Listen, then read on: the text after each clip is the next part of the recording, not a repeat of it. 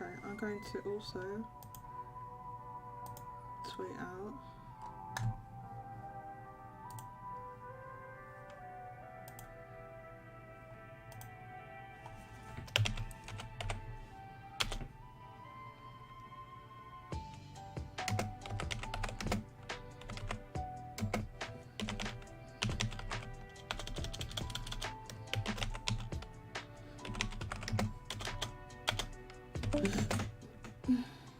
I'm live on YouTube with oh my god. What? Oh my god. What was that? I'm streaming live on YouTube.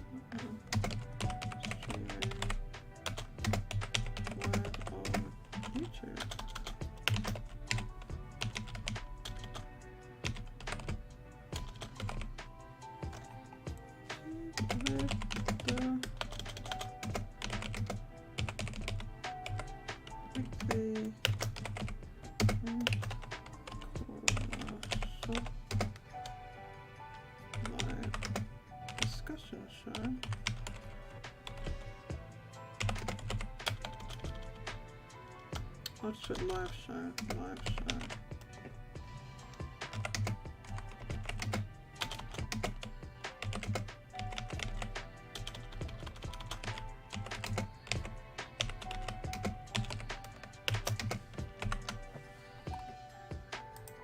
There we go.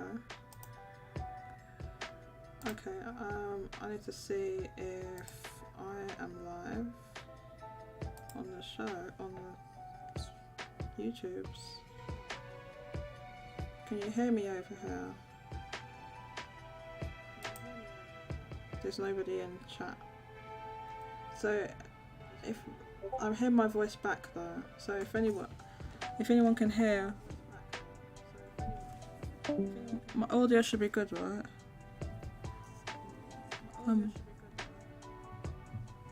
Okay, so I'll turn this off so you won't get the echo anymore. Okay, thank you, Yeshua. Welcome. Thank you. I'm going to pop that out. You can hear me. Welcome, Redshirts. You can hear me on YouTube, right? What do you mean on Discord? I don't know. Which one do you mean? Okay, so thanks everyone who came out to the live pre-show in Discord. Here's the link to the live show. Hop on over, J2, Yeshua, let's go. Oh no, Yeshua's already over there. I'll see you on the other side. Bye bye.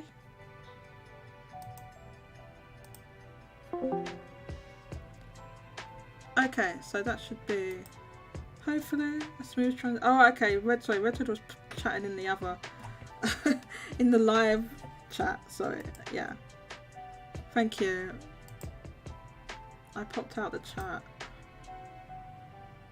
Giannis, welcome. Welcome, J2. Can you hear the lo-fi? I mean, that's obviously the most important thing. Can you hear that? I need to know. That's the priority. That's the priority. Hang on. Make sure this is too loud at the moment, isn't it? I don't like it loud above the sound of my voice. It's just meant to be background. Just a nice chill background. Nice chill vibe for us to discuss. What screen are you seeing, by the way? You're just seeing the starting screen. Ready for the super switch? Game Killer 64, welcome. You're determined for it to be called the super switch, aren't you? You can hear the live. That's the most important thing. I don't want people complaining.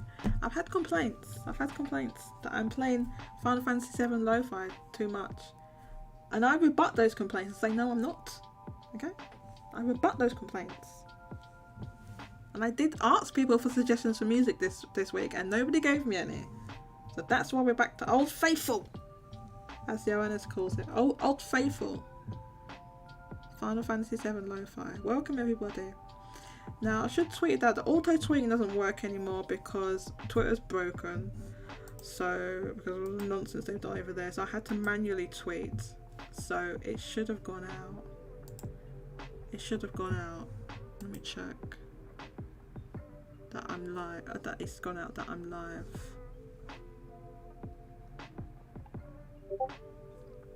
Old reliable.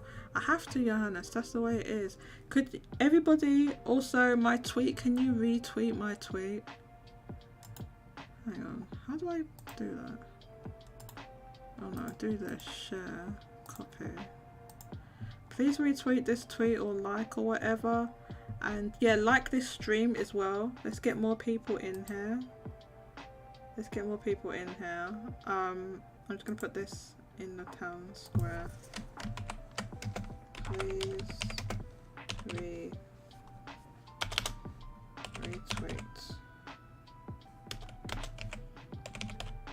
I'm hoping to have some guests on this week. We'll see. But yeah, as always, for anybody that would like to join, please join our Discord server and you'll be able to come in and chat with us on the show. Morning, afternoon, Mario DK, hello, welcome. Please everybody, please retweet and like the tweet that I posted in the Discord, and I'll also post it in here actually, in the, what do you call it? Streamlabs bot isn't here at the moment. Oh, you might be able to join. Oh, that'd be awesome, Mario DK. Hello everybody, welcome. So now with that out of the way, and yeah, please like the stream. Let's get more people in here. With that out of the way, we can get started. Just as we get into the battle music. Obviously that's important. The battle music.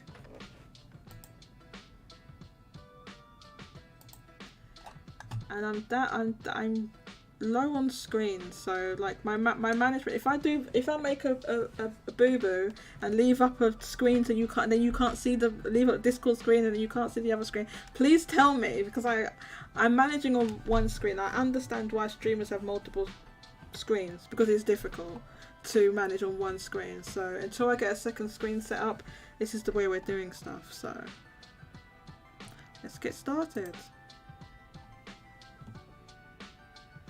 Welcome everyone to another episode of Game Corner Shop live stream. We do have lots of juicy news to talk about, as Mario DK says. As always, this is a discussion show, so I'm really hoping to hear from some of you and get into some of these topics this week. We have a whole bunch of financials that dropped. Obviously our regular Famitsu sales, and then some other news bits to go over. I honestly don't know if we'll be able to fit everything in because there's so much to go over, and we're gonna like go in and dissect and as what we do. We go in, we discuss it in a whole broad picture, broad oval picture of the game industry. So that's what we're going to do. As always, we have this week Final Fantasy VII Lo-Fi. I don't want to hear any complaints about the music because I asked for suggestions and nobody gave me any. So that is what we're having now. That's the way it is.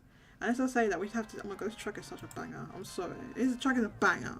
Like, I don't know what you're talking about. In fact, we're gonna turn just for that. There's people complaints. It's going louder. Because this track's a banger. Right. Might have to speed run. Oh god, yeah, I will. Okay, so speed run the Famitsu sales. Let's go. Okay, where's the speed run? This week I'm gonna cut a couple of new releases, so it's like nothing crazy this week. One second.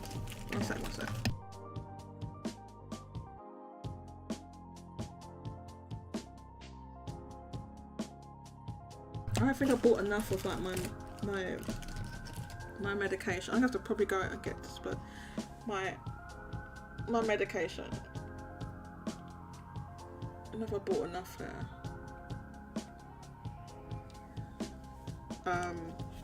Yeah, because I've explained it before. I've got this. Oh god, I dropped the thing before. I've got this condition called Sjogren's syndrome. So I have all these different medications I have to use. And sometimes I don't always bring them in. I forget to bring everything into the room, and I didn't realise that this mouth spray is running out. Anyway, I'll deal with that in a second. So, as Maridike says, let's try and get through the Famitsu sales quickly. There's only a couple of there was a couple of new releases, right? Or maybe 3 new releases to go through. So we're going to do that, and I'm going to give my opinions on the releases we had and the news we've had about that. So retaining the number 1 spot is Pikmin 4, and I'm going to be honest, I didn't think that this would have this soft of a drop. I'll turn this down a bit now.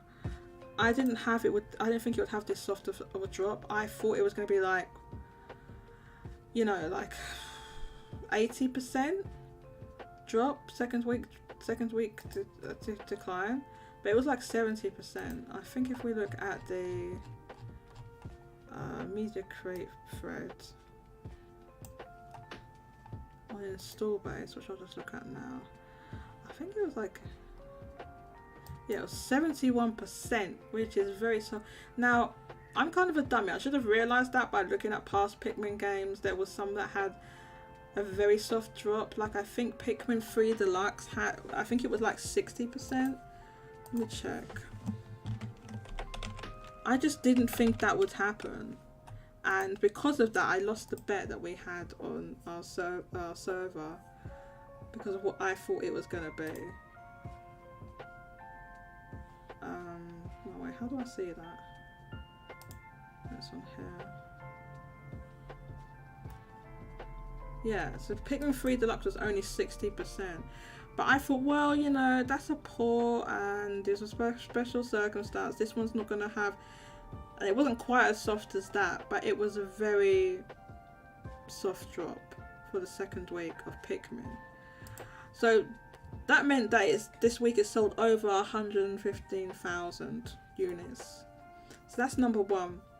Our second game is Natsumon, and this game is very interesting because this is from the makers of Boku no Natsu Yatsumi, right? Natsu Yasumi. That is from the makers of that franchise, which is a PlayStation franchise that's now basically defunct, and this is like their first like foray with like a new IP, like a true spiritual successor to Boku. So there was the licensed Shinchan game they had, like, was it 2 years ago, 1 or 2 years ago, which did really well. That sold over 100,000. This one's only 18,267. It's a bit below what I thought because I was thinking more like 20k. So it's a little bit below what I thought. And so his arts overall, is this like a good performance for this game? Now I did look up the Boku games, and as I said, Shinchan was over 100,000, but when you look up the Boku games, we're going to do that. Let's do it live. Doing it live! Let's look up the Boku games.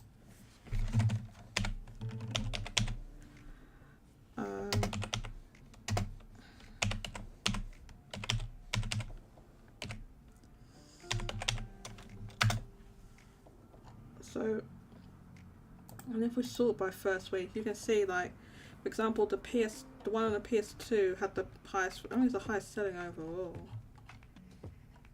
Boku 2 was 100, I mean, but obviously, I know this is back in like 2002, right? But it was 132,000. So obviously digital wasn't a factor at that point. But yeah, but there was like a decline in to get the titles in general. Now some of these are ports. They ported I believe they ported the PS2 games to the PSP, but then also there was new entries on the PSP. Like I think this one here, Portable 2, I think this is a port of this one, of this first one here, isn't it? So someone will have to correct me if I'm wrong. I'm not entirely sure. Then they had the best versions. So it's kind of hard to compare it to Boku just because it was so long ago and there's no digital and stuff. So it's kind of selling in line with like more like the ports that they had on the PSP. They said these were way lower. When you add digital to Natsumon, it's probably like you know, 25,000 or something, right? So yeah, I think the performance is okay. I think it didn't have, this game didn't, from what I could, didn't have really a lot of advertising. There's been like good word of mouth though. There's been like these videos that gone semi-viral in Japan of like, I didn't realize this, you can jump around and then climb and do all this stuff in this Natsumon game. Then people have been comparing to like Breath of the Wild because you can actually jump and you have like a little, like a sheet that you use as a parachute. You're just like, you're playing as like a little kid, right? But for some reason he can jump around and do all this stuff, right?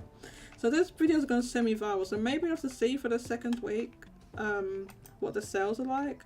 But I think the drop might be quite soft, or I hope it will anyway for this. So this is Spike Chunsoft, who is the publisher of this game.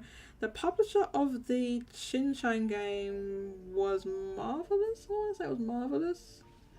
And that game did well. Like I said, it was over 100,000. But, you know, that's Shinchan, right? Which is already a popular IP. So, I don't think that you could expect this game to do exactly the same. But I think it did okay. I don't know if this is like huge sales. Like I said, I thought it was going to sell 20k. It's a little bit below what I thought. I don't know what everyone else thought, but this game is apparently, this is the closest to the Boku game. It's closer to the Boku games than Shinchan. And I know they had that one on the 3DS, the one they did with level 5. That's actually really good. Unfortunately, that game is like lost now because it's a digital only game, but it was called like Attack of the Friday Monsters. That was also made by Millennium Kitchen. That's the studio that makes these Boku and Natsumon.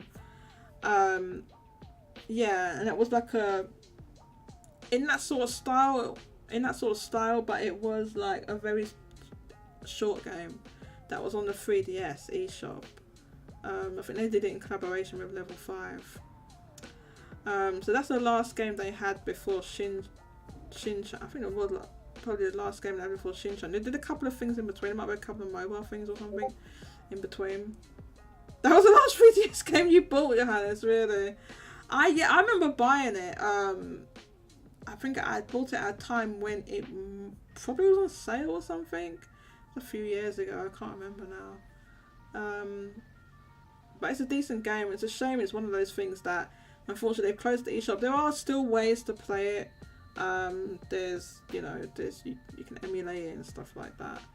So there's still ways to get it, but like not legally, let's say that. But yeah, it's a shame because it means a lot of people won't play it. That one's gone. And there's some other digital only games that are just completely gone. So yeah, so they did that. The Shinchan game, yeah, as I said, I think that was Marvelous that did that. So I hope this is, I've lost my train of thought what I was saying a second ago, sorry about that. I hope this is a success for them. Let's take a look at your comments. Mario DK says, I wasn't expecting this. Oh, is this earlier for you? Sorry about that. Got to eat breakfast. So don't wolf down your breakfast. Take your time, Mario DK. I'm not going anywhere for a while. Great drop for Pikmin 4, given its big opening. Yes, I was surprised. I honestly didn't expect. But like I said, looking at the other data of the past Pikmin games, I should have expected that. But I'm just like, was being kind of pessimistic. I kind of lean on the pessimistic side. You might, like, I don't think, oh well, this is going to perform fantastically. So I get surprised a lot of the time, you know.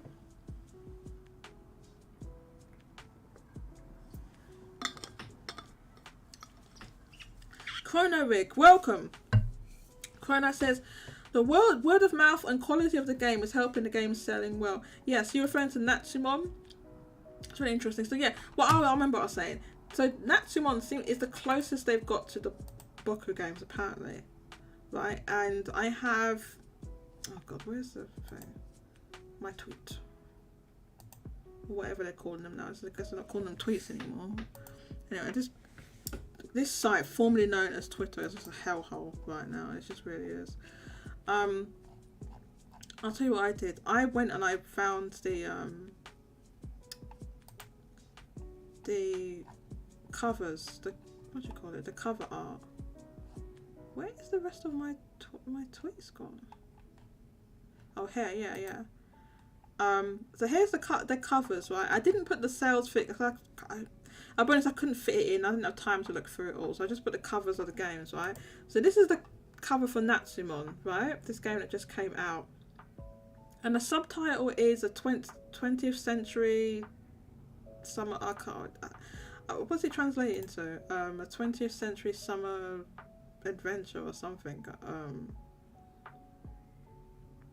Something it translates to, but anyway, it's a very similar title to this one, right? So this is Boku 2, and I think this one is a port of the PS2 game that they put on PSP, and I think that's why it has this subtitle. Oh, thank you. It's 20th Century Summer Vacation. See, this is why they play Johannes the big bucks. That's why. Thank you. So yeah. So they were literally trying to make it exactly like this. Look, the cover is so similar. This called Summer Holidays 20th Century, and this game actually did come. It was still the 20th century, I think, when they made this. I think when they made the port as well. So look, it's got the clouds. The characters on the bike, obviously that's different, but they've got sunflowers here. So look at this one. Look, sunflowers, the sea, the sunflowers, even the clouds billow. The billowing cloud is even the same, like, kind of shape. They literally were trying to make Boku. They wanted to make Boku, but Sony's like, no. You know the Bugs Bunny meme? You know the Bugs Bunny meme, the GIF. They went to Sony. It's like, can we make another Boku game? We haven't made one for a while. Can we make one? And Sony was like, no. So that's why they made this. They literally wanted to make that. So yeah, I hope it does well for them. It's a smaller release, so time will tell. But that was one of the new releases. It was worth talking about that because of just how similar, like, they were literally trying to make Boku. Let me look at the rest of these comments.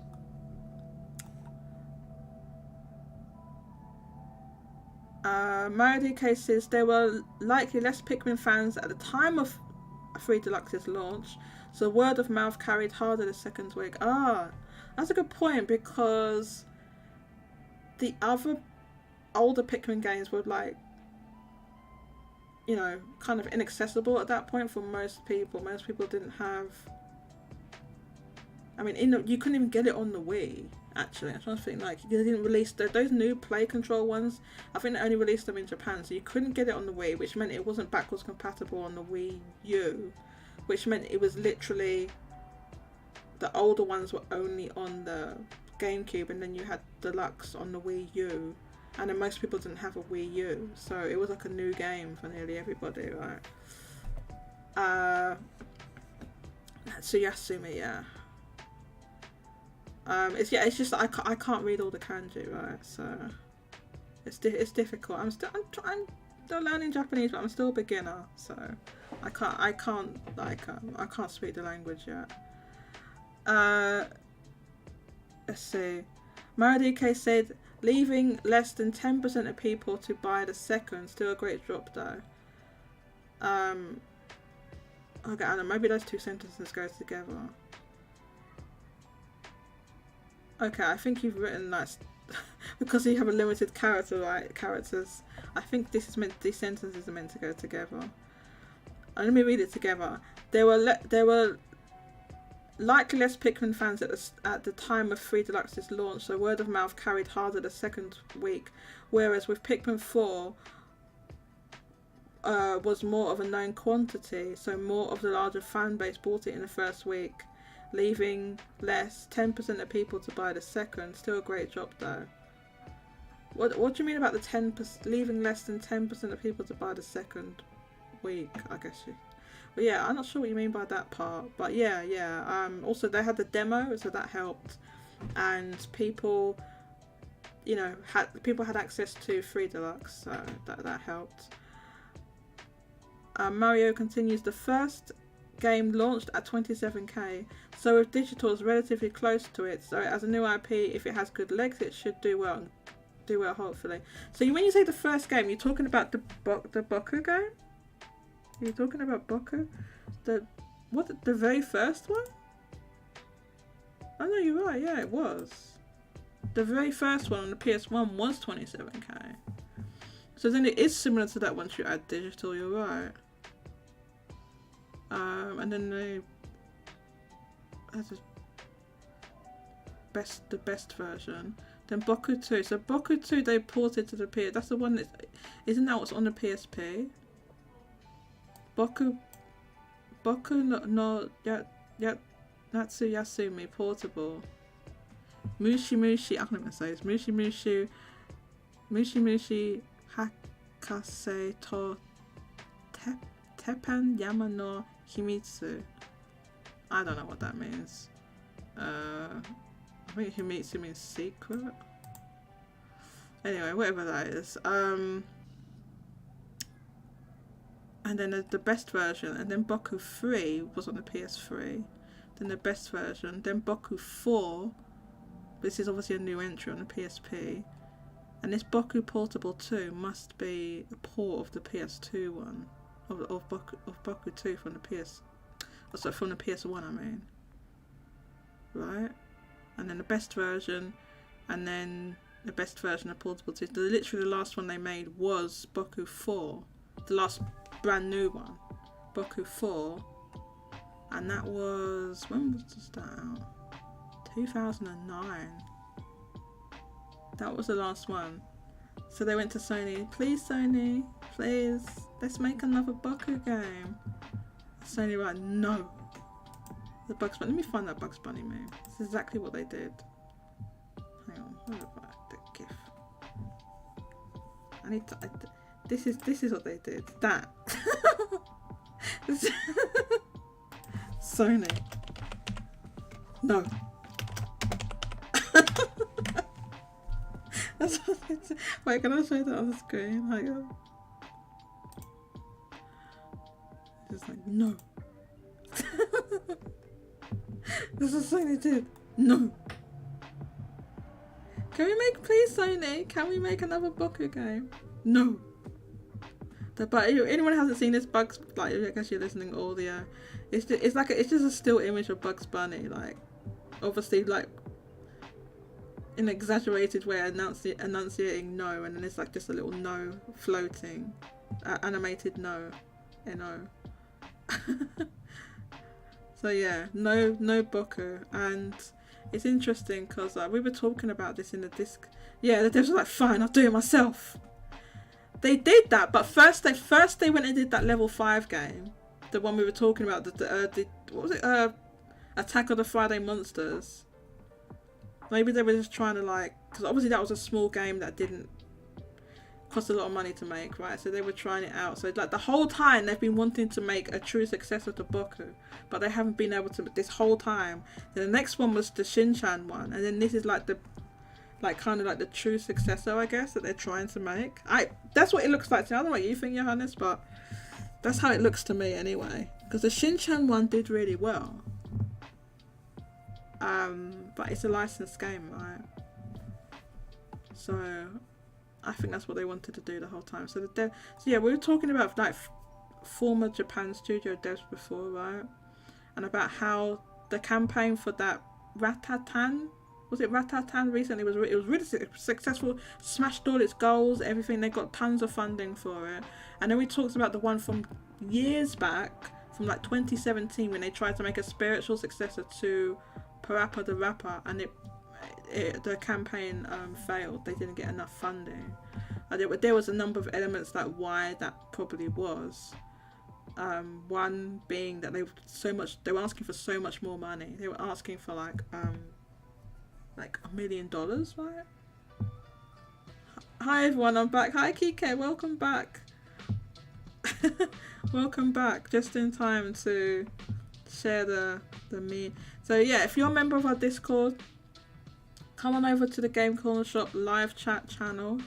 You can post safe for work memes, please, and I will show them on screen. So yeah, yeah, they were asking too much money for that Rap Bunny project.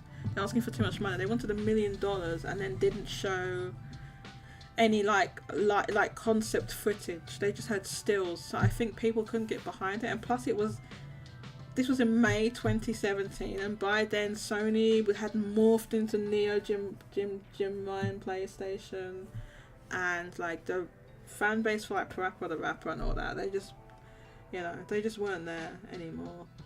And they wanted to release that in summer 2018, which is kind of wild if you think about it. If they had like tried to release that game in by that time, it just wouldn't have done well.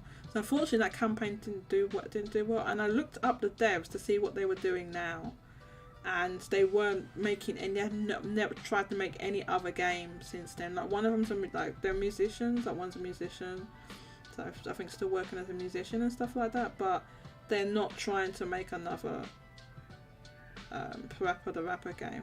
But I hope they don't completely give up, and maybe they will come back. Maybe they see the success of these other former Sony Japan devs, or Japan, or the work of Japan studio.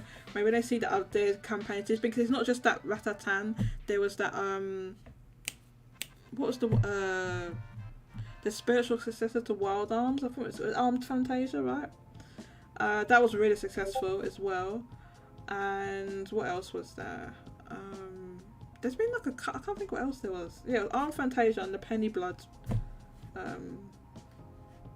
successors. I can't remember what that one's called now. My mind's gone blank. But there's some of them that have been, so the recent ones that have been successful, I think it was a combination of they was asking for so much money. It was at the time they did it, and the project wasn't maybe clear, and I think that they already named their platform. They said, right, it's going to be on PS4 and PC, and people just weren't feeling it. They should have put those stretch goals on there for other platforms and stuff. But yeah, so they Jim Mike, we make it a live service. Japanese dev, no. I don't even know how you'd make that into a live service. How would you do that? So let's get back to the chart.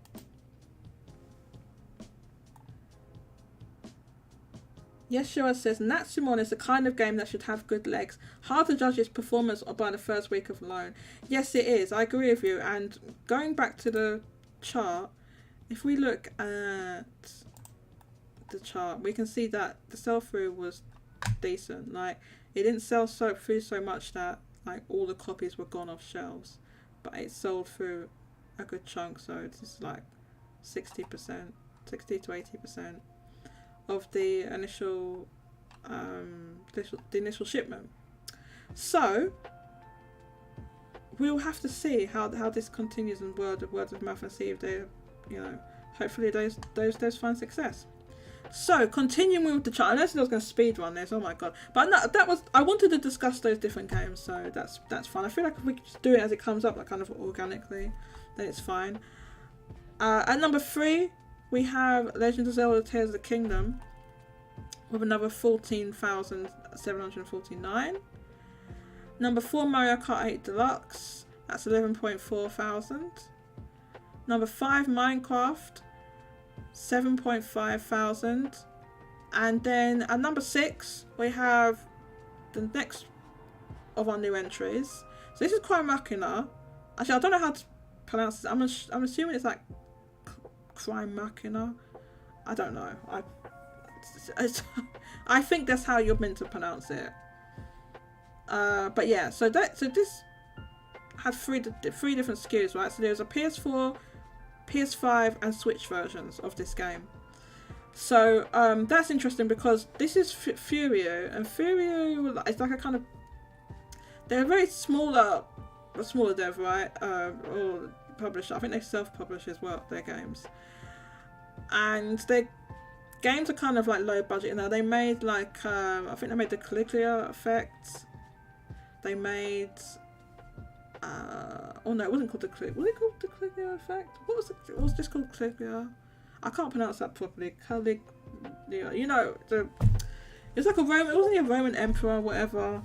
They made Crystar. So this is kind of like a spiritual successor to Crystar, right, Johannes? This Cry Machina. I'm assuming.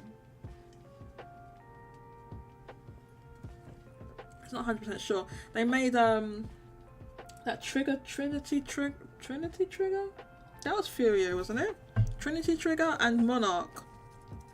Made Monarch, which was like a couple of years ago. They made Trinity Trigger, right? So anyway, if you compare this game to Crystar, it did well. Because Crystar initially was on a PS4 with one SKU, and it sold like 10,000, right? Wasn't it around 10,000?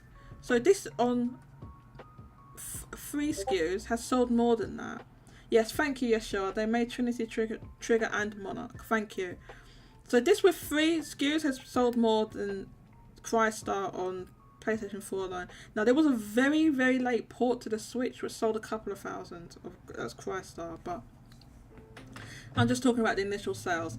So between the 3 of them, we'll add this up in a second because I didn't add it up yet, but on the Switch, as number 6, it sold 7.4 thousand with like a 60 to 80% sell through. At number 7, there's another new entry. This is Disney. Oh my god, what is this called in English? Let me do it. Is it Illusion Island? Let me get this translate thing. Disney. Oh my god, they've called it something different in Japan. What the hell? Mickey and Friends Mysterious Adventures? Mysterious. Maybe that's just a mistranslation. I have no idea what that means. But anyway, it has a subtitle in the Japanese one. I don't even know if I really expected this to even chart. For some reason, I didn't really think this was going to chart or was going to chart. Like, I mean, it didn't sell that well, right? So it sold 7.1 thousand copies. This game's only on Switch as far as I know, and it's like a co-op platformer, right? Kind of like Rayman. What was that Rayman game they had? Rayman Legends, I think. It's kind of like that, but Disney characters. There's a Mickey Mouse, Donald Duck, Minnie Mouse, like all of those characters. Didn't do that well, I would say. But then I don't think they were expecting crazy sales for this either. Sell through is like 40%, 40 to 60% sell through. So I don't think they were expecting crazy sales for this either. But I still feel like it could have done better than this, honestly. And Disney's actually really popular in Japan, so it's not like the Disney IP can't sell well. I mean, they have goddamn Disneylands there, don't they? Yeah, so I don't know. I don't think it did that well, but you can let me know what you think if you think it was okay. Oh, is it just Disney Illusion Island in the West? They didn't put this subtitle. Yeah, I know this subtitle's weird, isn't it? I don't know if this is a mistranslation, but what does Stereus mean? Stereus. That's got to be a mistranslation, right? I don't know what that word means. Okay. So I thought that would do better. Oh, sorry, I didn't think it would do better. You would hope it'd do better, but I didn't have like high hopes for it. Personally, I didn't have very high hopes. I wasn't even sure if it was going to chart, or it would chart like not in the top 10 is what I mean, yeah, I did think that. I think that's why I lost the weekly bet this week, because of where I thought this game was going to be. But anyway, whatever, I lost money. At number 8 we have Nintendo Switch Sports, additional 5.7 thousand. Number 9 is Splatoon 3 with an additional 5.6 thousand. Number 10 is the PS5 version of Cry Machina. Now, this version sold 5,228, okay, with the same sell-through as the other version, right, basically. So like 60 to 80% sell-through. So now we're going to find the other version, right? So the PS4, there is a PS4 version, but it didn't appear, it wasn't in the top 10, so we had to wait for the results of that one. And that is at number 20 with 2,611, and it has the same sell-through. Now when you add those together, what is that? 2,611, then 5,220, so that's 7,400 at least. And then you add it with the additional, so it's 14, it's like 15,000, right? Roughly, when you add the Switch versions, roughly 15,000.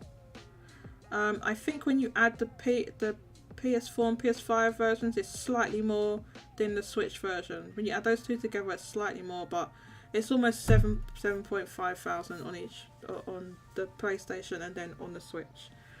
But altogether, it's around 15,000, which makes it more than the 10,000 of Cry Machina.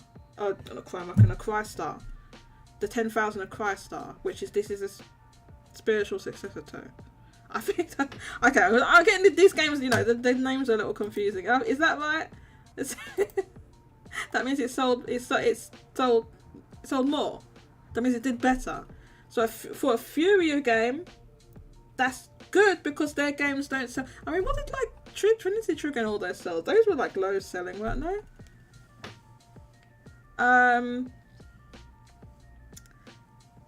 Oh wait, so I missed what Mario DK says here.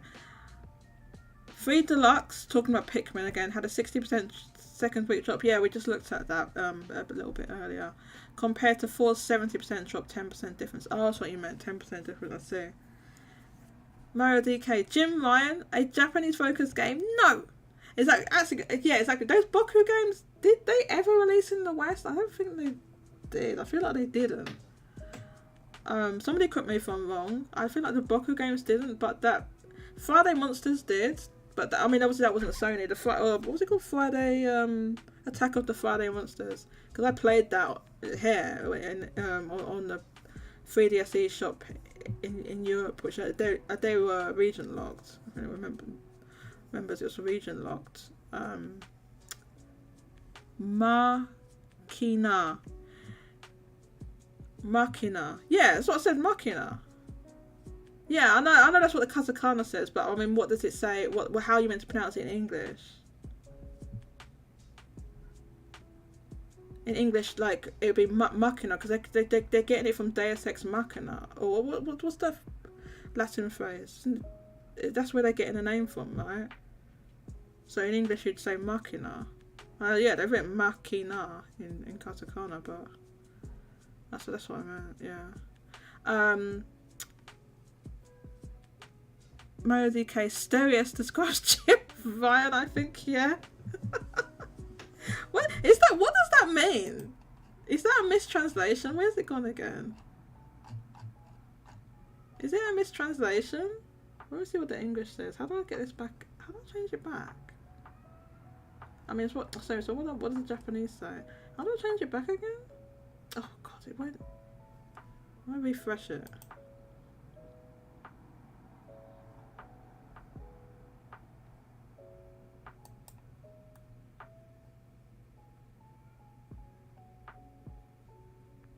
Yeah, Mickey and Friends is this.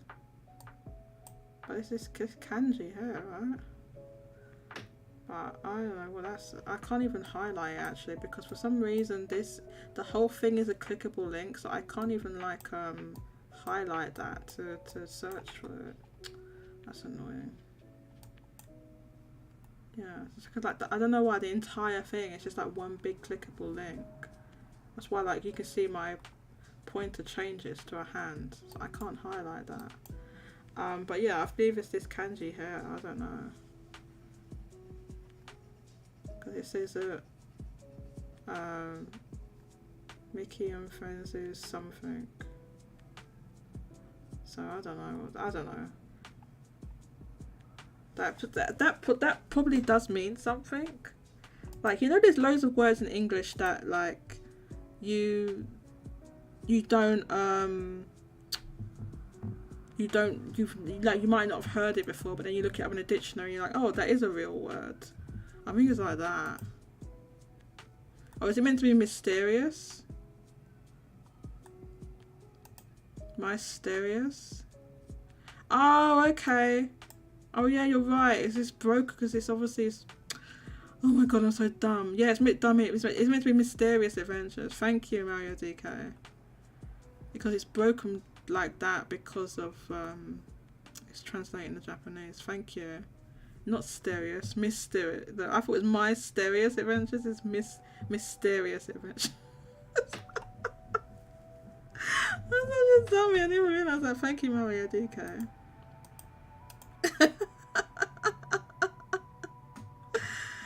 Oh, Mario DK. I'm gonna give you a J point for that. Oh my god.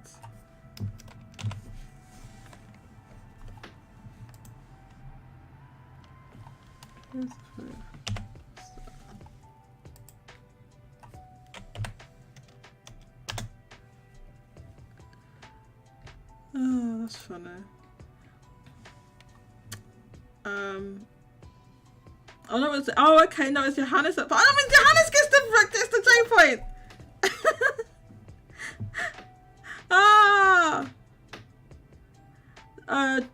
Mario DK says Can you speak Japanese, Mario? The Japanese just says Fugishi no Boken, which is just mysterious, marvelous adventure. So yeah, it's a mistake. The mindful mysterious. Oh my god. Okay, so it was your okay. There's a cooldown. I'll give you a point in a second. Chotto wakarimasu. Hi. Oh really? I'm trying to learn Japanese. Skoshidake. Just a bit. I'm trying to learn Japanese, Mario DK. It's taken me a long time. Well, that's awesome. Well, then we can have you helping with translations. I can't read kanji. I only know like 200 kanji or something. What is this goddamn meme that Kiko's put? Where did you even get that from? What is that? It's like a really like weird distorted Mickey Mouse. I'm ready to chat sales. Come into the waiting room, Mario DK. I've almost finished the top 20. I said I was going to power through this, and fuck it, I'm still doing it. Wait, let me display this thing on the screen. I'm going to bring Mario DK into the thing.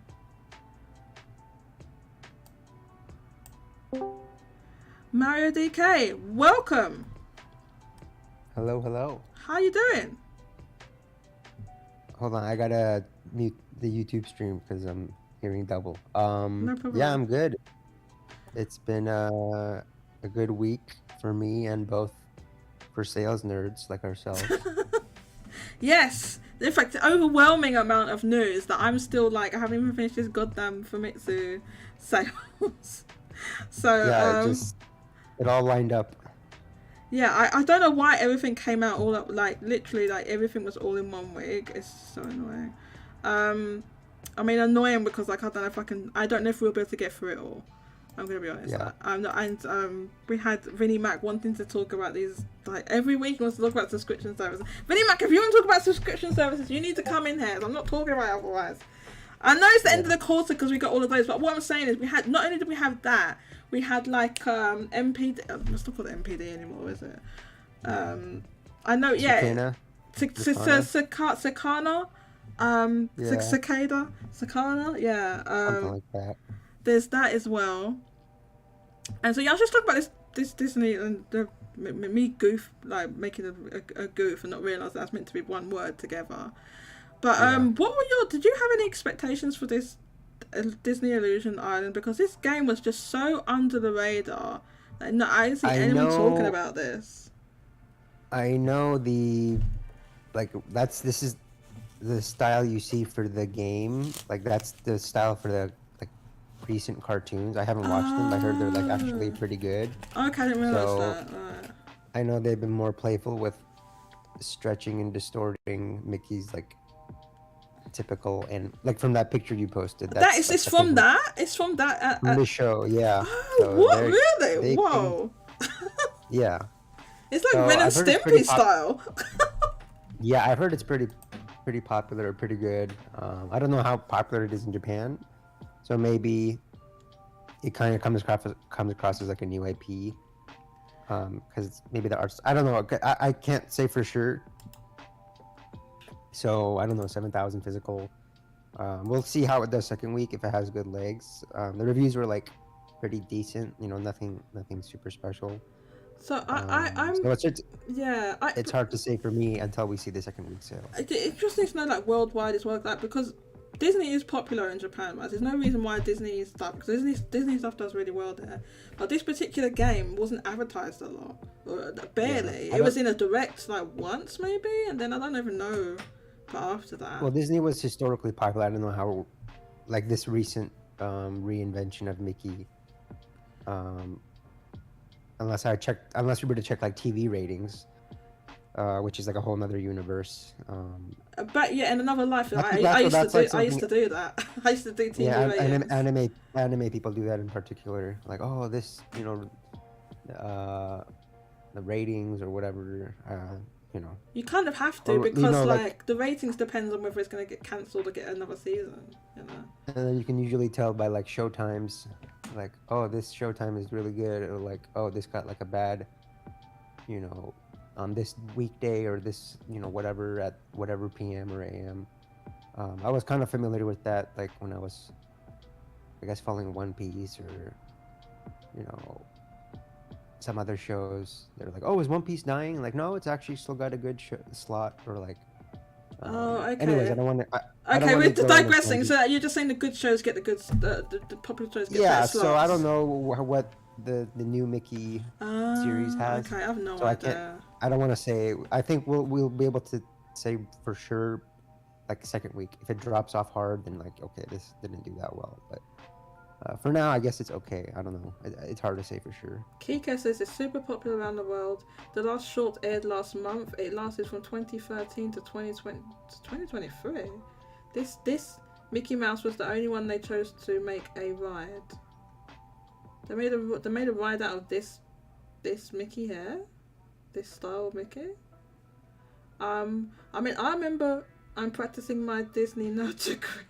I mean, I remember there was a completely different Mickey show when I was a kid. It was there was a Mickey, but it had like, I'm talking about with the 90s. It was not like this kind of this weirdo art. It just looked like Mickey. It just looks. It was like it was very 90s kind of animation. Going back to like then. the Fantasia style, like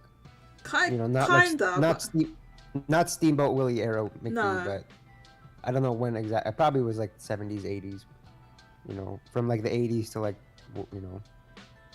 if you watch like the Three Musketeers, that movie, which is pretty good. But yeah, it's probably decent. I don't know how much advertising they did in Japan. I have no idea, but there's that game, and then there's also Cry Machina. Which 50-50 split. 50-50 split. I think this game did well, because when you compare it to Crystar, that sold like 10,000, and other Furio games they're not big sellers, right? I mean, no. If you look at somebody posted their past recent games on install base, and this is about in line. And looking at the sell through, it seems to be in line with what they were expecting. So, seems to be, at least for it's not a bomb. It didn't bomb. I think it did decently. Across 3 SKUs. Now, the PS4 version obviously didn't do that well, but the other ones. I don't know if it's more that like a lot of the hardcore or most of the PS4 base has transferred over to PS5.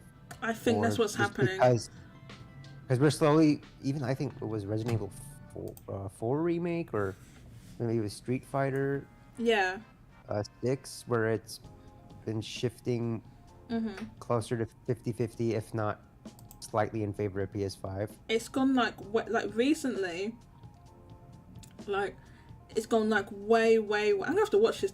These clips that Kike's posted, this goddamn Disney. I'm gonna have to watch this now. I actually like the animation. I heard it's pretty good. I'm into like animation, like watching cartoons and stuff. So this is pretty. Like, the animation it looks really cool. So I'm gonna check out that Disney animation. What's it called? Is it actually just called is it called Mickey and Friends? Is that what it's called? Yeah, something like that. Okay, I'm gonna check that out. I've really lost my train of thought. Yeah, sorry, go ahead, Mario. So Cry Machina is 2-1 for PS5 to PS4. It's also more niche, this type of title. Yeah, that's right. So I don't know going forward if, let's say, Armored Core. I think people talk about tests. I think the tests for PS5 are over. There's nothing that's gonna save it. But oh man, the test was Final Fantasy 16. I kept asking people what's the result of the test. We waiting for this test. You told us to wait. We just wait for that. What's the result? What's the result? Nobody gave us the result. Those people just went quiet. They're coming up with their responses. Just give them some time. Yeah. So I think what's happened is like this PS4 is just dropping like a stone because everybody's transferring over to PS5, but it's happened almost overnight. It's happened really, really suddenly. So I think that's why. I think when we had that sudden burst of stock availability, I forget exactly when it was. Towards the end of last year into this beginning of this year. March, yeah. And I think with that, honestly by now most of at least the hardcore. I mean, the hardcore were the ones that were paying scalping prices at the beginning. But see, now that we're into like tiers of hardcore, that's what the PlayStation user base is. But your regular hardcore users probably have picked it up by now. Yeah, and I think because I was looking at the users like niche barrier. Shout outs to whoever made this. I think it's Kamaitachi. I talked with him. You confirmed it, yeah, because I suspected that's who it was, but I wasn't. He's got a Fox avatar now. Yeah, he changed it. It used to be like Donkey Kong, but if you look at the yearly, oh no, it maybe doesn't show it on this. I might have to look at. Oh no, maybe you can't see it on here, but you like the change in software, the software that's changed between PS4 and PS5. What I mean now, it doesn't really show. It looks like I don't know what I'm talking about. It's more PS4. Well, hang on, is this last year? This is last year. No, is it this year? Is it still more PS4? This is nice. Oh no, sorry. This is nice. No, sorry. This is last year, and you can see this time last year that PS4 software's like halved basically since last year. This time last year it was over 900,000, and now this year 455,000. Right? PS5 has gone up a lot. You can see it's gone up 206%. Yeah. But then PS4, so like next year PS4 is going to be dead basically. So I think the only real tests that matter that would be interesting to look at is how much longer it takes for PS4 to either die off or basically approach, like a full transition to PS5. I think so. Yeah. Armored Core will be the next interesting game to look at. That's true. And I've noticed that just looking at some of the pre-orders on Amazon and some of the stores, the PS5 version is trending much higher, but I think that's going to be the last game, because I think once we get to, I think PS4 is going to be like dead, and that's just going to be completely transferred over by the beginning of next year. I think first quarter next year it's going to be just. I think by Rebirth. Dead. Yeah, Rebirth should be early next year. Well, that's not even coming out on the PS4 anyway. That's only PS5. I think the final test for the user base transfer, or I would say it would be Monster Hunter 6. Right, but that'll be PS5 only, right? Nothing after that is going to matter once that comes out. So that as it right now, that's not even been announced, so we can't even really discuss that.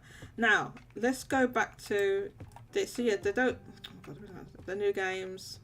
Final Fantasy 16 has no legs. Nope. It's dropping off a cliff. It's already down. Number 16, 3,500 now. Niche Barrier has this thing where you can compare games. I want to do this, Mario DK. Let's do this quickly. Where's the compare thing? I swear they have. Toko E10 also posted a graph recently on his number. I don't know if you've seen his graph. I have seen that graph. Yeah, he updated it. Compare games. What I want to do is compare Final Fantasy 16 with Final Fantasy, the other one. Oh my god, why do I just type out the whole thing? Why? I don't want to. Right, and then compare that with Final Fantasy 7 Remake. Unfortunately you can't do 3 games, so I have to do just like one. I'm gonna do 7 Remake, so it's the most recent one. So, 7 Remake. Okay, so do this, compare, and I swear you can compare like the sales trajectory. So they have, it generates some graphs. So Final Fantasy 7 Remake, you can already see from the graph, I mean it's like way higher, right? Let me close this for a second.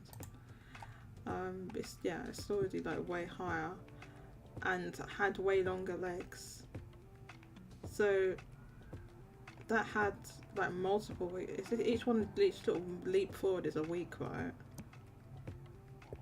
So yeah. It had like multiple. Well, actually no, it released in like April 2020. Was it still in the chart all this time later? Oh no, it must have reappeared in the chart in December. I think it dropped off in July and then reappeared in December. That makes sense. So this is now week 6, I believe, for 16. Okay, and then 16 released in. Yeah, in November, but oh, actually no, wait, you're talking about 16. 16 was June. 16 was June. Well, I'm looking at week 29 last week, and Chris he had been posting all the drops of like Final Fantasy games. He posted like week 5. So last week, 15 dropped 16%, and then 7 Remake dropped 53%. 16 dropped 43%.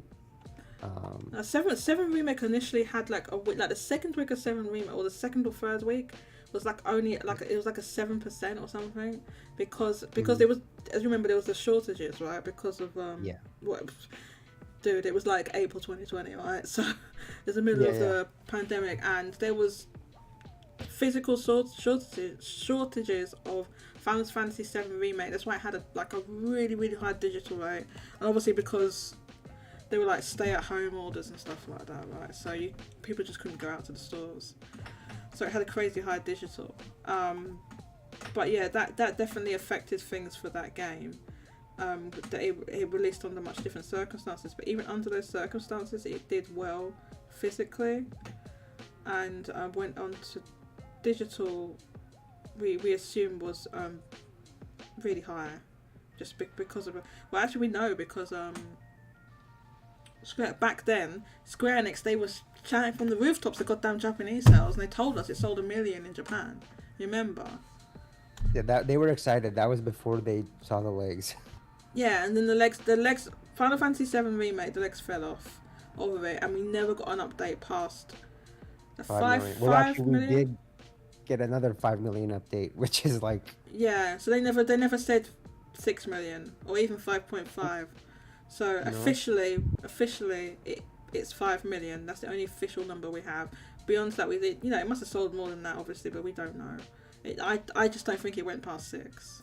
It's probably like 5.5 million or something. They would have said. So. They would have said, because they like when they like the sales, they like to talk. They talked about Final Fantasy 16. They said they liked the launch was strong. They did not give us the Japanese breakdown. No Japanese breakdown. So yeah, that's.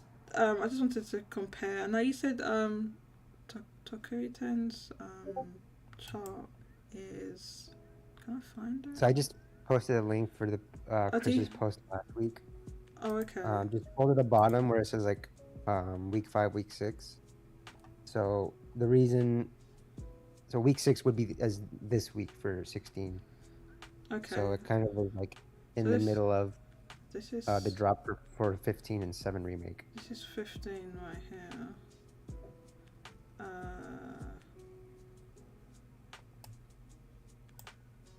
Okay. Oh no. They were put together for week 5. Okay, I see what you mean. So week 6 is we didn't have it yet, but now we do. 15 was like really soft drop. 16.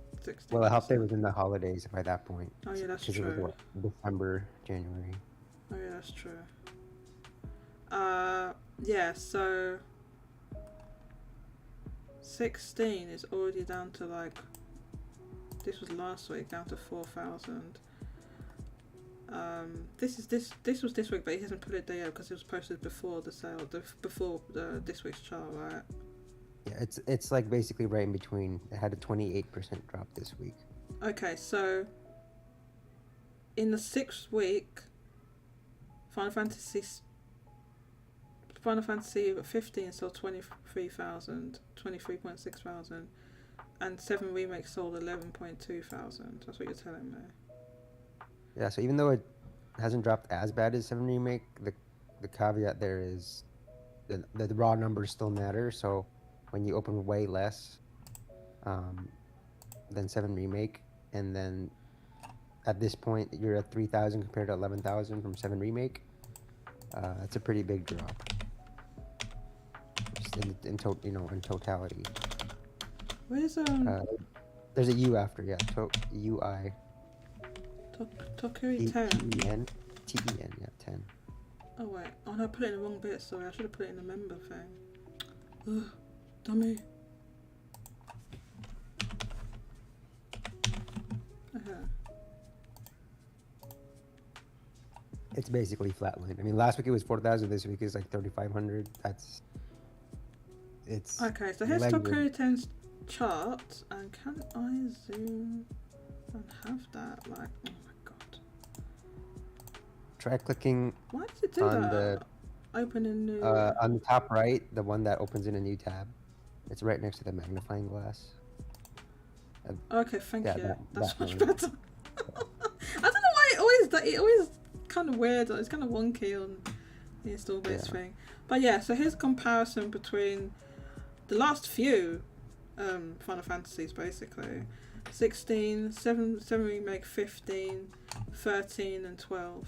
We have on here. So yeah, I think that 16 has 1, maybe 2 weeks more in the chart left. Then I think it's going to drop out of the chart, because don't forget it's going to be new. I don't know what new releases are coming up, but stuff. It's not just that it drops; it's that new stuff comes in and pushes it down as well. So there's maybe a couple of more weeks. So it's definitely not going to have the legs of 15 and 7 remake. That's for sure. It's not going to stay in the chart this long like that. So well, even if it did, the legs for those games weren't anything to write home about. Yeah, so it's unfortunate, and you can see how far. It's a really good chart actually. You can see how far Final Fantasy has fallen in Japan, and just in the last few entries. And I think 12 was one of the highest selling in Japan, wasn't it? Mhm. What was the most high selling one? 10 or was it 12? Highest lifetime to date. Yeah, Final 7. Fantasy. Biggest launch was 8 because it came off of 7, but then it wasn't as good as 7, so the legs weren't as good. Okay, but I mean, if we're just looking even at just these are the most recent ones, obviously not counting 11 because it's MMO, not counting 14. You can see how far Final Fantasy is falling. It's fallen. It's kind of tragic, really, because this isn't just digital cannibalization. That's not what's happened here. Because even if you doubled it with digital, you only still get to the level of, 7 remake and 15. You can more easily compare to 7 remake and Say that again, please. You can more easily compare it to 7 Remake and 15. But those had digital too, and especially 7 Remake had a much higher ratio. Yeah, 7 Remake did. So yeah, that's what I mean. You can push 16 up to like 500,000 or so. But you then still don't get 7 Remake to... and 15. 7 Remake and 15, they still wouldn't even get up to what 12 and 13. So that's what I mean. It's like fallen really hard in Japan especially, but even generally worldwide, even though 15 was like the highest selling one, it took a long time and it had a lot of discounts and stuff like that. But I mean, like, just in general, I think Final Fantasy is a mismanaged IP. I think Square Enix is a grossly mismanaged company. We talked about it in the pre-show, but we're going to get into Square Enix's financials, which is just too long didn't read. L is really Square Enix. Their financials is just a big fat L. So we're going to get into that. But yeah, we talk about a little bit about Final Fantasy, and the features they have on Niche Bar is pretty good, but you can... It would be good if I could do all 3 games on here, but we can't, so that's why we use Tokyo-Ten's chart, because they have put everything together. Now, just to finish off the chart quickly, there was one other new release. Dude, I don't know what this is. Must be a re-release. This is a pack of 3 games. Yeah, it literally says pack. The 1, 2, 3 pack. Okay, so this is by... I don't know what this series is, to be honest. Never heard of it. You don't know what this game is? Is it like a shoot 'em up? I don't know. It's from NIS. It's NIS. Whenever I see games packed of games like that, I always assume it's like a shoot 'em up. But I don't know if that's what it is. But anyway, that sold... The only thing that's relevant about the game, I would say, is that if it had a PS4, PS5 version, it's only... Do you know what? I think it actually did, because I'm sure I remember looking at that. Let me look at Amazon Japan. Oh no, I might not be able to find it. What's the game called? What's the Japanese name of that game?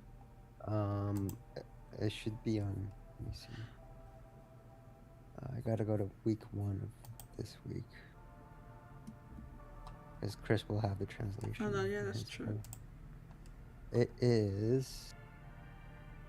Hayarigami. I'll post it for you. Wait, no, I got it here, but... Yeah, I need that in Japanese. Let me try. I just got like an auto-translate thing on it, right? It's okay. It's on Gematsu, so it's PS5, PS4. I don't know if they got... Oh, it is? Oh, wait, here it is. Yeah, I just googled it, and it's the first thing is Gematsu. What the hell? This brings up not that game. Well, anyway, it was on Gematsu. Okay, Gematsu has it, and there is one. There is a PS4, PS5 version of that game, physical. And these were originally the PlayStation games, so... Okay, are they shoot 'em ups, by the way? They're like visual novels or something. Oh, is that what it is? Oh, okay. So there were physical PS4 and PS5 versions of that game. Okay. Yeah, they were on like PS1, PS2, and PSP or something. Okay, so there was physicals of this game, but it is not in the shop. I mean, even this one's, the Switch version is really low anyway. So that's at number 17 with 3,182. And then, below that is a PS4 version of Cry Machina. And then below that, just some of the usual suspects. Nobunaga's Ambition. The Switch version remains and a PS4 version remains in a at a lower drop. A Switch version. Oh no, there was no PS5 version of that. Sorry, my mistake. There was no PS5 version of Nobunaga's Ambition. So the drop for those, you were saying? Switch was 80%, and then the PS4 one was 83%. So Switch opened higher, and now it has better legs. Higher legs. And what's interesting about Nobunaga's Ambition, and we talked about this last week. I don't know if you listened, but I think you did listen last week. I'm not sure, but yeah. That's another one of these games where its mainstay had been PlayStation, and they started releasing them on Switch. I think since the Switch came out, they've been releasing them, and then gradually they've grown an audience on the Switch now. so they've kind of staved off some of this sales decline that you've seen with a lot of franchises. They've managed to, but again, this is Koei Tecmo, who, you know, they did that with Atelier as well. And this year's is the it's basically like a deluxe edition from what I understand. Yeah. It's so it's going to be even more hardcore leaning. So even, and in that case, yeah, have you seen the price of this bloody game? It's 10,800 yen. Yeah, it's like a deluxe version basically. So it would only appeal to like the hardcore fans. Hardcore, and this is like a strategy game or something like that. Of right? like ancient Japan. So yeah, it's super hardcore, super niche, right? It's showing you the decline of PlayStation's audience and the growth of that, or the transfer of that audience. Yeah. So if you've seen this, anyone that's seen this game, I saw this game, seen what this game looks like. It's like, it's not a game that's based on graphics or anything like that. It's like you know, it looks like it can run on a phone. It's like. But it has a hardcore audience, right? But yeah, that people want stuff that looks more hardcore, want stuff that looks more impressive on a big screen. Like, this isn't a game that you maybe want. It's like you're sitting down playing this strategy game with ancient Japan and all this nonsense. So that explains some of the sales decline. Now, Mario DK. Let's get into some of this other stuff. I'm gonna quickly. Did I miss any chats? Any chat? Oh no, I didn't. It's just you chatting. Okay. Yeshua says there's a PS4 version. So of what? Of Nobunaga's Ambition? Yeah. It's here in the chart. No, the Hayarigami. Oh yeah, that had a So it's not in the chart. Yeah, so it didn't. It just did the chart basically. So yeah. So let's move on to the hardware sales, which again, interesting. Oh god, where's my dad? Do you know what? I keep doing that because I'm looking for the fucking oh god, I'm swearing. So I didn't mean to swear. Sorry, ignore that. I'm looking for the. It's okay, Jody can break her own rules. It's her show. Yeah. Well, I shouldn't break the rules. It's just frustrating because they changed the Twitter. They changed the Twitter thing. I'm looking for the blue bird and it's not there, obviously. But yeah, I wanted the hardware. Where's my thing? Okay, it's okay. Where's the hardware on here? Oh, here we go. Okay, so hardware was strong this week. We had the Switch selling 78,000. That's up week over week from 71,000 and up year over year as well from 73,000. So Pikmin 4, yeah, has a face. So it's not crazy high like it was for Zelda or anything like that. It's not that high, but this is still impressive. It's still, I mean, the Switch is in its seventh sales year? Yeah, 7th year. So for it to be up so last year. And when you look at comparing the last few weeks with the same week in previous years, it's kind of done better than most of all those. It's done better than most of when you compare it year over year to previous years. It's done better, right? Yeah, and at least for Switch, the numbers make sense because you look at, you know, we kind of skipped past all the evergreens, but they're all mostly are up. I have to skip past the evergreens, else we'd be all day. Yeah, but the main reason that it would be relevant is because it makes sense when you look at the hardware. The hardware went up, and then the software went up. The software goes up. Pikmin 4, or they were excited from, because I think the Mario movie's still playing there, among other various factors. So, you know, you can look at these numbers and the software numbers, and there's a connection between them, and it makes sense, as opposed to PS5. Right. So let's talk about the PS5, which doesn't make sense. So this week is 53,000 for PlayStation 5, of which 46,000 is the disc version, which is significant. Last week it was 46,000, so it's gone up significantly from last week. And what's really not making sense is the software, because when you add all the software together, what is it? It's like super low, right? Um, 8,700. really? Yep. So that There's only two games. around 8,000. Yeah, no, it's 8,700. Which is 8,700, right? So all of that. The attach ratio is like 18. No, sorry, the tie ratio is only 18%. Right, which, yeah, it's It's ridiculous. up from last week. It's up from last week, but that's only because of Cry Machina. So, yeah, it's because of Cry Machina, right? Because when you look in the chart, there's only like 4 PlayStation games anyway, so it's not really making any sense, right? Because there are some certain people out there that'll say, oh well, in Japan, PlayStation, it's going to have like an 80% digital rate or something crazy. It does not have an 90% digital rate. But I said that even if you're generous and say that there's a 50% digital rate, so what you see in the chart is only 50% of the total sales.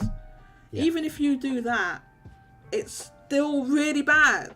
That's the problem, and it's definitely not 80-90%. That would be crazy. There's no games there's nothing that's having like a digital rate that high for PlayStation. I mean, there's different there's maybe different outliers and stuff like that, but in general the digital's probably around 30%, right? Mm-hmm. Yeah. The only way these numbers make sense, because hardware shortages should be cleared up.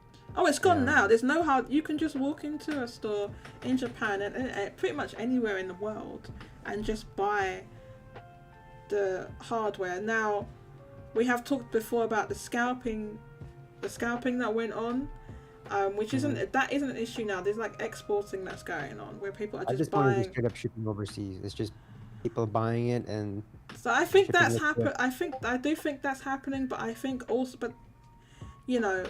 I think also just that the interest in the software is low, which just makes, it's just low overall.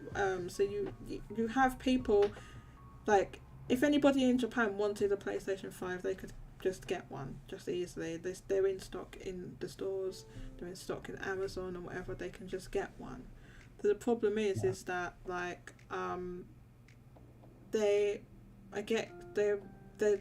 the software is just not appealing, to a lot of people. So that's why this happens. And so I feel like there's almost like it's almost like at a point of no return now. Like, it's not impossible for PlayStation to recover, but it's not. I feel like there's not going to be a recovery without a concerted effort from Sony, it doesn't seem like they want to do it. At this point, it's impossible for PS5, because even if you start now, those efforts aren't going to bear fruit until towards the end of the generation. And by then, Nintendo Switch 2 will have released, and that's going to be swallowing up all the mindshare. And like a dozen titles over the entire lifespan of the PS5 is not going to make a difference. Right, so... Because the average consumer is not super hardcore, and they want and need titles in between the big releases to play. So that's an interesting thing. There was discussion, certainly we had in our forum, about Sony should make more like they used to make AA games for in between these big releases, right? So the last stuff we saw like that would be like that Sackboy game that was near launch of the PlayStation 5. There was that Sackboy game, and then before that we had like Concrete Genie and some other. That was the role that Japan studio played. Filled. Yes, they did that. They very much filled that role, and I feel like what has happened when you look back at like the last of those releases when they came out, like Sackboy and whatever, those would have been greenlit several years before, right? And I think that's the last, the last hurrah of those type of games. I don't think they've greenlit anything like that anymore, which is why we're just not seeing it now. And I think that was the last of those games, because the game comes out then, yes, but it would have been greenlit, like approved, we're going to do this, here's the funding, go and do it. you know, 3 maybe 4 years prior, right? Before they actually make it. Like 2017 was actually the year when like Patapon Remastered came out. Parappa the Rapper Right. They all came Remastered out in came out. 2017. That Interesting. Yeah. rap Project Rap Rabbit. Was 2017 as well. That was posted on just the PlayStation Europe channel. That's YouTube interesting. channel. Yeah, that they promoted it at all, and put it on And it their was barely YouTube promoted. channel. They just posted it on the YouTube channel. They and it got like 1,000 views. Yeah. I mean, how often do they do that though for outside projects, right? That was around the time that, because they also promoted the Shenmue 3 Kickstarter. They did, yeah. But that was on like that on E3. That was, I don't know if Jim Wright had taken over by 2017. It was when did Jim Ryan take over? Was it? There were still a lot of holdovers, I think, from the Sean Layden. Right. So I think this stuff, like those remasters and all of it, you know, they came out then, but they would have been greenlit like a year plus prior, like it would have been before that, right? So then that's the lot. Where's more of those? No more of those have happened. There was a medieval remake. That was several years back, right? And then that would have been greenlit more years before in the Sean Layden era and stuff like that. So they did do this stuff, but the last of them seem to have released now. There hasn't been anything else like that. That's we had the PlayStation Showcase. There was nothing like that announced. Now, what Sony does do is that they are now promote indie games, like from that's independent of Sony, smaller studios, smaller hand-picked kind of, I call them kind of boutique indies, right? That usually do very well, right? They usually do very well. And some people said, well, those indies now fulfill that role.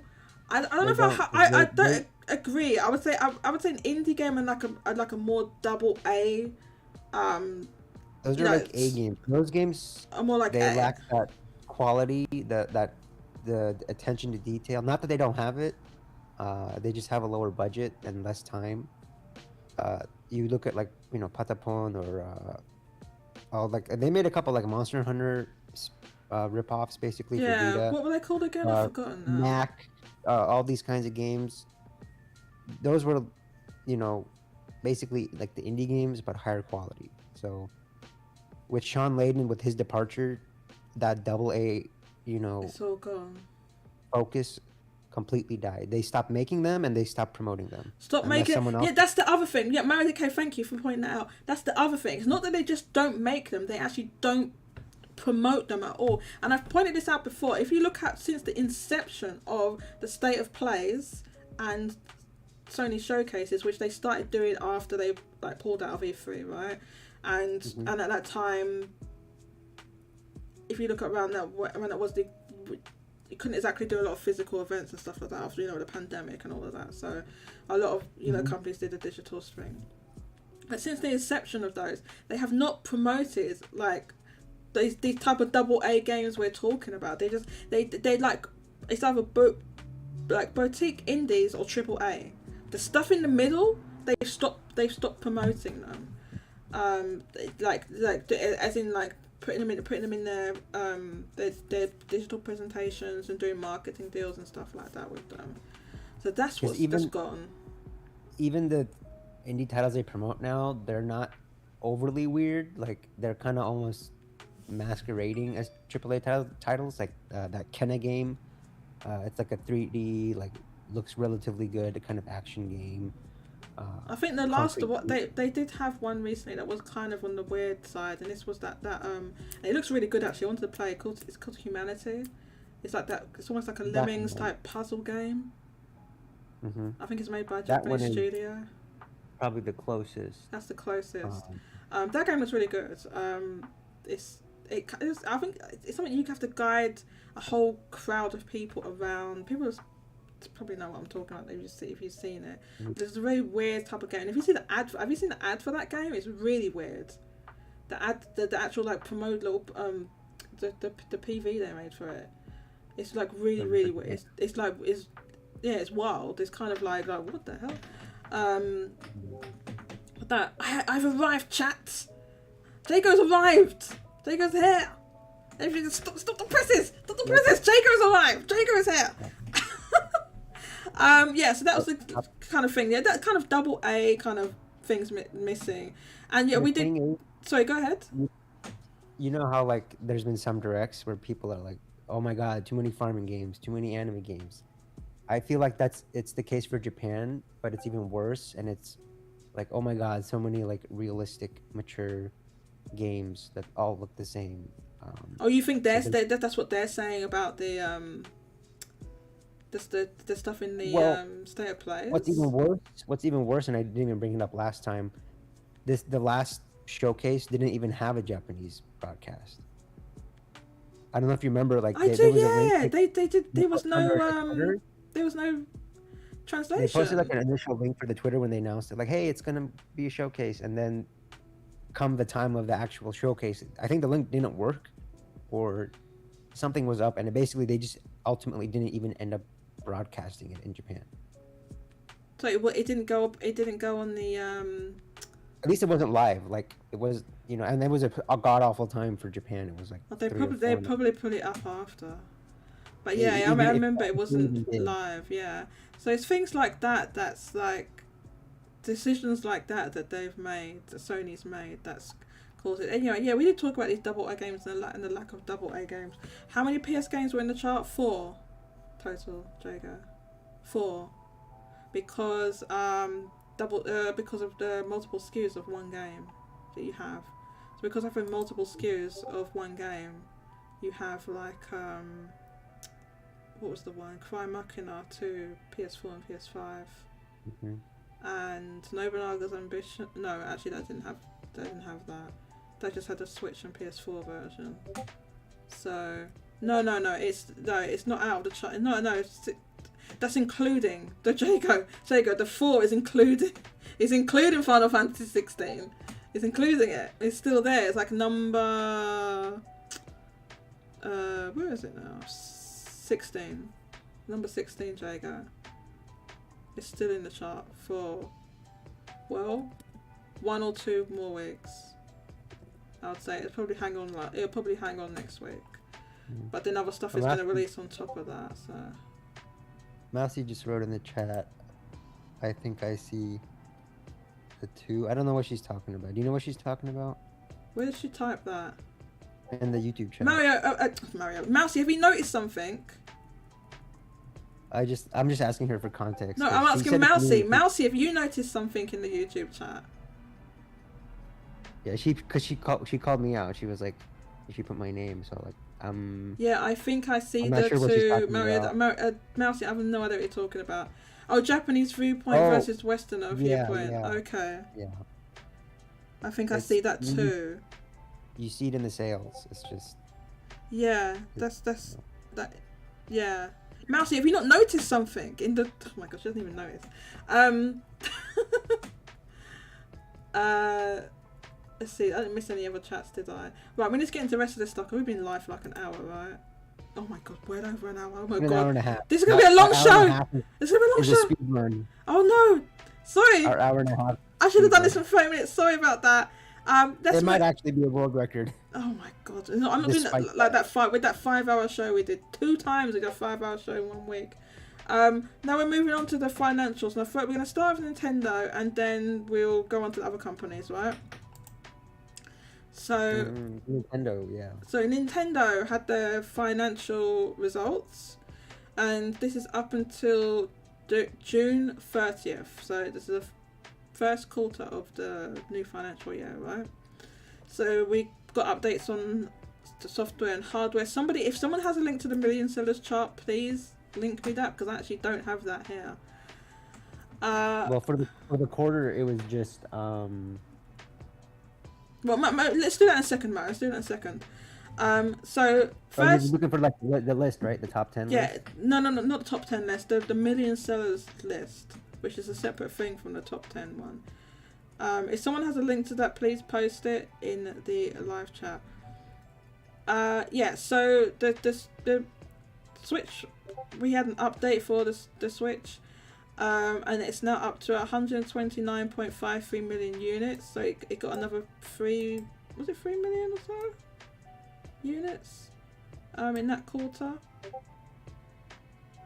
Oh, you've already got that page. Never mind. Yeah, no, I have this page on the screen. Yeah. Okay. That's not what I was talking about. I was talking about the million. Jaygo, you had a link to it, didn't you? The million sellers list. From the CESA thing. No, it's not from CESA. It's from Nintendo. Jaygo, if you have that, if you know what I'm talking about, can you? I'm not sure what you're talking about because I know for the quarter it was Mario Kart 8 Deluxe sold like 1.6. Oh yeah, here we go. Although this isn't this the one that Pierre made? Okay, this isn't a Nintendo. This is from Pierre from Twitter, right? This one you have here. I can open this in the browser. Okay, but anyway, Pierre's put it all together, so let's just look at this one. But yeah, let me finish what I was doing. Okay, yeah. So the total for that quarter was like 3 million or so. If someone got that number, I'm sorry, I don't know off the top of my head. Is Kirby at 6 million? What, the Forgotten Land?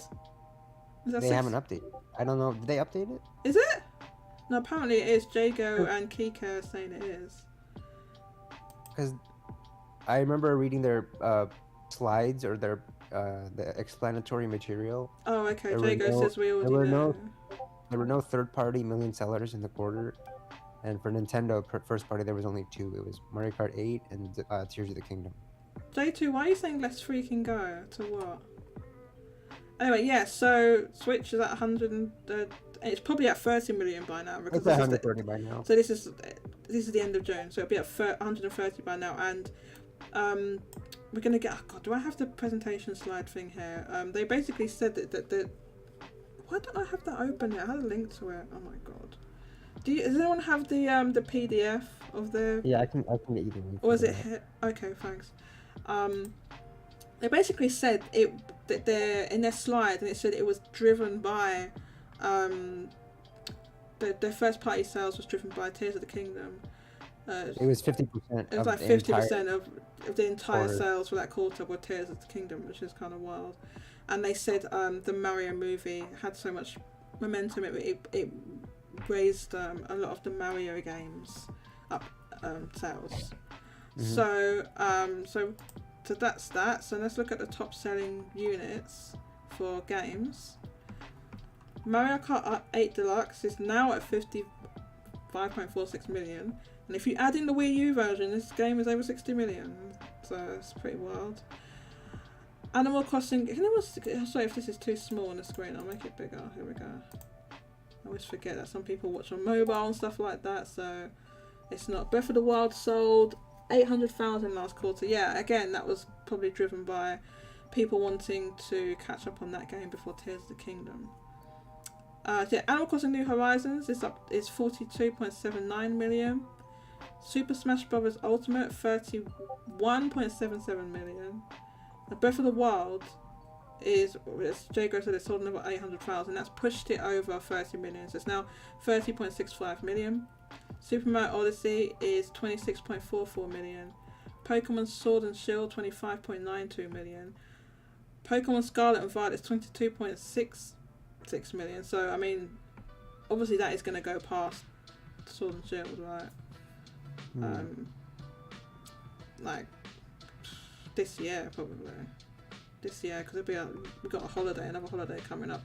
And we get onto this, but they announced the Pokemon Direct, but there's not we don't have a big mainline Pokemon game coming out. There's a DLC and Detective Pikachu, and then we got the Pokemon Direct. So we have to wait and see what happens. Super Mario Party, 19.39 million, and then new entry, a new entry, and what number is this? Number 9, basically. Straight in at number 9, the 9th best-selling Switch game ever, Tears of the Kingdom, 18.51 million units in how many weeks was that? It was less than 3 months. It was like 2 months or something. 6 weeks. 6 weeks, thank you. So obviously it sold more than that now. We can probably just call it 20 million at this point, because this is up until the 30th of June, and at the time of recording this, we are on the 4th of August. So it's obviously going to be past that by now. So yeah, that's extremely impressive. It's going to go past Breath of the Wild. probably before it'll go past Breath of the Wild, like within a year from now, probably. So we've still got. I mean, this game hasn't been through a holiday yet. You have to bear that in mind. So once we get to a holiday, you know, it's going to be like 25 million or something. So yeah, it's gonna. It could within the financial year get close to Breath of the Wild, basically. Is what I think within the before March 2024, for the end of March 2024. And then the last one, New Super Mario Bros. U Deluxe, 16.17 million units. So what's interesting, we'll have to wait and see. Like, it'll probably take a year or two to see what Super Mario Wonder does, because this goddamn U Deluxe has been in its chart perennially. So I think that it can be pushed down with a new game. With the Wii U versions are like 5 million, so put these two together, it's like 20 million or so. Oh yeah, that's true. I think Wonder does. The floor is 20 million for Wonder. Yeah, I agree. I think likely it gets to 30. I think for Wii, New Super Mario Bros. Wii, that is at 30.32 million. So I think it can match, it will at least get close to 30 million, and I think it'll surpass Mario Bros. Wii. Yeah, Mousie, did you not notice anything different in the YouTube chat? Are you being serious right now? 5-hour marathon, let's do it. No, especially if you're not here. If you're here, Mousie, come here. Come on the goddamn show, and then maybe we'll do 5 hours. I'm not doing 5 hours by myself. I don't think so. Because Mario DK is probably have to go to work soon. Game Killer says, I can't wait to see if it's even possible for the next Mario Kart to beat Deluxe since. Oh my gosh, maybe. I don't know, maybe. It depends, obviously. They will probably launch the Mario Kart like fairly early on in the. If it's not a launch title for Switch 2, then it will be within the first year, I would have thought. It'll be, I think, by the second holiday. Yeah, so, but I think it'll be close. The thing is that the install base won't be there for it to sell that much for a few years. So yeah, we talk about how install base generally doesn't matter, but in the first year, early on, it does. Yeah. Yeah, and they've never launched a system with Mario Kart, so if the assumption is they're gonna have 3D Mario for launch, and then the next holiday you have Mario Kart. First of all, Kike, it will not be people need to stop calling it Mario Kart 10. The next Mario Kart will not be Mario Kart 10. It'll be Mario Kart 9. I don't care what that goddamn the thing they did in the direct. Mario Kart Tour is not enough. It's not. It just isn't. It's not a main Mario Kart game. It's not. So you need to stop this. Then why are they putting the tracks in the booster course path? Because that game didn't do exactly what they probably didn't do as well as they wanted it to do. They didn't want to waste all the money they'd spent developing all those tracks, so they made them a booster course. That's probably why. Okay. They'll call it Mario Kart X then. No, we will not. So here's the now I want to credit the right person. I'm pretty sure this PO made this from Twitter, because this is how normally they make their charts, like this. So I was just given this link by I think J2. So if this is where you got it from, J2, I'm pretty sure this is where this is from. But yeah, so I wanted the Nintendo one actually, but no one's got a link to it right now. So that's unfortunate. So we don't really have any real. I can't. The list is so long. I can't really give see what the updates are dated. Yeah, I think we already knew Bayonetta 3 was over 1 million. I don't know which ones are updated and which ones are not, because it's all together in one. If they have the Double Dash, they're not updated. Double Dash? At least from Nintendo, they only update a title if it sells 1 million in a quarter. Exactly. So that list, where is that at? That's what I'm saying. I don't have have that. It's in the oh no, wait, hold up. That's what I was saying, is that only Mario Kart 8 Deluxe and Tears of the Kingdom managed to do that. So at least from Nintendo officially, they did not give us any on any other title. It was just those two. Hang on a minute, Vinnie Mac. What are you talking about? Jody being wrong again? What am I wrong about? Tell me what is not Mario Kart X or Mario Kart 10. It's going to be If they even give it a number, they might not even number it. They only started that numbering nonsense with 7 anyway. They weren't even numbered before that. They just had names. So this needs to stop. Like the next Mario Kart, if it's numbered, it'll be Mario Kart 9. They're not going to do that. You want 2 from Nintendo? Yes, Jaygo, you know what I'm talking about, right? Oh my God, fathers. Okay, let me. Sorry, I put a link. Did I post a link in the topics thing? There's been updates on the sales that people have managed to. I don't know. I think they're getting from like the CSA, and they've managed to find some numbers. I don't know, but I think if you've seen any other updates, it's from CESA, the white papers. No, I'm not talking about. I'm not talking about the white paper one. It's that I'm genuinely talking about one from Nintendo, where they post that update, but I don't have it. Yeah.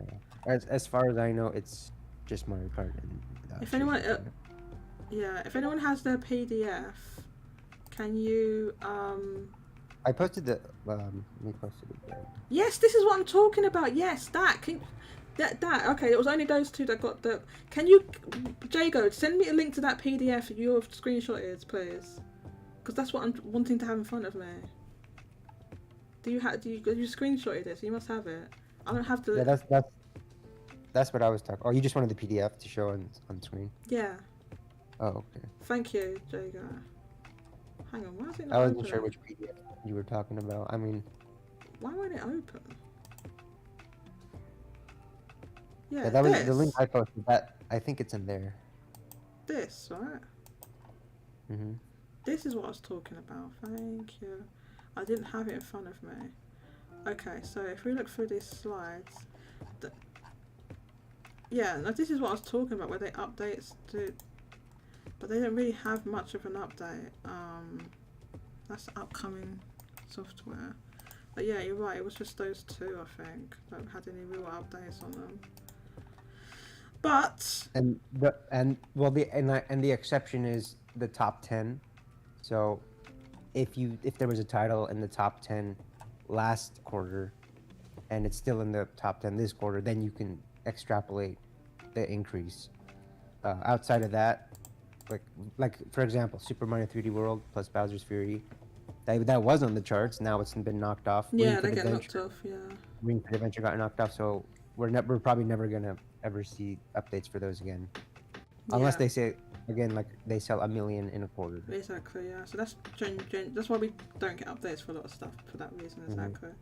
So yeah. So I do have this the PDF of Nintendo's investor report, and yeah. So it's talking about, this is what I was referring to, the first party software sell-through. And it says sell-through of first-party software reached the highest level ever for a first quarter, thanks largely to The Legend of Zelda: Tears of the Kingdom. Which you can see, it's literally 50% of the sales were Tears of the Kingdom, basically. The other big chunk of that would have been Mario movie boosts. Yes. Because there was really not much else released in the first quarter. Exactly. April had. There was Fire Emblem Engage, wasn't it? Well, Fire Emblem Engage was the previous quarter. Oh, was it previous quarter? So Never mind. New title, oh yeah, no, you're right. It was like January or something. I think it was literally just Advance Wars. Yeah, which didn't even release in Japan. I don't know about any other regions, but it definitely release in Japan. So yeah, so we have this graphic here, and you can see that Tears of the Kingdom's like half of it. And they put it sold over 15.7 million units in 8 weeks. It released on May 12th, 2023. So that's sell through. Yeah, so that's is it sell through? That's sell through. Okay, so but the total shipment is bigger than that. That's why we got 18 million. Is that what you're saying?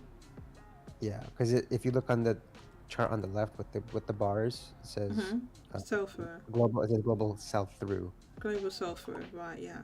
There's like sell in, but yeah, I don't. It can be kind of confusing, but basically, out of the 18.5 million, shipped in digital, 15.7 million is, actually in consumers have spend. hands. Yeah, so the others are either in transit or in stores and warehouses, etc. So if you look at their little summary here, their bullet points under there, they've written, let's move on to a discussion of sell-through of first-party software for Nintendo Switch. And then, yeah, it was the global sell-through of first-party software this quarter reached the highest level for a first quarter since the launch of Nintendo Switch. Yeah, The Legend of Zelda Tears of the Kingdom was released on May 12th, has made a major contribution to Q1 sales in the current environment in which we see widespread adoption of Nintendo Switch hardware and continued play engagement by many consumers. Sell-through of this one title constitutes approximately half of the first-party software sold this fiscal year, which obviously started in March. Consumers who played the previous entry, The Legend of Zelda Breath of the Wild, have been the primary driver, but as the weeks passed, we have seen a growing percentage of purchases made by consumers who have not played the first title. Who've not played that title, right? So that's just word of mouth spread for all the Twitter clips. All the clips on Twitter and stuff like that. And then sales remain solid for previous release titles. And then I think this is the thing when they talk about the Mario. Is it? When they talk about the Mario, but wait, no, they're talking about this is digital sales, which again is like, you know, it's trending up in general, right? For all companies, it's sort of trending up for Nintendo as well. So the thing was that this quarter, like both physical and digital increased, but because Tears of the Kingdom was such a big launch for physical, the actual like ratio of digital to physical actually fell. So right, yeah. It was a lot of people wanted that physically, and there was actually a lot of like midnight launches and stuff like that. So yeah, here's the announced products. There was a slide where here's a slide where they talk about the Mario movie. I just wanted to talk about this Mario DK. Before I don't want to interrupt, since I have to leave in like 15 minutes, I wanted to kind of point out just a couple interesting slides, if that's okay. Sure. Yeah. So if you go to page 4 of this slide, you'll see there like the consolidated sales. So this is the quarter where we finally get to see the impact of the Mario movie, as well as the Super Nintendo World opening in Hollywood. So page 4. Everything up, plus 50%, plus 190% increase. Yeah. So this is interesting. Yeah, you're right. I forgot to point this out. The IP related income, that's the parks, that's the movies. That's the parks and the movie. And it's always interesting. They still always report playing cards, which they don't even make a lot of anymore. But yeah, that was up 100. Who be buying? I bought a pack of Nintendo playing cards, and they were terrible quality. I actually bought a pack, and I was like, oh my god, these are terribly made. So yeah, you're right. That's the moment. You can see everything's up a lot. Even like net sales up 50%. Dedicated video game platform up 44%. Again, that's Tears of the Kingdom. And then mobile IP related income, which they said in asterisk 2 includes income from visual content, smart device content, and royalties. So as Mario said, it's the Mario movie. Basically, that's caused such a huge increase. And the playing card, I don't know what's included in the playing cards. It just says playing cards, etc., and it doesn't tell you what that is. What's the etc.? Just small stuff, I guess. Any little toys or just miscellaneous stuff, I imagine. Wouldn't that be under IP related and royalties from like the Lego and all that stuff like that? Wouldn't that be there rather than the playing cards part? Anyway, so yeah, but to talk about the movie impact and I guess the parks is so the last year's Q1, that mobile IP section was just like 3.5%, the 10.9 billion yen of the total, and this year it's close to 7%. So it doubled their mobile and IP income. So even then it's only like 7%. Telling us that the majority of their sales still comes from video games. But hope in the future, hopefully that because it's just one movie, even as big as it is. So in the future, hopefully we see more and more movies and park expansions. No live action Zelda. I do not want live action Zelda. Please, God, no. Well, the rumor is it's going to be Illumination. So I don't even want Illumination. I don't know, man. Well, the tone of their. They did a good job with Mario, so I'll give them the benefit of the doubt. Yeah, but that was like with that comedic tone, right? I don't know, man. Like people were worried that it would have like Illumination, like fart jokes and all this other kind of like modern humor, but I thought the Mario movie was actually pretty like very earnest and like down to earth, and it took itself seriously, but it wasn't too serious, and like, it didn't. I don't know if it wasn't a parody either, so I think. If Zelda movie was the first one they announced with Illumination, I would be a lot more worried. That's what I'm saying. If Illuminate, it probably will be Illumination, right? Yeah, I wish it wasn't, but like I'm just saying like that Illumination style and that art style with that like I'd rather see it as an anime, but style. It wasn't like the Illumination style, so. I agree with you. Like, I would prefer somebody else, like DreamWorks, for example. For now, I'm just neutral. Like, I just need to see like a frame or like a first teaser or a trailer. I can't imagine they would not be making another movie if it's not a follow up to the Mario movie and they move on to they probably will do a follow up first. To be honest, they're gonna do both. They're gonna do Mario with Zelda. Right, yeah, but not at the same time. Like they're gonna make. The next one probably will be a follow-up to the Mario movie. The second Mario movie should take a bit fast, not as long, because they'll have assets they can reuse, and there'll be less of like, pouring over every detail, because it'll be some more trust from Nintendo. The Zelda movie, I think, will take a lot longer. Maybe not as long as the first Mario movie.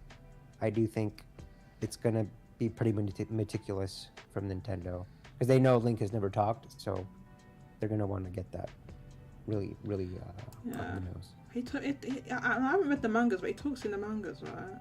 Yeah. So I mean, they probably they could just base it on the mangas. You know what I mean? I think those mangas are still running. Live action Zelda with Ryan Gosling, please no, God no! It's playing Link. How can he no? People said live action with Tom Holland. No, please God no. My God, how do you find these? I need to show this guy. What the hell? How do you find these crazy gifts? Wild. Let's show that on the screen. The nice thing about it being all Illumination is that for the eventual Super Smash Bros. Movie, it can just have like a cohesive style. At least that's my hope. You think there's gonna be a Super Smash Brothers movie? Yes. I don't know about all that. When Sakurai retires and he's Miyamoto's age, that's what he'll do. How do you know he would want to be involved in a movie? Have you seen the Smash Bros. Fighter reveal trailers? They're basically movies. Like Subspace Emissary. Of course I've seen. Why are you saying it like that? Of course I've seen them. No, I'm just saying in terms of the style, like, and like Subspace Emissary. Subspace Emissary is basically a movie with all like the character interactions. Like I think he has a pretty good eye for that. I know what you're saying, but I'm saying like we'd like produce an entire movie, something, because if he did that, he wouldn't be able to do anything else. Just be doing that. Yeah, so that's when he retires. That's when he's like 70 years old or whatever, 60, whatever. Yeah, he might just fully retire by that point. Because making Smash will be too hard on him for that, I think. I don't know. I don't see why they would need Sakurai to make a Smash Brothers movie if they. They'll want his permission at least. He's not gonna. I don't know if he'll be as involved as Miyamoto, but I think he will. If there's a Smash movie, Sakurai will be involved to some extent. To some extent. Because I think Illumination and Universal will have seen, and the industry in general, the movie industry will see like, hey, when you follow the IP and you respect it and you have the input of the original creators, you're more likely to have a big success. Yeah, we saw what happened with like was that thing? Yeah, the Mario movie, like, The power up. other Mario movie. I just call out Mousie. Mousie, I've seen this super reaction you've given to this Ryan Gosling comment. I've seen the super reaction. I've made a mental note of that, Mousie. Alright? That's what I'm telling you right now. Okay, so continue. I guess just to point out just a couple of other things. It's on page 6. They list their research and development expenses. It increased again from last quarter, and it's been steadily increasing. And not to get into Switch 2 talk, but they're approaching it. I mean, the Switch is almost 8 years old, so or almost 7.5 or whatever. Well, we are going to get into that, but like it's going to be after you've gone. And but they didn't talk about it. They just say, oh, research and development costs. Where does it say that? Page 6? This is page 6. Page 6. Oh, this is page 6. Yeah, towards the bottom of it says like research and development expenses. It's up 23.6%. Okay. Yeah. Yeah, and then like in the first bullet point they just say expenses increased mainly due to advertising and other related expenses. And then they just say, as well as increases in research and development expenses and rise in foreign currency. So they acknowledge the increase in research and development. They just they don't say why though. They just. I mean, that's what they always do. They it's nothing crazy. We don't know their business. It's the main thing is that trend of the R&D it's just been increasing since the last 2, 3, 4 years to a pretty high degree. Outside of that, I'm just going through because I posted a couple tidbits here and there on install base. The other thing was on page 8, that first bullet point, they say there are no changes to the financial forecast. So they forecasted 15 million, and people thought, oh, there's no way. That is also interesting. So I'm glad you pointed that out. That's something I forgot about. They kept that. God, I wonder where they posted it on here. But yeah, their forecast. Yeah, and people. Pretty much everyone said no. That's ridiculous. It's not. That's too high. Page 8. It's page 8. The first. Oh, thank you. Page 8. It's that first bullet point. Scroll down just a bit. Yeah. Okay. No change. So they're confident, and there was. Oh yeah, here it is. Like 15. Here we go. Here's a forecast. 15 million, right here.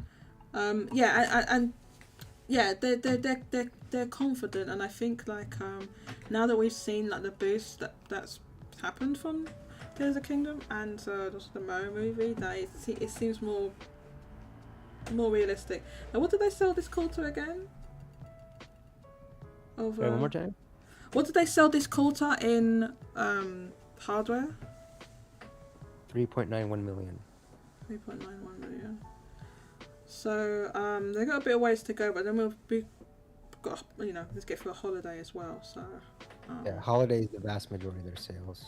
And the other thing was, Butch from Bloomberg posted an article saying Nintendo actually beat a lot of investors' expectations this quarter, and both people on install base and investors were saying Nintendo should raise the people in install base. They were saying they should raise their expectations for this quarter. So what, really? For the year. So basically everyone is expecting them not only to hit that 15 million, but to easily outdo it. What about the software? Is it the same? Oh, software too. Both hardware and software. They will easily. Investors and some people on install base are saying, they should raise. We have to compare, investors with some people. No, it's not just random people. It's I know what you mean, but I'm just like the way you said. Yeah, Mario. I'm just being a little humorous, Mario. This is a show. I'm being a little bit humorous. Yeah. So wow. Everyone on install base is well educated and. They all know what they're talking about. Yeah. So I mean, that would be impressive. Which means by the end of this fiscal year, they're for sure going to be at 140 million Switches sold. Whoa.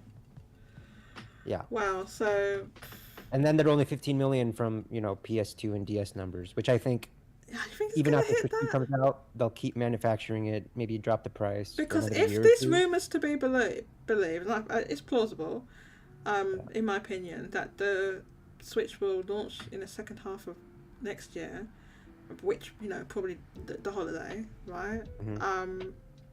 Then we have another year plus of just the Switch selling, and if we say that the system probably be announced like around a year from now, the next system around a year from now, and you know, and then around that point you'll start getting the more sales will drop off even more because people will be waiting for the next system. Mm-hmm. So, But like just like previous systems, they will, I think, like even the 3DS they manufactured for like oh yeah, 2 no, more years. they'll keep manufacturing it and keep, but sales, even though they're manufacturing it, like the sales will drop off once, you know, more dramatically. I mean, once the new system is even announcing it makes sales drop off. That always tends to happen, right? So I think ultimately they will either get very close. I think like 150 million is the floor, and I think ultimately they will outdo DS because it'll have better software support compared to late DS, which wasn't much. It was just like Pokemon Black and White 2 and a couple other things. Pokemon Conquest. Oh, Mousie, you've noticed you. Oh my god, it only took how long? Mousie just noticed that she's a mod. Yes, I modded you on the YouTube channel, so you can help mod, because sometimes our other mods dip out. So yes, if you do have time, Mousie, then you have the power. Well, it's not a hammer, it's like a wrench or a spanner. Right, you have the power. So The other thing was page 11 that talks about their sell-through for hardware and annual playing users. On the right side, it shows annual playing users. So these are the actually like people playing. So even though they sold 130 million, not everyone is a user. You know, people double dip and whatnot. So yeah. it says the most recent quarter, they've got 116 annual playing users, up from last year's 105. So that is actually a bigger increase than the. Well, actually, it's about in line. So 2 years ago, it went from 90 to 105, about 15 million increase, and then this year, it actually. Well, no, actually, it didn't go as high. It was like 11 million, but still, like 11 million increase in total, you know, users. I think that's very strong. Yeah. So only about 14 million or so are. Yeah, and the other thing I wanted to point out, and this was pointed out by, oh my god, was it David Gibson? Where's that tweet I had? Don't get rid of that. Tweet from David Gibson. No, not that. Oh my god, do I not have it open here? Where's that tweet gone? Yeah? Oh my god, go on, you carry on, Mario, let me find that tweet. Yeah. So yeah, annual users are up pretty decent amount. Slowly, it seems like it's reaching saturation because the increase is 5 million less than last year. I'm just seeing if there's anything else interesting. Well, this is the thing that I wanted to point out that David Gibson said, right? So David Gibson, he's an analyst, right? Says Tears of the Kingdom shipping 18.51 million is a great performance, but did anyone notice Switch hardware units were down 7% year over year in the Americas? Total Switch hardware would be down year over year if it wasn't for Japan, which was up 67% year over year. Nintendo inventory went up quarter over quarter to 262.7 billion yen, or over 7 million Switch units equivalent. Inventory. What do you mean by inventory? Like what they have in storage, or? I'm not sure, but Nintendo did note that sales in Europe and both Americas and Europe were down slightly. So only Japan was up to a significant degree, which we see in the sales.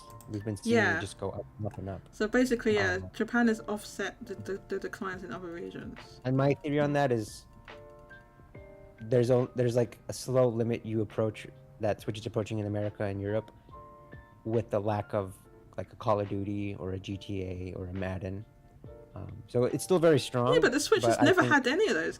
Never had any of that. Yeah, because even the DS had like Call of Duty. I don't and think. Call of Duty. Honestly, I don't think that those games would stave off sales. Or I think they make a difference though. So I think for Switch 2, that's where there's room for growth in the Americas, because those titles don't matter as much in Japan. In okay, Japan, so what's the explanation for it going up 67% in Japan? well, in terms of what titles the Switch is missing in Japan, it's like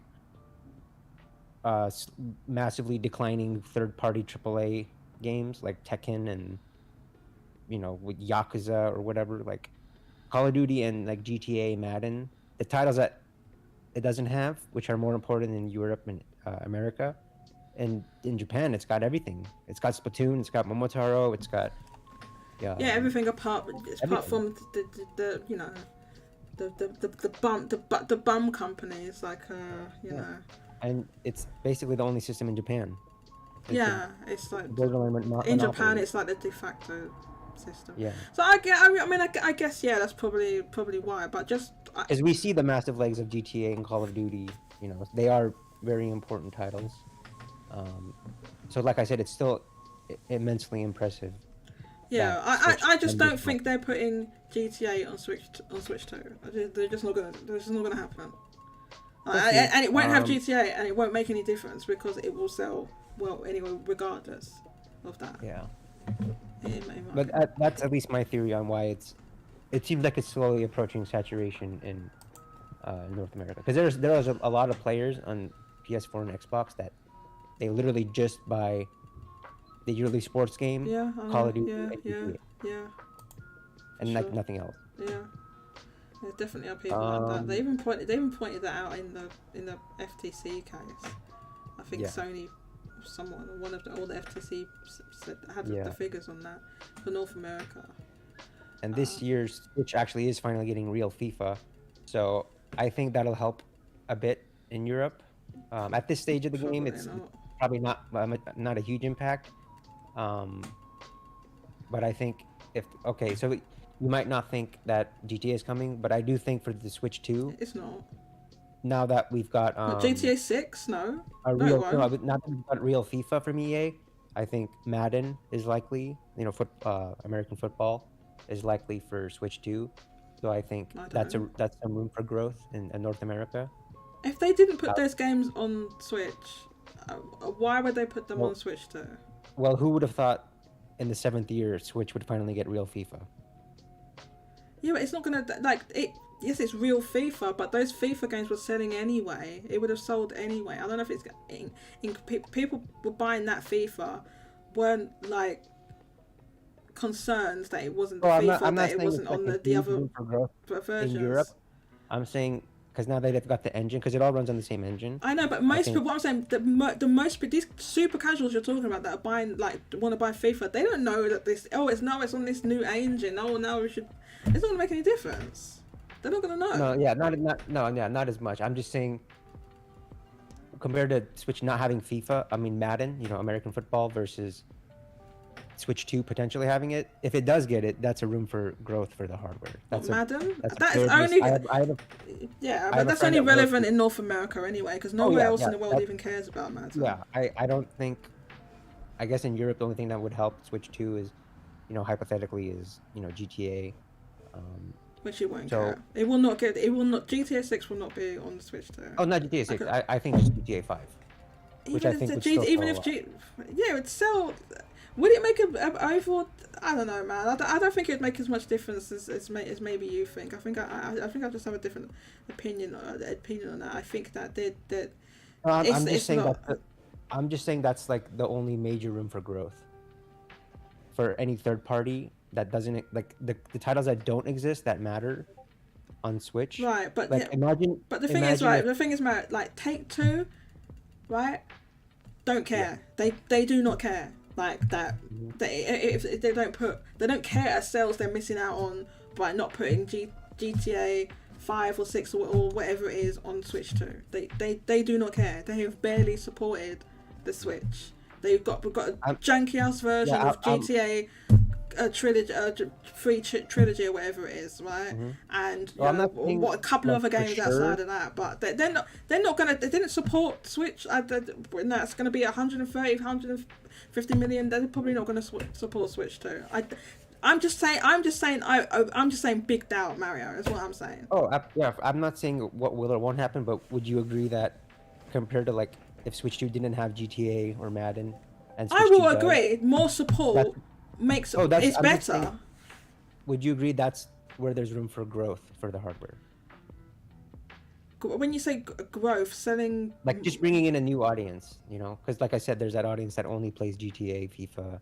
I think sports those games. audience that only play those they're not. I think they're just gonna play them on their current their existing machines. I don't think they're gonna think, well, I'm gonna buy Just- Switch I'm for just really that. saying growth potential, like if there is an avenue. But you're saying like growth is in an increase Like in bringing in increase new in increase in hardware and software sales. Yeah, even if it's just like a million new different people that didn't pick up I a mean, Switch. it's possible. I'm sure. I'm not saying that's all I'm saying. I'm not saying that's not all I'm saying. possible. Like I'm imagine just saying if, the amount of people that would be persuaded to buy yeah.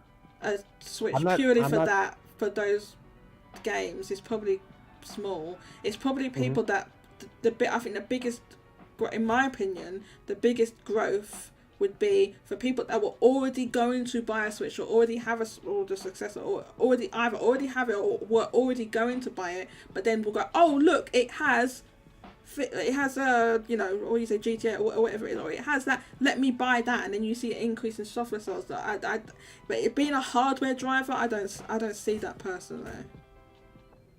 Yeah, I mean, because like I said, in Japan, like the equivalent would be like if Switch didn't have those Konami baseball games. Oh, those Konami. Do they sell a lot of those Konami baseball games? Yeah, they're on Switch. I think there's actually one year where it did skip PS4. Do they sell a lot? Yeah, they sell a couple 100,000 every year. I mean, baseball is the biggest sport in Japan. Okay, so they have those. They make like a realistic one. They make like those Power Pro ones, like the kind of chibi ones. Yeah, that's what I was thinking of, those chibi ones, the Power Pro games. Yeah, I mean, I'm not speaking as to like how much growth or like whether it's small or significant growth. I'm just saying. I think in general, like there probably will be more Western support for Switch 2 in the beginning at least. Because I'm just saying, like in terms of relevant third-party support, Switch has everything already. You know, for Japan. I think. Because Nintendo has the third-party stuff covered that Japan cares about, and then everything else, it's got Momotaro, it's got your Natsumon, you know, all these Boku no Yatsumi type of games. It's got not that Raincode is a seller, but Switch has basically everything. It has a lot of AA games that people in Japan are interested in. So, I mean, the thing is that we talked about this. It's not like PlayStation doesn't. PlayStation gets almost all of the games. They get everything, plus all the, you know, the big AAA Japanese games that we were talking about were in decline. They get all of them. They get almost all of these AA games that Switch also gets. It's not like they just don't chart. You know, they get them all. There's only like a handful of stuff that PlayStation does not get. Like no Momotaro, no Raincode. Right, there's like a handful of stuff. Everything else, even small little niche games, like we're talking about that re-released triple pack, all released on PlayStation. They just don't chart, you know. So it's if people wanted to play those games on a PlayStation, when they can get a PlayStation, they would buy a PlayStation and they would buy those games. But that's not what's happening. If something's on Switch in Japan, people will opt to buy it on the Switch. Because from my perspective, if you look at the rest of the Switch's life and what can potentially release, it's like we've got Mario Wonder, which I think will push units everywhere. You know, it's not at this point. How much can it, you know, act as a system seller? Well, Mario Wonder, Mario, the first new one in 11 years, I think that's about all that's left. I mean, we've heard that rumored Fire Emblem 4 remake. We've got Metroid Prime 4. We've got like a Peach game, maybe a Donkey Kong game, and then we're like approaching Switch 2. So if you look at all those, I think Mario Wonder is probably the biggest remaining potential system seller, however much it might push systems. What, Mario Wonder? Is that what you're saying? Yeah. So I think if you look at like what big titles Switch hasn't received, like GTA, Madden, Call of Duty, and you look at their potential in each region, like obviously GTA, Call of Duty, they would push more potentially in North America and Europe. I feel like if Switch had been getting those games like since it released, yeah, but I mean, like if it got those games now, it would I don't think it'd make any difference. Like, it's not going to get those games now. Switch 2, yeah, I think there'll be more support at the beginning. I'm just saying at this stage in its life, of the launch. You know, for what titles that are, it's basically what titles Switch doesn't have, and the big ones are only like Call of Duty, Madden, and GTA, which those are more relevant in NA and EU, and they're not as relevant in Japan. So I don't think they would have much impact in Japan. So it probably wouldn't make any difference in Japan because those games released in Japan now. We've seen how they decline. They're in decline. So it wouldn't make any difference. So I mean, yeah, but I mean, as we were saying, just like why we're just talking about why the increase was so big in Japan that it offset everywhere else. Yeah, because I think it's a sign to me that it's approaching saturation more quickly comparatively in NA and EU compared to Japan. Yeah, so I think so too, and because third-party support in these past year or two, for like even Western has, even though it's been like better than Japanese, it's like, I mean, we got like Batman trilogy this year, and who gives a stuff about that old ass Batman trilogy at this point? Exactly. You know how much that's not going to be a system seller. Maybe like a couple, maybe 10,000. But I will note that Warner Brothers has been supporting. If you notice, they've been supporting the Switch, because they're putting Mortal Kombat 1 on the Switch, which is like wild. They're not even making last gen versions of that. So that tells you that the Mortal Kombat was it 11 or the last one must have done really well. They must have sold a lot for them to be bothering to do that. And apparently that licensed Magic game is going to be released. Who knows where that is, because they've delayed that so many times. But apparently that's going to be released on Switch as well. The way I look at it is, in the last quarter, in Q4, like Q3, I think, like the holidays, North America was the only region that was like slightly decline or not as big of an increase compared to the other regions, which is why I think they brought back the voucher program.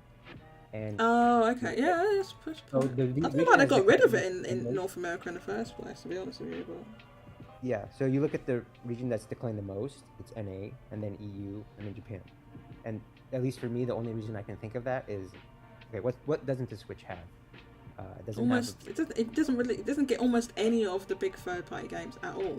Full stop. I actually don't think like the games like Mass Effect, because it actually has a decent amount of... Mass Effect? No, again, that's an old-ass port. I'm talking about new games. I'm saying it doesn't matter. Like if those were to come, those kind of games, some of those single-player games, they wouldn't make a big difference. Because it actually has like Overwatch, it has Apex Legends, so it has like Fortnite. Right, yeah, I'm talking about some of the single-player stuff that released, like Jedi Survivor, things like that. They're just never gonna put on the Switch. Oh, absolutely. Is it possible that they could have found somewhat, that EA could have found some way to, they found some way to make last gen versions of Jedi Survivor. Could they have possibly found a way to put it? They probably could have, but they just don't want to.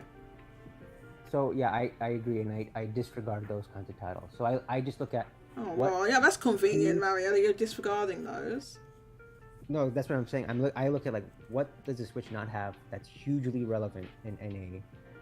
Particularly NA, and it's Madden and Call of Duty and GTA. And okay, well, I think you can cross GTA. It's never going to get GTA. It just isn't. COD. No, Okay, we know that I'm there's. not We know saying what's they going to will happen come. with. Yeah, I'm just saying I just the think lack it's of never those. going to get. I don't even think it's a possibility. In my I'm just opinion. saying the lack of those is like why Switch is approaching saturation more quickly in NA. Why it's declining compared to like Japan. Right, But but those if titles don't GTA matter. 5, let's just say GTA 5 released on Switch like beginning of next Oh year, yeah, would that really make a big difference to hardware no, sales in North America? no. I think it's if it came out like year 2, year 3, then maybe Switch would be at like 132 million, 133 million. Like I'm not saying it's a massive difference. I'm not saying there's some huge latent like 10 million audience. I'm just saying if you look at okay, why did Japan increase and why did NA and EU decline? That's at least for me the only reason I can come up with. Do you have any theories on why NA and EU would be declining? Okay, so I think you're what you're saying is sound. Like it's not like I disagree. It's not like I disagree. I just Mm-hmm. I just I just don't think it would have as big as an impact as maybe as what you're thinking. I think more what has happened is that there's a natural decline at the end of a console's life, right? Yeah. And normally any other console would be there right now, but the Switch is still somehow got some steam left in it. So I think what you're saying, I think also what we're seeing is that the declines in Europe and North America are the natural declines that would have happened anyway, but for some reason it's not happening in Japan. Is what I think is happening. Why has this goddamn music stopped? That's what I think is happening. I mean, I don't look at the data. I think he actually posted it, but it's like again, it's only like down 7%, but in Japan it's like up 67%. So it actually is a pretty like big gap. Maybe if GTA had been here earlier and Call of Duty and Madden, maybe it would be flat. I'm not saying it would be up I'm not saying it would be matching Japan. I'm just saying at this stage in its life, what hasn't it had that's big? And those are the only 2 or 3 titles that come to mind. I mean, maybe Mario, okay, but I just think that the saturation was happening now at the decline at end of its life. I think that's just a natural thing, and normally that would have happened like a year earlier, right? But it's happened. We're seeing it now, but Japan is just not having that drop off because of the situation in Japan where people are just not adopting the PlayStation 5. I think maybe people that would have adopted would have transitioned from PlayStation 4 to PlayStation 5 are just not doing that. They're just getting Switches or they're on mobile, and then maybe some of them are getting a gaming PC, but they are certainly not buying PlayStation 5s and buying PlayStation's software. So I think that's what's happened. I agree. I think the bigger thing is Switch is that much more appealing in Japan because of the software, and Mousie says we're both right. Yeah. Mousie, here's a heart. Hang on, wait. Don't tell me Streamlabs can't do that. Or maybe Streamlabs can't do that. I have to do it on the actual Oh my god, you're so dumb. You're dumb. Not you, Mario. The stupid thing. Where is it? Well, also, like I said, I think in Japan, in NA, there are more titles that aren't on Switch that appeal to a different audience, and they're content. There's more options in NA and EU. If you can get a PS4, you can get a Xbox, but in Japan, those are like so irrelevant that. So which titles do you mean? Which titles are you saying? Honestly, really just everything else that these Western titles that are more appealing to NA and EU. In Japan, they don't matter as much.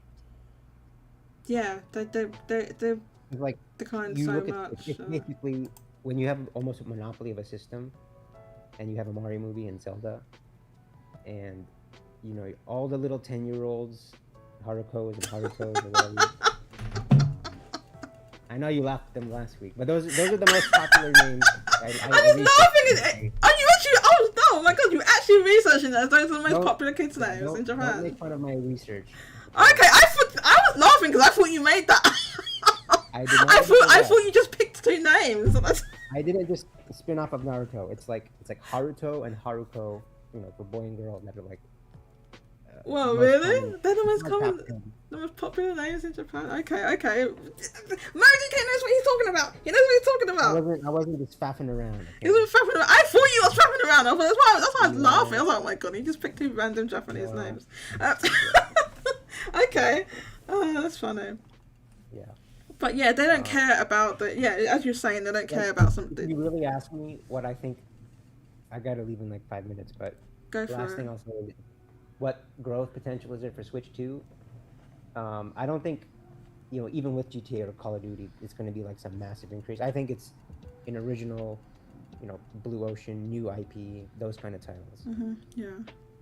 So, again, I don't think it's like, there's not this massive, like, let's say it had GTA, Call of Duty, I don't think it would be at 140 million or 150 million now. And by now, I think the impact those titles would have is minimal. I'm just saying that's like some of the reason why. Like maybe it accounts for like 5%, it would still probably decline, hard to say. But that's the last I'll say on, I guess, what Gibson has noticed in terms of the declines. Yeah. Increase in Japan. Yeah, thanks for that, Mario DK. Yeah. It's certainly interesting because I didn't notice that until David Gibson pointed it out. So, the fact that Japan is offsetting the decline to that extent. So I think that gap is probably going to grow as well because there's going to be further declines. Well, I think for a lot of titles, there's like an analog on Switch. Like, yeah, you don't have the modern like Assassin's Creeds or maybe a Need for Speed, but you have Mario Kart, you have Breath of the Wild, you have Tears of the Kingdom, you have like, and some kind of equivalent. But for like a Madden, there is no FIFA equivalent for football in America. There is no Call of Duty. Some people play Overwatch, but not everyone plays. More people play Call of Duty than like Overwatch. So I think it's just there's that difference with those titles that are, again, some people only play those games. Like again, I have a coworker, all he plays is Madden. He just plays Madden. No, I believe it. Yeah, there's definitely people like that. Anyways, I think that's about all I have to say for Nintendo. I think it's a very strong quarter. Mousie's here. Mousie, why don't you tell me? Oh my god, I can tell people to DM me when they come into the waiting room. Mousie, I'll bring you off in a sec because Mario DK is leaving. She'll defend me. She understands me. Mousie, you come to defend Mario DK. Yeah, thank you so much for taking the time out to come onto the show, Mario. It's always great to have you on and have your contributions and your insight. So yeah, thanks a lot. And I guess it's still like, is it like afternoon or something for you now? It's like 11 a.m. here. Oh god, it's still morning. Wow. Yeah. So thanks so much, Mario DK. Yeah, good chat. Good to talk about all the juicy info. It's so much so that we're 2.5 hours into the show and I haven't got onto any of the other even financial stuff. So there's still like Square Enix and a couple others, right? yes. So I'm probably gonna spend most time on Square Enix because oh boy, I got stuff to say about that. The return of ABK. ABK? I'm not talking about that. I don't care about that. Not Activision Blizzard King. Airbrush Kiryu. Oh yeah. I don't call him that. How do you get? Okay, so you're saying airbrush is like that's 2 words. AB. Yeah, AB. I don't know. I would have. Okay.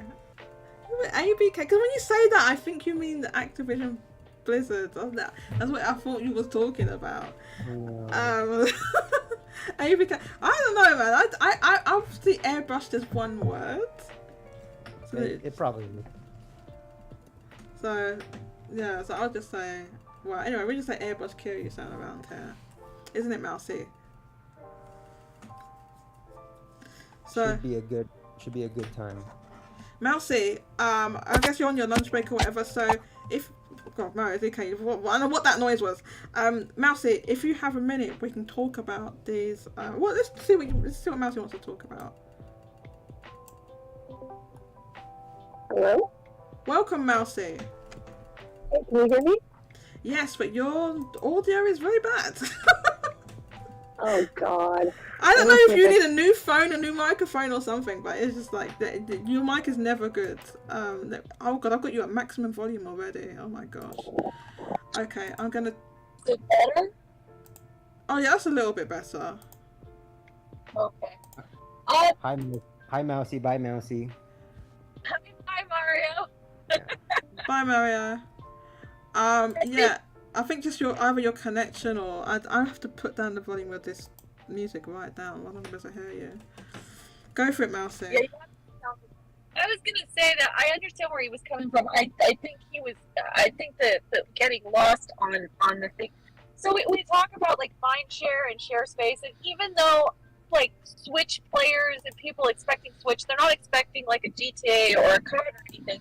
You do have people that both like the newer systems and that, and when a new title comes out in these bigger AAA franchises, maybe they're not going to be purchasing like what's coming out AA on the Switch side, and then we're talking about like in Japan, their tastes are very different, and so a AA game is not necessarily like here. A lot of people are into like, for instance, okay, I'll give you an example because it's coming up. We have Starfield coming up, so there's a lot of people that might be putting off, playing a September game on an Xbox that owns Switch, and they're not going to play a game on Switch because they really want to purchase that game and play that on that game. Now, is that a game that appeals to like a lot of Switch players?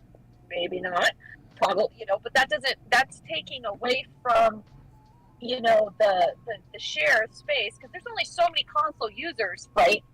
Yeah. And that hasn't really grown. I mean, constantly we're hearing that the console space hasn't really grown that much. It's so you only have so many, a limited pool there. So time wise, you've got these brand new systems getting these new AAA titles. I don't think sticking these titles is the key, and I don't think Mario thinks it's the key to making the Switch a success or anything like that. But it's what's taking away from, and just like you said, which is why I said you both were right. You have a natural decline because people are sort of animals and creatures of shiny new, right? Mm-hmm. So yeah, you've got these new consoles that are shiny and new, and the Switch old, bad. It doesn't matter.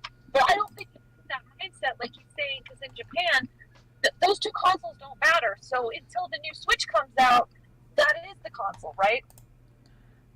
yes. In Japan, they do not don't care. they don't seem to care about the newest like latest in terms of like graphics and stuff. If they did, then you would see more selling like PlayStation 5s and stuff like that. But they like to, I just think they just don't care about graphics in the same way that people care in the West. That's why you get some of these stylized games that are popular.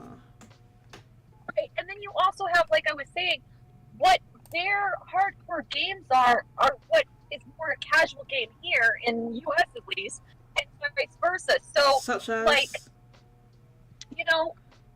it's a combination. Like Raincode, which is a topic, did very well.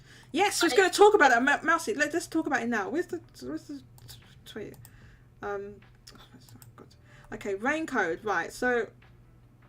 This is pretty significant, right? I'm glad you brought this up because nice transition, Mousie. Thank you. I did it on purpose. You did it on purpose. Oh, right, okay. Mousie's professional broadcaster now. So the reason this is significant, for one, I thought 300,000 would be the lifetime sales of this game. I'm gonna be honest, right? I didn't see this. One other thing, so it's got 300,000 in shipments and digital. Now there's two things that. There were severe shortages of this game, right? The physical sold out was on back order. A lot of people didn't get their physical orders. I know that was an issue in North America, not so much here in Europe. I don't think so. Also, they have not distributed this game in Southeast Asia, from my understanding, because we had Ariana Viva said they in our server said they don't have it in Indonesia, so they haven't distributed this in Southeast Asia at all, right? So I guess you can get it digitally there, but you can't. There's no physical in that region. So they're missing out on sales. So they were actually some issues with the physical version of this game that sold out in some places and wasn't available in other places. So I did think that this smaller title, which how much did it got, like 55k in the Famitsu sales, right? It was like 55,000, which was a lot higher than I thought that was going to be as well. No, sorry, at first I thought it was going to be lower, then I raised it to like 55. When it got closer to the time, I was like, oh, this may be going to do a bit better. So I thought this would be 300,000 lifetime, but it's done that in a month.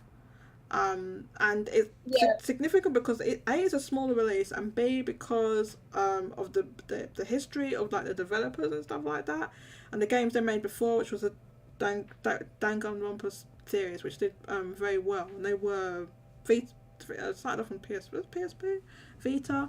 You know, they were kind of like a handheld type of oriented game with it's a visual novel, right?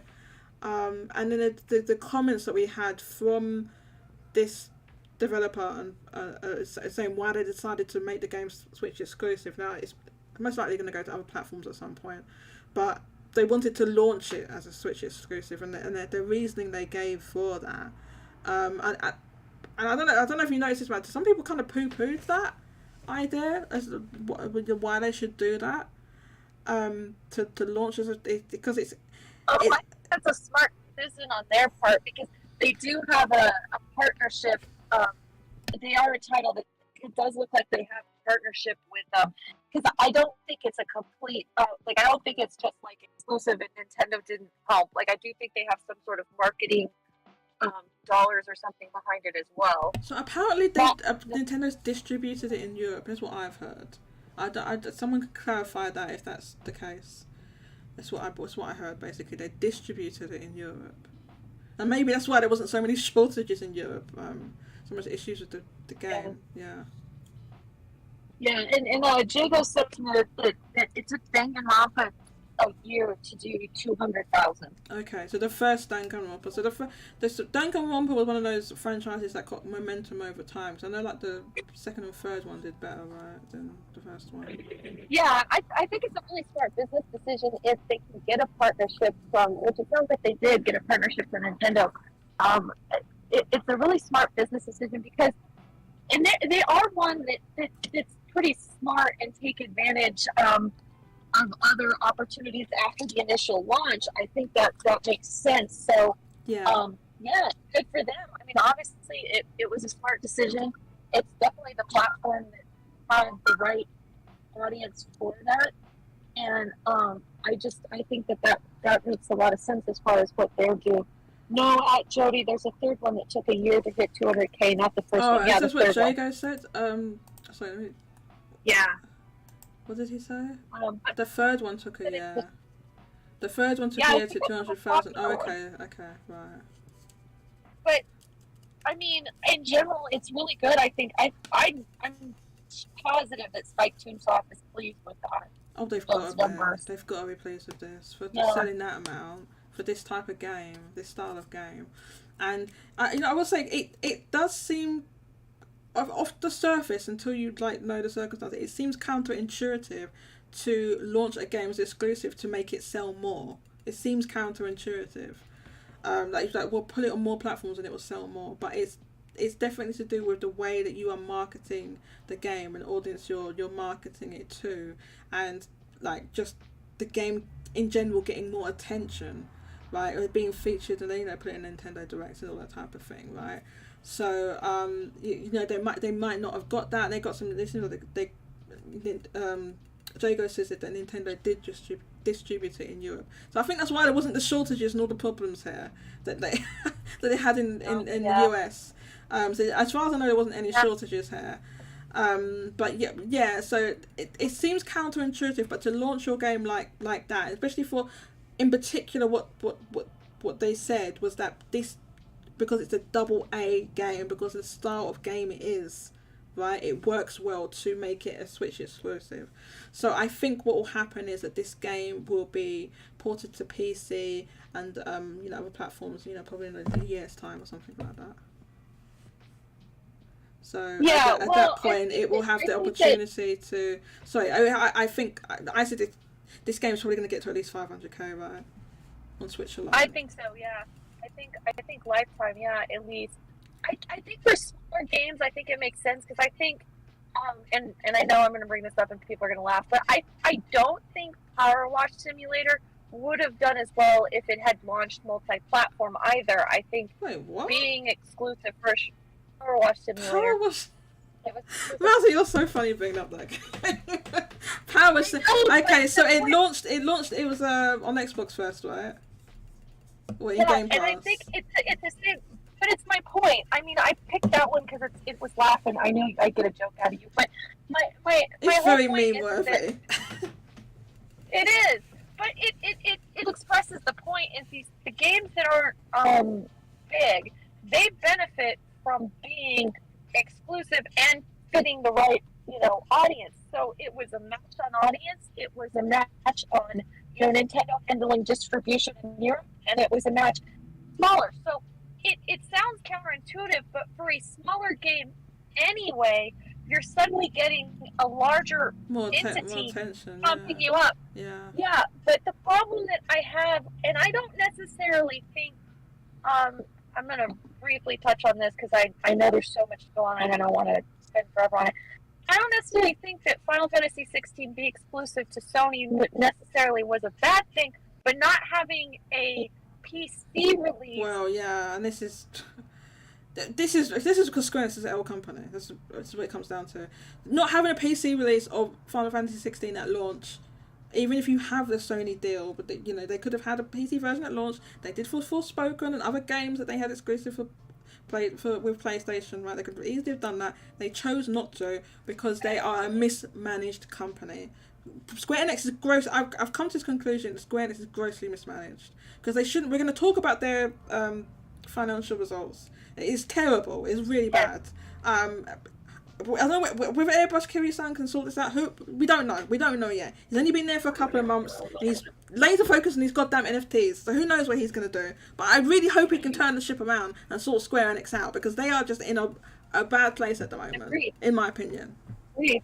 Yeah, I agree. But I mean, I don't think it's counterintuitive for smaller titles. I think larger titles it is. Yes, for larger titles it is. For smaller titles, yeah, and I think what's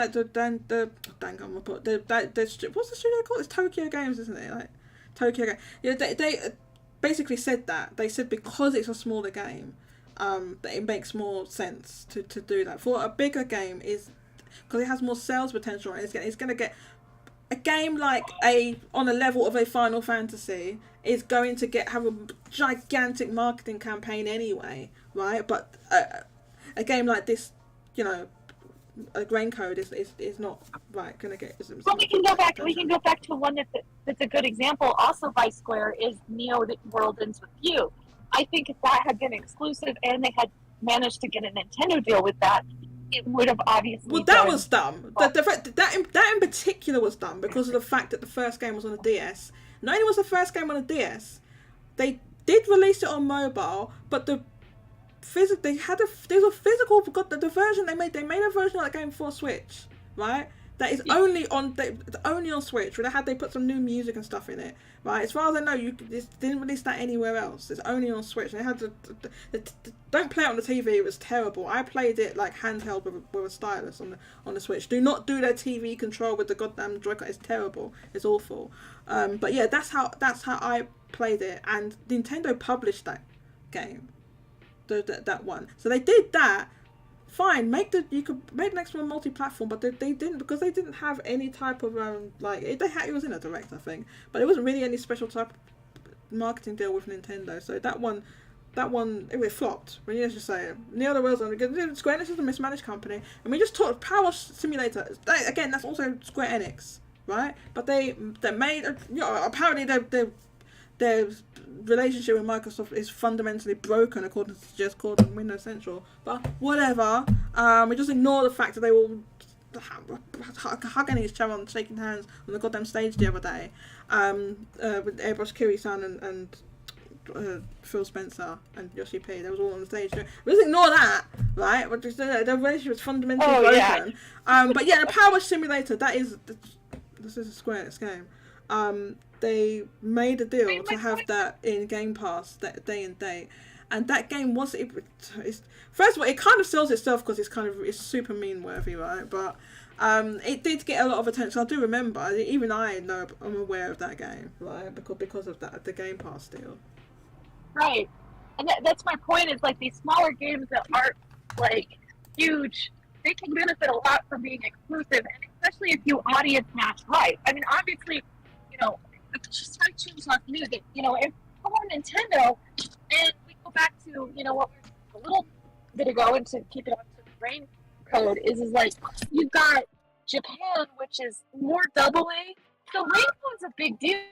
That's a big release, Yeah, and they're planning to do well, they've already started making a manga, and they're probably going to do some anime. They've made figures. They're doing a multi-platform thing they did with Danganronpa, basically. Now, one thing I will say, when it was announced that this particular game was exclusive, and it's from the makers of Danganronpa, I saw not many people said this, but there was a couple of voices, right? They're saying, if the Danganronpa games were exclusive to PlayStation, well, not now, I guess they've released them on PlayStation, they were exclusive to PlayStation.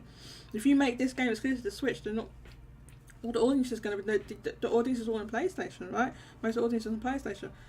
Here's a problem with that line of thinking. Those games were exclusive to PlayStation originally, but which hardware was that? It was PSP and the Vita. That's where they were. There is no Sony handheld anymore. Where did that audience go that were buying the PSP visual novels and the PSP on Vita? Where did they go? They all went to Switch, because almost every visual novel, that's the only type of games that kind of miss out on PlayStation in Japan are these visual novels. That's where all the audience went, right? So it did make sense for this type of game that they were making to do that. Now it will most likely release later on PlayStation, PC. I don't know about Xbox, but your PC, and it can get additional sales. And this game, I don't know if it will get to 1 million with like combined all platforms, but it might get like 750,000. Once it's on other platforms. It depends on how well its Switch legs.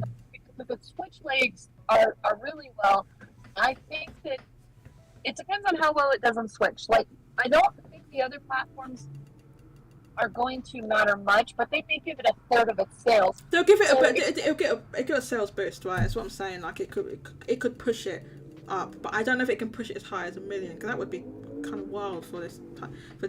I'm not expecting that personally. For this game, even with other platforms, to get to 1 million, it would be impressive if it did. I'll put it that way. The legs in, I mean, it's still in a chart, isn't it? Isn't this game still in the Famitsu chart? Wasn't it there this week? Or was it dropped out? I can't even remember. Oh god, I closed the thing. I think they have stock issues in Japan too. There was some stock issues. I think they sorted that out now. Is it in the chart? I need to check. So let me just check. Somebody posted. It might have already dropped out. I can't remember. I think it's gone.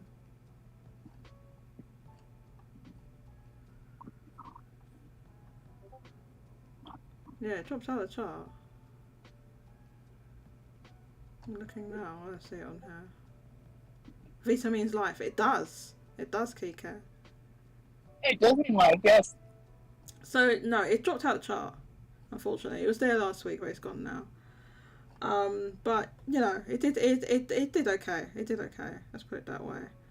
I think if it has the multimedia that they plan on doing, it'll get back into the sales again. And if they launch the multi-platform versions around the time period they launched the multimedia package, it's entirely possible that will bump the Switch with some more sales. Yeah, hopefully if they do that and they bring, if they time, it depends, right?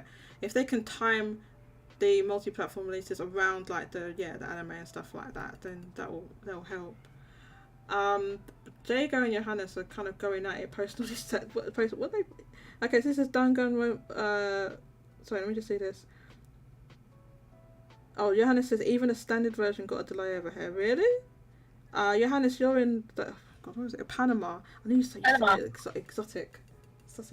Panama. The collectors but the collectors here got a delay too, because I remember that they didn't even launch the pre-order to buy it until like you had already gotten yours. Dang. here. And I'm From gonna shop, say, I'm never buying from Shop 2 again, by the way. I'm never buying from them again. I'm not going to say it, it's just a swear word. Jaygo says, I knew about Power Wash Simulator because my friend is a weirdo. I wouldn't stop talking about it when it launched on PC. Yeah, cause I was like, what is it? Power, is that a real game? And yeah, I saw people playing it, and they added, I know as well, when they added the Final Fantasy VII DLC. Do you remember when they added that? SpongeBob. Yeah, they added the Final Fantasy, and then they added SpongeBob. Was that SpongeBob as well? What the hell? I didn't even know that. It's a very meme-worthy game. Very meme-worthy, but apparently it's really relaxing to play. That's what I've heard. Yeah, I kind of want to play it just because of the relaxing bit, but I saw on Twitter, the reason what made me think of it is they posted a meme when, everything was becoming X on Twitter, and it shows them cleaning the X off, and then all of a sudden you see the Twitter bird. Oh, I think I saw that. Yeah. God, if only that was the case, right? That was cool. Jaygo says Danganronpa version 3, Go Away Motorbike, was at least PlayStation 4 and Vita, not sure which version sold best. And Johannes posted this from, I guess you got this from Niche Barrier or somewhere. It seems the Vita version did better according to Niche Barrier, and its first week was 85,000 on the Vita and 47,000 on the PlayStation 4. So the total lifetime was 118,000 on the Vita and 65,000 on the PlayStation 4. Yes, that was in 2017. So yeah, that's probably at the last point you could do that and get that type of sales out of the Vita. To be honest. So Sadly, yeah. So yeah, the Vita, fortunately didn't do that well. well, Sony didn't help that. They would not. I think they would have far less of an issue if they had actually supported the Vita. I mean, they stopped supporting after. Too. They just stopped supporting it basically after like a year or something, right? So, but then there was a lot of third party. It's still got all this third party stuff. But it wasn't. Also, too, when they came out, the Vita wasn't really.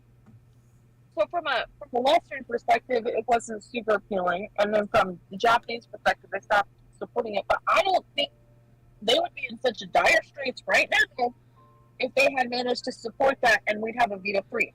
It's not because I think Japan is handheld, but what you would be putting on that, Vita 2, what you would be putting on that Vita 2 would be the kind of games that, the Switch gets. Yeah, I mean, like, for Vita, it was pretty much, like,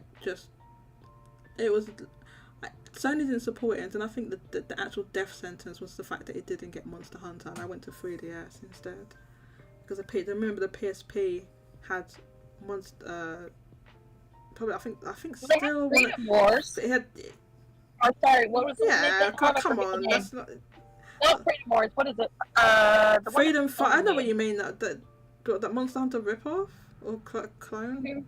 Yeah, or the God Eater or something, right?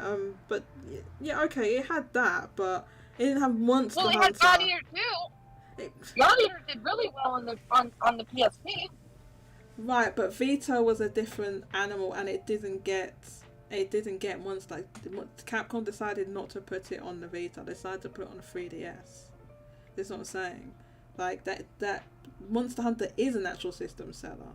It didn't get that because Capcom saw the writing on the wall, right? So they just they decided not to do that. But I was saying the Monster Hunter games that were on PSP were hugely successful. Right. They were. I think they're still the best selling Monster Hunter games in Japan. Are they not are they not still the best selling one? Or one of the best selling ones? The ones that won the PSP, I think, were the best selling ones in Japan. The best selling Monster Hunter games. But the thing is that you need to still have the hardware still needs to be able to support that, because Monster Hunter is a system seller, but if you put it on a system that just really isn't selling very well at all, overall you're just going to lose sales. So, but I do think it was a kind of a more that really kind of put the knife in the back of the Vita. Unfortunately, what happened then is Sony just. I mean, the biggest problem was that Sony didn't support it, of course. But I think now it's funny now when you bring that up. Now with when you have the PS5, it's like I feel like it's a Vita situation in Japan. Right? I'm not talking about worldwide, but in Japan, it's basically not being supported by Sony because they're not producing the games that Japan wants. They don't have them, right? So it's like it's relying on third parties, and then those third parties that we've got Square Enix. Square Enix is just a straight L. I'm sorry, right? You can come out with Square Enix stands. I don't care. Square Enix is a goddamn L company. They just don't know how to run their business. We're gonna go. I want to talk about Square Enix. I want to talk about Square Enix. Okay, let's talk. Where's the thing? Where is it? Let's talk about Square Enix. Square Enix released their financials, right? Too long didn't read. It's an L. It's an L. Everything is down. Right? I mean, we'll talk about that. How all of their things that they lost money. You haven't seen the Square Enix stuff. Well, first of all, Jaygo will agree. Square Enix, Jaygo probably doesn't agree. When I say L company, right? You need to really listen to what I'm saying. I'm talking about the way they run their business. Square Enix makes some good games. I spent a lot of money with Square Enix. I bought expensive ass Final Fantasy 16 Collector's Edition for one thing. The goddamn Pixel Remasters Collector's Edition. The expensive ass Octopath Traveler 2 Collector's Edition. And all the money I spent on Final Fantasy 14, notwithstanding, alright? I'm talking about the way they run their goddamn business. And goddamn, I tell you what, Jaygo, I had to draw the line somewhere. I didn't pre-order those Torgal plushies. They were so expensive. I don't know. I still might get the small one. I had to draw the line, Jaygo. I know. I want them so badly, but they're so expensive.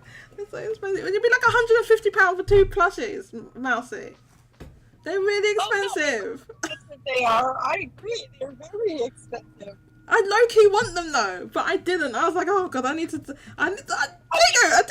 And to be clear, I buy Pokemon plushies all the time, and those are the cheapest plushies, and I'm like, some of them.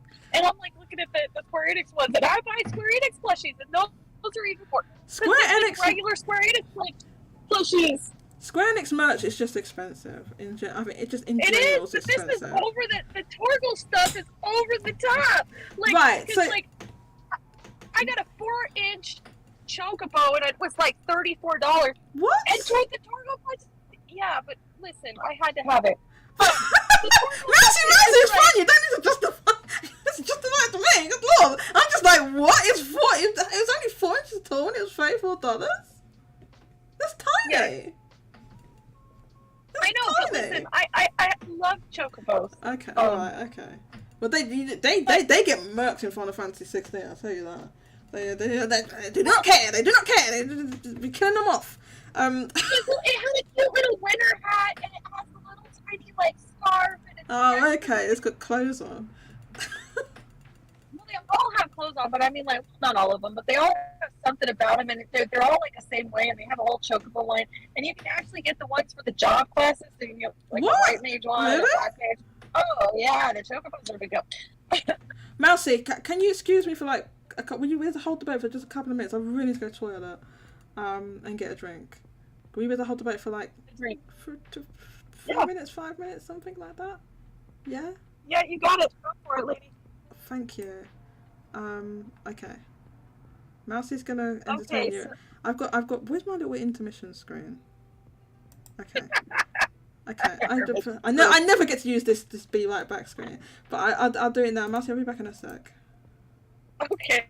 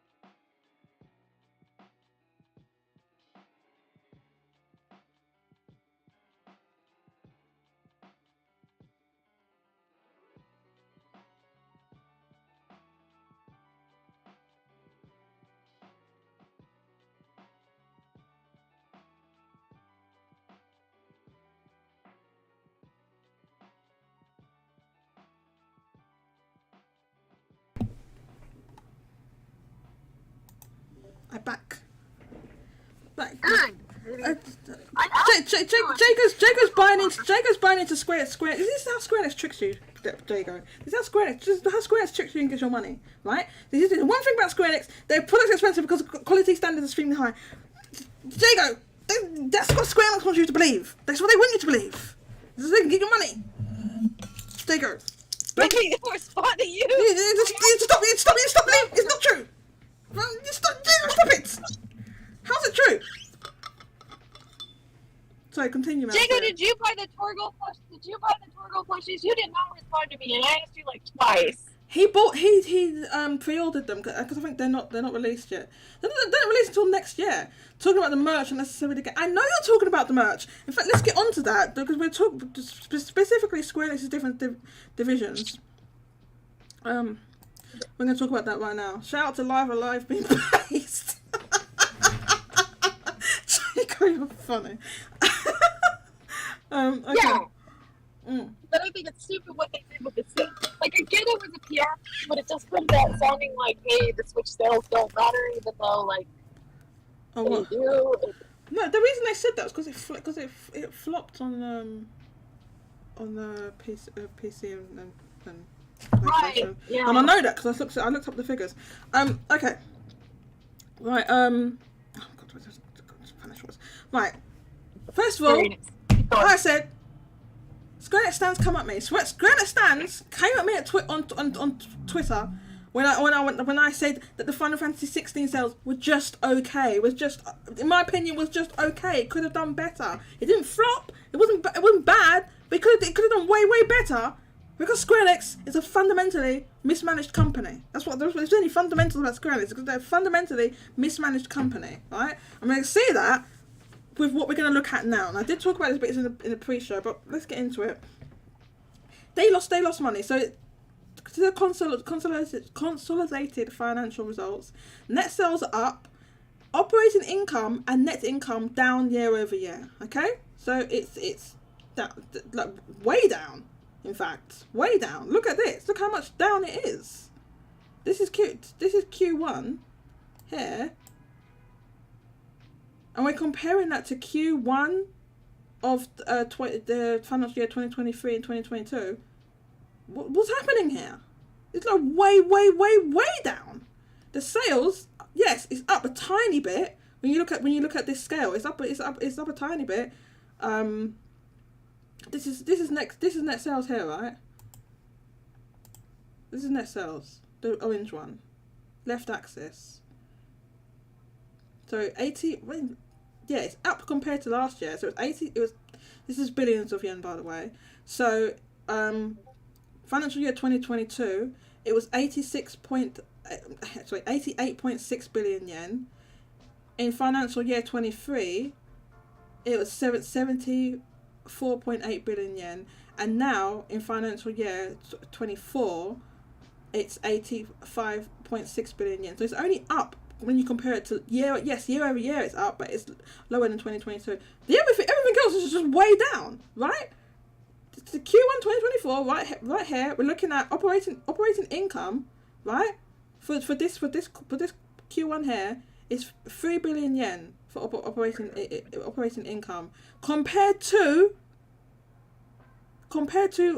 financial year 22, which was 17.3 billion yen, and financial year 23 when it was 14.4 billion yen. The profit attributable to the owners of the parent company, right axis, this year, which is financial year 2024, was 6.3 billion yen, right? In financial year 2022, it was 12.6 billion yen, and in financial year 23, it was 18.3 billion yen. That's terrible. It's terrible. Yeah, let me ask, because I do want to know, and it's curious. And did last financial year was the year that they sold off the Western studios? Yeah, but they weren't making any money anyway. That's why they sold them off. They were losing money. On them. Oh, that's where I'm going with this. So we know that they supposedly sold off the Western studios because they were losing money. So shouldn't that be showing this this better? Well, Like, shouldn't it be better let's- now? And so- that's where I was going with that. operating, but the thing is that operating income is down, and also profit is down. That's the Right, thing. and So wouldn't operating income be?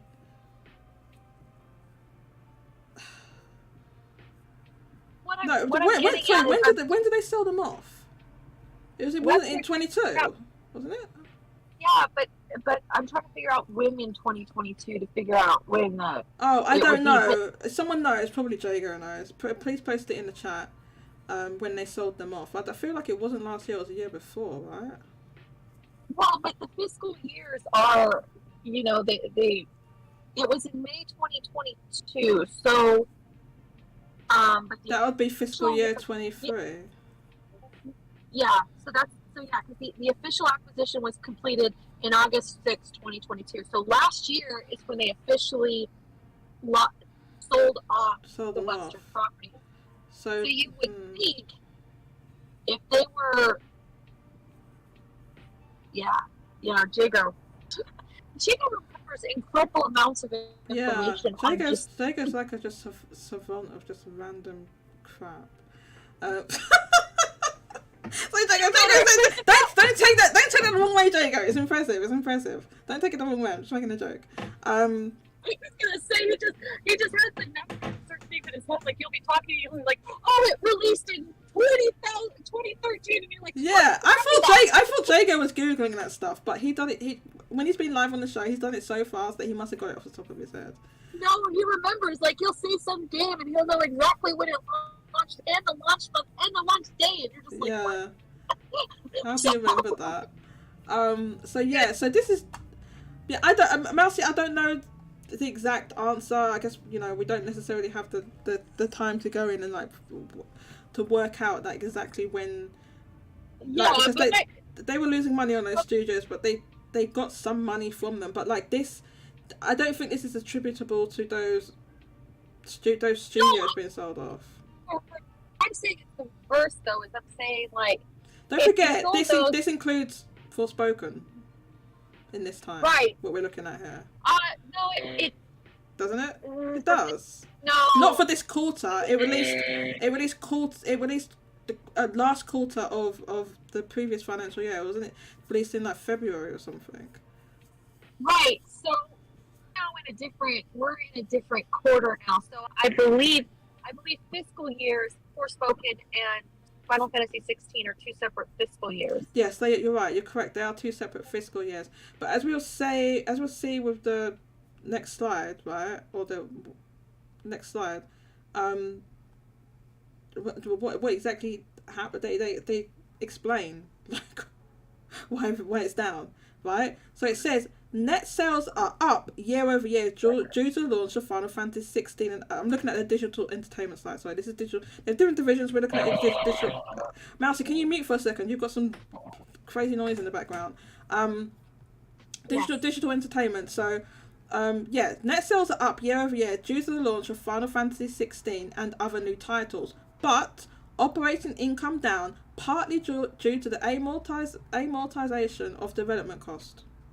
Right? They're saying Final Fantasy 16, right, amongst other games, cost them so much to develop that they have not gained money from that. The actual sales of the what they're selling is up, but the income they're getting from it is not up. Moreover, right, so there's more details here, which I explained. This is not just Final Fantasy 16. It's not even just it's not even just the PC and console games division, okay? Right? So HD games have got the new titles, right? Other divisions are MMO. Their MMOs are down. Net sales are down year over year for their MMOs. We all know Final Fantasy 14 is huge. How are they losing money on that division as well? That includes Final Fantasy 14, Dragon Quest 10, which is Japan only, and Final Fantasy 11 is still going, but they're probably not make crazy money from that. I can kind of explain 14 a little bit as opposed to that, because you have to.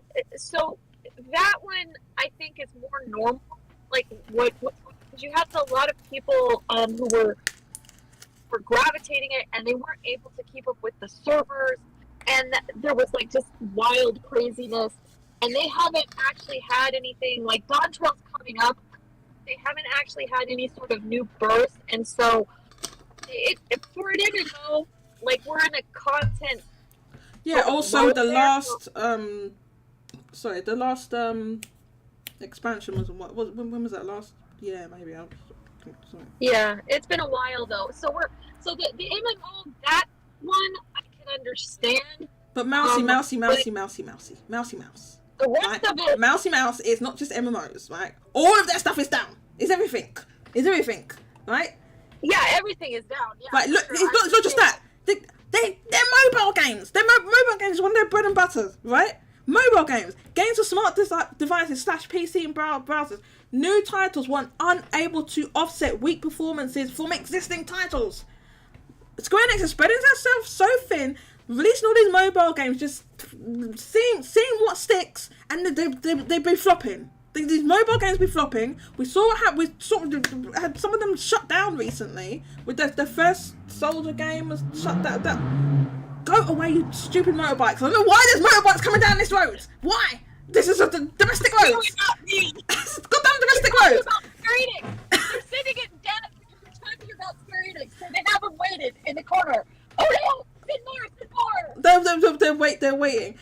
Now, the release, the strategy for their mobile games, live service games is terrible. The live service games, like I said, the first Soldier, that Final Fantasy 7 Battle Royale that no one asks for. But anyway, it was only on mobile. They didn't put it on PlayStation, didn't put it on PC, didn't put it anywhere. It was only on mobile. That was dumb. That was an L. That flopped, right? And they've had other, I can't remember, there was some Dragon Quest one that shut down recently. I can't remember all these goddamn mobile games that got shutting down and flopping all over the place, right? So that's flopped. So that's down, right? So this, I'm talking about, we've got 3 different things that are down, right, for them, right? And then they go on to talk about their titles that they coming up, and here's, you know, more than what they've got coming up, right?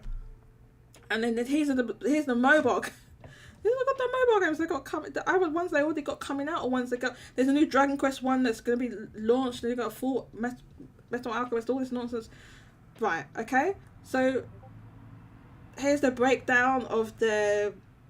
This is digital versus a package. Obviously, it's, you know, these days it's mostly digital. There's a big increase in like the package. I guess that's probably because of Final Fantasy 16. A lot of people getting the collector's edition and so on, right? Units sold by region. We're not going to go into all of that right now. I mean, it's interesting, but yeah, I think just the packages were up because of Final Fantasy 16. Okay, and we can see digital. Everything's down.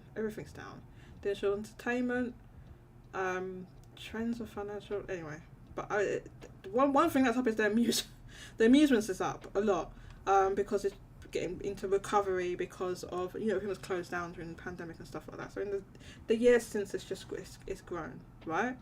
And another thing is down. Their manga's down, right? Do you think, oh, maybe it's just the print? What? No. Net sales and operating income for their manga, they have this, they own, is it Gangan? It's Gangan, right? It's down, right, in both digital and print sales. It's just their manga is down. Is it mismanagement all over the place? Yes, Jaygo, can you see what I'm talking about? That's why it's the L company. Everything's down. How the hell is your manga down? Now, I know, we discussed before, yes, their mangas, they don't make popular titles as popular as Shonen Jump or Joy Show. They have an entire. Okay, hold it. They have, for manga, they have an entire magazine. So even if one title's not, like, they shouldn't be that down. I mean, they have an entire magazine. Like, there should be. Well, you the can see magazine that. has a whole bunch of titles to it. Yeah, it's down. It's down a lot. Like, this is like, okay, so the same quarter with the before, right? So this year in billions of yen. It's 5.9. Yes, Jaygo, you're right. I mentioned that in the pre-show as well. That in general, manga is like more popular than ever and more accessible than ever, thanks to you can get it digitally now. You don't have to wait for the print edition to get you. So, but this says both digital and print. Not only that, like, so Square Enix doesn't have like the mega properties of some of the other publishers out there, right? But they have like a number of their manga that are popular, and they have been popular enough to be made into anime. We talked about it. We got in the picture because Hanako-kun. This one is like My Happy Marriage, where they just made into a Netflix thing, and this one I think this is about an apothecary. They've just made this into anime. My Dress Up Darling, and they're making Cherry Magic finally. Cherry Magic, they're making an anime Cherry Magic. Yeah, My Dress Up Darling. Hanako-kun was really successful, but they delayed the second season for whatever. I don't know why. There's just not a new season of it. And then they made this other one. There was this really cute anime called it's called My Clueless First Friend. Check that. That was really cute. Anime, yeah. So they don't have this. They don't have the mega titles. I think the most popular one is Full Metal Alchemist. But yeah, they don't have the. Which is mega title. Which is a what? I would call that a mega title, but yeah, the rest of it isn't as anywhere close to that. But it doesn't need to be. I mean, just being able to be. Yeah, I don't know. Mouse, you're breaking up or something. I can't hear you properly, but yeah, they don't have like don't have like a One Piece, right? There's not,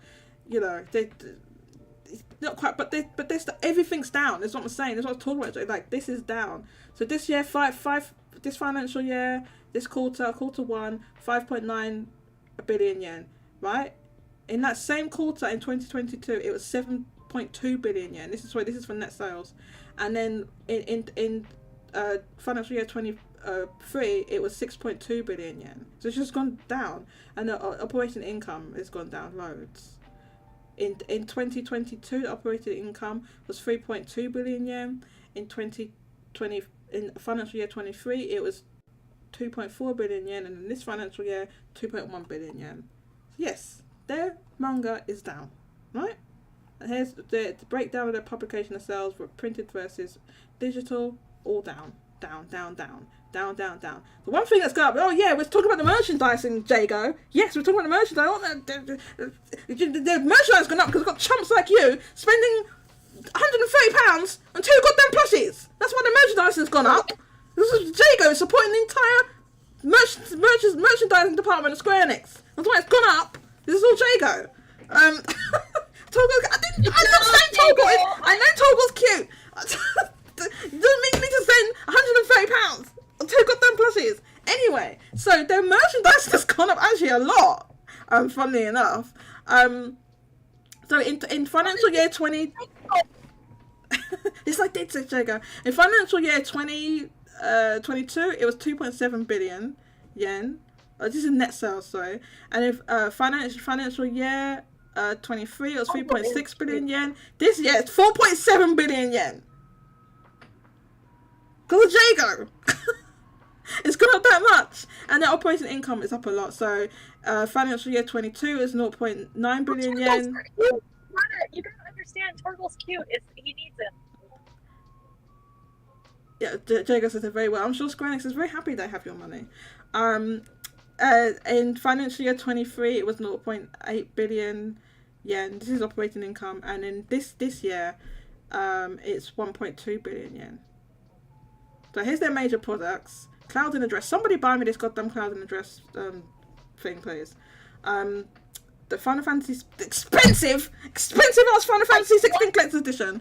What? Do you want someone to buy you? I want the Cloud in a Dress statue. Somebody buy it for me. I want that.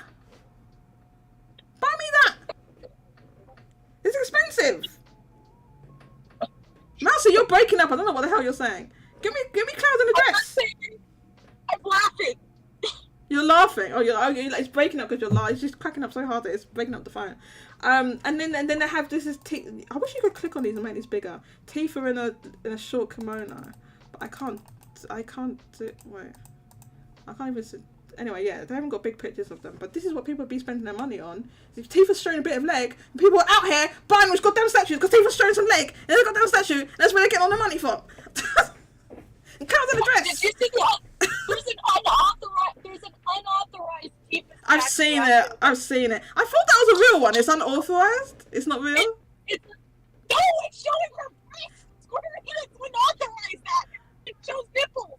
It would definitely. Oh no, that's not the one I'm thinking of. I'm thinking of a different one. Anyway, that one. They're not suitable for. Do not post them in the goddamn thing. They're not suitable. They're not suitable for work. Do not post that statue, please.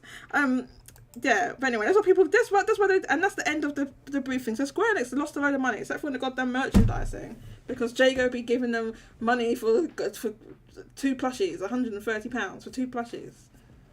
That's cute.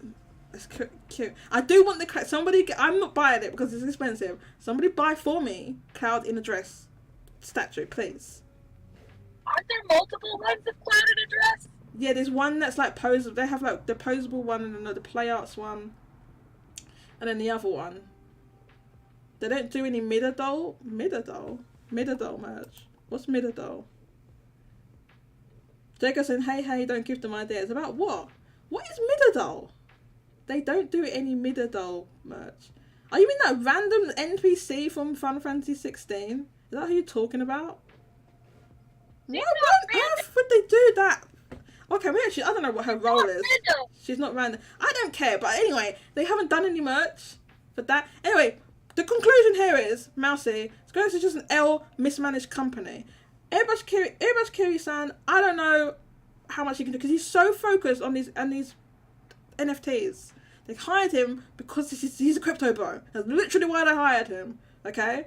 So, I don't know. Like, a lot of this is the legacy of Matsuda and all the decisions that he and the other people around him made for Square Enix. I think Square Enix is mismanaged. I think they're grossly mismanaged. I really do.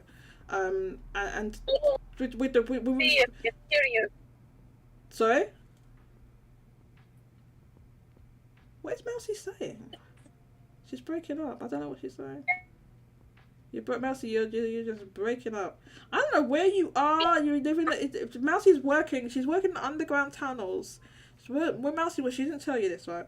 But she works in the underground tunnels under the desert, right? And that is where she is, and that is why her mobile is so bad, because she's like in these tunnels in the desert, and they burrow into these tunnels, and if you go under there, there's actually like an ancient like village that people used to live in, and they go under there because it's cool, and they have businesses and stuff in there and shops and stuff, and that's where Mousie works, and that's why her connection's so bad.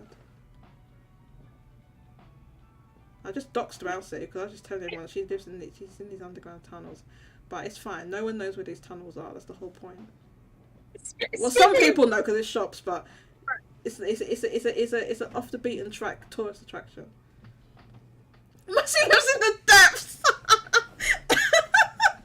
Mousie lives in the depths. Yeah. That's the only rational explanation that there must be for Mousie's terrible connection. That must be the only that's the only rational explanation. There's no other reason why her connection would be this bad. She's in the depths. That's why. Oh god. Yeah. Anyway, Jaygo. In conclusion, Square Enix is an L company. Like they're grossly mismanaged. Like I said, we saw the fiasco around Final Fantasy 16 and the sales of that that could have been way better. The fact there was no PC version at launch. The fact that all their live service games flopped. They come with this Foam Stars game. Foam Stars, they made a Splatoon clone. Decided, no, let's make this live service game, but let's only put it on PlayStation 4 and PlayStation 5. Not on no PC version, no other version, because that makes completely sense for a live service type game. That presumably they're trying to get some of that Splatoon audience, which is like mostly like half of it's in Japan, right off the bat. Right, and who knows how they're going to monetize that game anyway? It depends. People played it, they said it's good, but how's Square Enix monetizing it? Every other live service game that isn't Final Fantasy 16, which predates the current live service model because it's a subscriptions game, every other live service game that Square Enix has made has flopped. Alright? And if you got it's not in this financial report, but I think in the one before the previous financial thing, they had this whole giant ass section about all what they're doing is NFTs, and they're investing in all these different companies, and they had about NFT, all, you know, blockchain, all this. They had this whole ginormous thing, but all this money they're putting into that, right? Why are they putting into this NFTs, this dead thing that every other company is almost every other company is pulling away from, because they just all these one NFTs that people paid millions for are not worth anything now, right? Square Enix is still going at it, making things that they masqueraded as games, but they're not games. It's just click, just trying to get Wells to go and put money into these NFTs, like trying to take advantage of people, right? Why are they not doing that and managing their IP, managing their?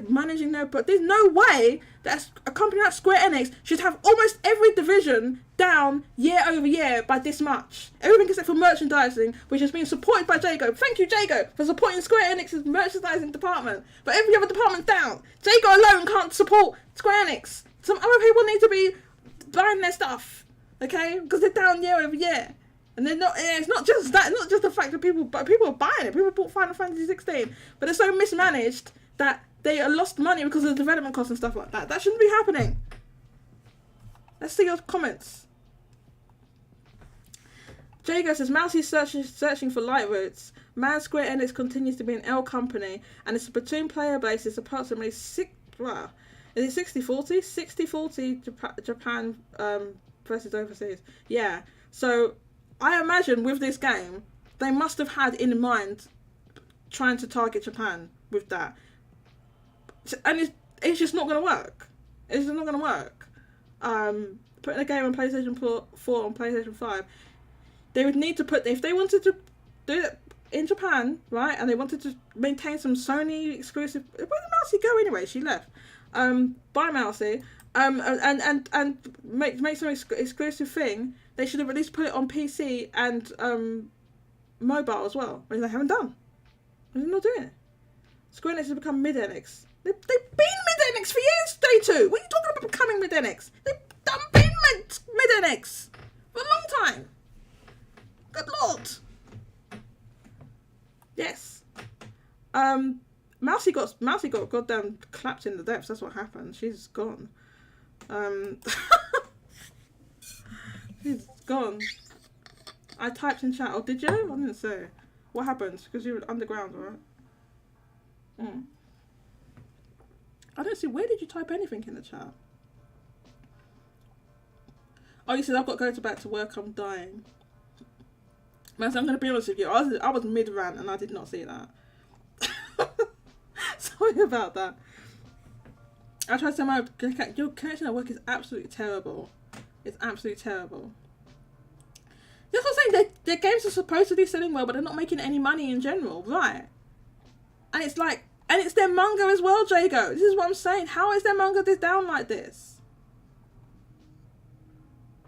When they have titles, they don't have the crazy popular stuff, right? They're not like a Shonen Jump. I Was Wonderful. Was you Mousie's saying of her own self, I was wonderful. That's what she just said. About herself. She's talking in the first person. Let's hope they become. You want them to become Flop Enix? Why? Don't you want them to become not Flop Enix? Oh, let's hope they don't become Flop. Oh, they edited. Let's hope they don't become Flop Enix. Jaygo says, I hope maybe they're gonna find a shonen battle manga to publish soon. Did they even publish a lot of shonen manga apart from like Full Metal Alchemist? What shonen manga do they publish? They don't really publish. Did they even really publish a lot of that? It doesn't have to be. It doesn't necessarily have to be shonen. It just has to be. They had multiple. Oh, it's a wonderful rant. Yeah, I was mid-rant. Mousie. Oh my god, I probably missed it. Have I missed YouTube comments? J Alpha says my happy marriage is phenomenal. Really? Okay. That is on my next list to watch. Anime. Oh my god, I started watching this anime called it's called what's it called? What's it called again? Anyway, it's It's just like this. Anyway, it's just what this anime is wild. It's on Netflix. And it's like this alternate history thing of like ancient Japan. Well, not that age, like a couple of hundred years ago, or so, a couple of hundred years ago or something. Like if there was some disease and it killed off all the men, and then the women took over the shogunate, and like they have all these men in his harem and all this. Like, it's wild. I started watching it. It's really good actually. Yeah, the Orku, that's it. The Orku. Yeah, I started watching that. Yeah, it's wild. Yeah,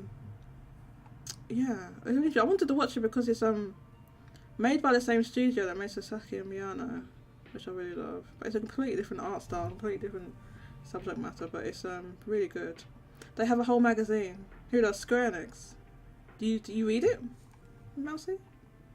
Wasn't the case of Vanitas one? The case study of Vanitas. That rings a bell. The one I was talking about is called the Orku. Yes, that. But it's like an alternative history where most of the men died off in Japan. And then like women take over the shogunate, and it's like it's wild. It's not for kids. Yeah, I gotta watch that My Happy Marriage. Is it really that good? Because I saw the trailer for it, but now I've seen, because you're the second person, the second or third person that said it is really good. Watch it. Oh, okay. Oh, you're saying Vanitas is shonen. Is it? I think it has an animator. It rings a bell, but I don't know what it is. World End. What's World End? I don't know what that is. World End. Anyway, in conclusion, Square Enix is an L company. Okay, World's End Harem. Is that an actual show? World's End Harem? That's Square Enix? What's World's End Harem? I don't know what it is, but it sounds like I want to watch it. What is it?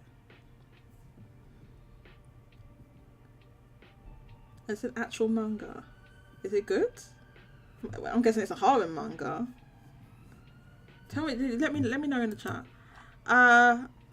Okay, so in conclusion, Square Enix is an L company. Now, from an L company to a company that's not an L company at all, because they know how to manage a goddamn IP, is Capcom, and they updated their platinum titles. So, oh, no, hang on, look at that. Is that what it's about? Wait, hang on, is that what that is? Is it about that? What you just said, Kike? Is that what that show is about? What the hell? From what I can see, it's mid. You're saying they're mid?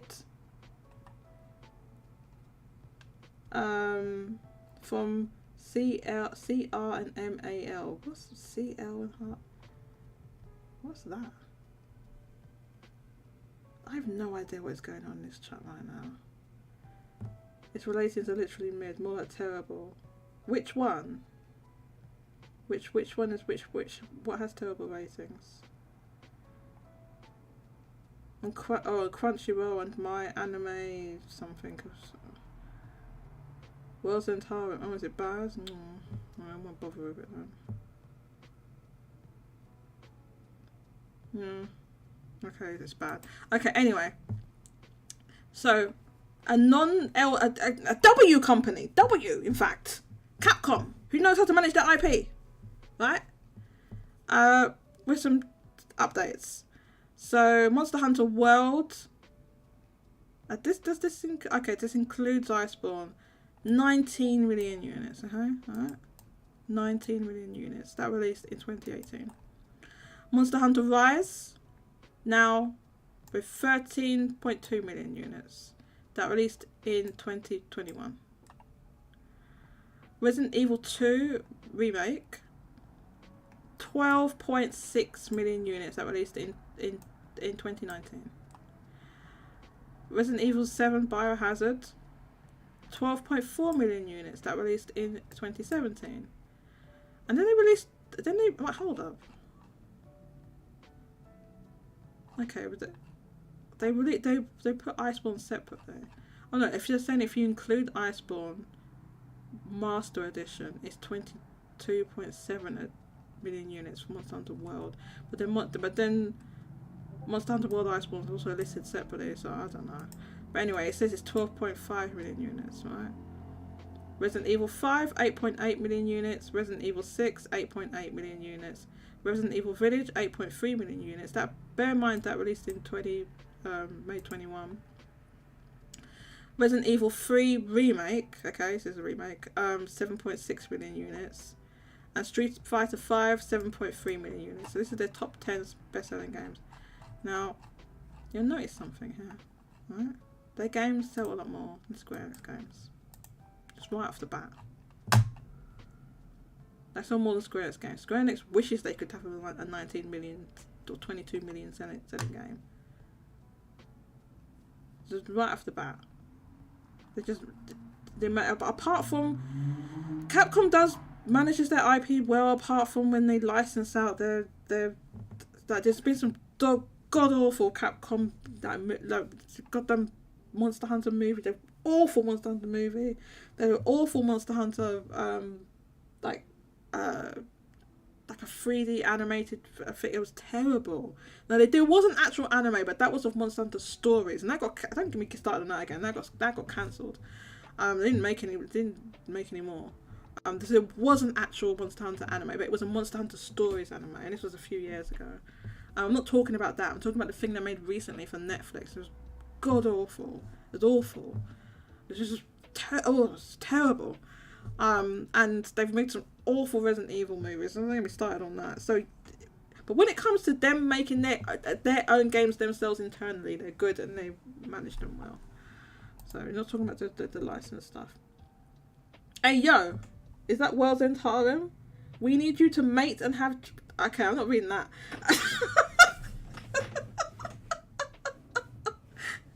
I know, the rating's terrible though. You're right, it is terrible.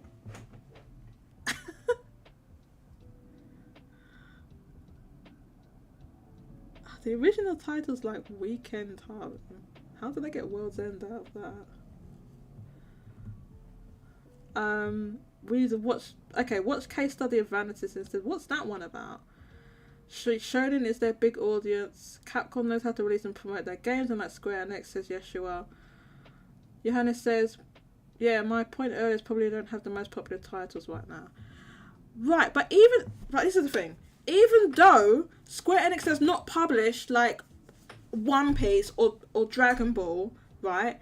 They still shouldn't be losing money for a relative publisher of their size for their titles. They still shouldn't be losing money. They shouldn't have declining sales. That's what I'm trying to say. Even if they don't have those titles for the relative size of publisher they are, they should at least be flat, steady.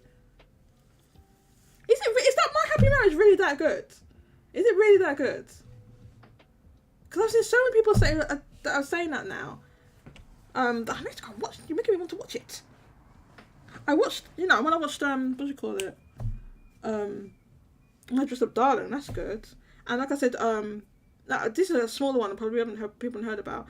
It's called My Clueless First Friend, and it's like more of a kids thing, right? It's about the kids in like elementary school. It's like elementary school age kids in that show. It's really cute. It's really funny. It's like really charming animation style and well acted in Japanese anyway. I haven't listened to the dub, but it's really good. It's on Crunchyroll.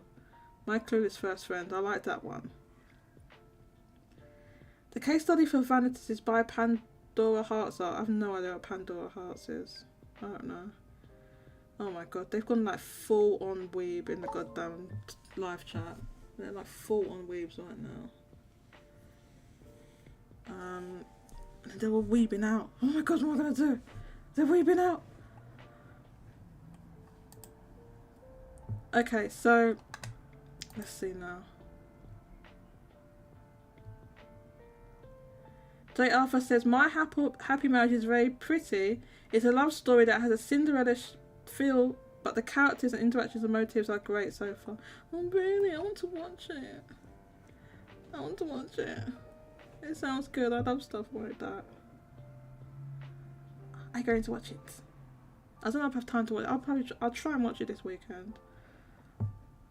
Might be. I'm in the middle of watching other stuff though, so I might have to go on a is it back burner for a little while. I want to watch My Happy Marriage. Okay. I saw the trailer for it. It looked good. J2 Blue says, I guess this is about Vanitas. It's about a guy who uses a book to cure cursed vampires. It has Paris and steampunk elements. Okay, so this is a Square Enix thing though, you're saying. Okay, so in conclusion, Capcom W. Alright, that's the conclusion of that. We talked about Raincode already. And we talked about Nintendo. And Capcom. Oh yeah, this was the other thing. This is just a little tidbit of news. I prefer to do discussions rather than just like reporting on news, but this was interesting enough. Fantasian, that game that was locked in Apple Arcade hell, is now well, it's appeared in this listing on Steam DB. It hasn't been officially announced to be releasing on Steam, but I mean you can pretty much assume it's going to be. So this I know a lot of myself and a lot of other people were very interested in this game. Just a lot of people are just not only was it only Apple Arcade, but you couldn't even buy it. Like you had to get a subscription to Apple Arcade, and then that's it. You can't keep the game. So at least with a Steam release, this game can live on. Hopefully there'll also be a console release, but for now it's just Steam, which is good enough for this game to survive. I think it's good enough to just have Steam, even if there isn't anything else. So it's going to get a Steam release, and it's one of these games where it's like you see the game, because I don't know anyone else. I saw the game and it made me stop and think. Like, no, actually, I didn't just stop and think. I actually googled I actually looked up costs of Apple devices and stuff. No joke of a lie. I was looking on eBay and stuff like this to see how much it would actually cost, and it was like, even for getting a second-hand device, it was going to be just too expensive for this one game, basically. Knowing that I don't care about Apple Arcade, I don't want to subscribe to their thing, I don't care, years ago I had an iPhone, I don't have anything Apple anymore, like, I just didn't care. But for this, even if it's only on Steam, I would buy it on Steam. And I don't play a lot of PC games, but I would buy this one. So yeah, Fantasian, for those that don't know, this is made by Sakaguchi and his team, Mistwalker. When did this release? A few years back. It was at least a couple of years back, and they released it in, it was weird, they released it in 2 parts. It wasn't even like a complete game. They released it in it was at least 2 parts on Apple Arcade, and it was only there. And it's a turn-based JRPG that's very much harkens back to the kind of more PS1 style JRPGs. And what's really impressive about it is that all the backgrounds, instead of just making computer generated pre-rendered backgrounds, they actually made like full scale dioramas of everything, of all the environments. But the actual characters are 3D models, just animated 3D models. So it's really interesting. So it's appeared here under this playtest in Steam DB. So I have to wait for an official announcement. But a lot of people were kind of celebrating, high-fiving about that. Oh, was it the first half of 21? Oh my god. Oh, J2 Blue says, sorry for going with. Sorry for going with. We'll definitely check it out now. Hopefully I didn't say you couldn't go with. I was just making an observation that everyone was just weebing out. I didn't say you couldn't do it. I'm just saying, that's not what's going on there. Let's see, we've been live for nearly 4 hours. Oh my god, well, so I'm going to end the stream soon.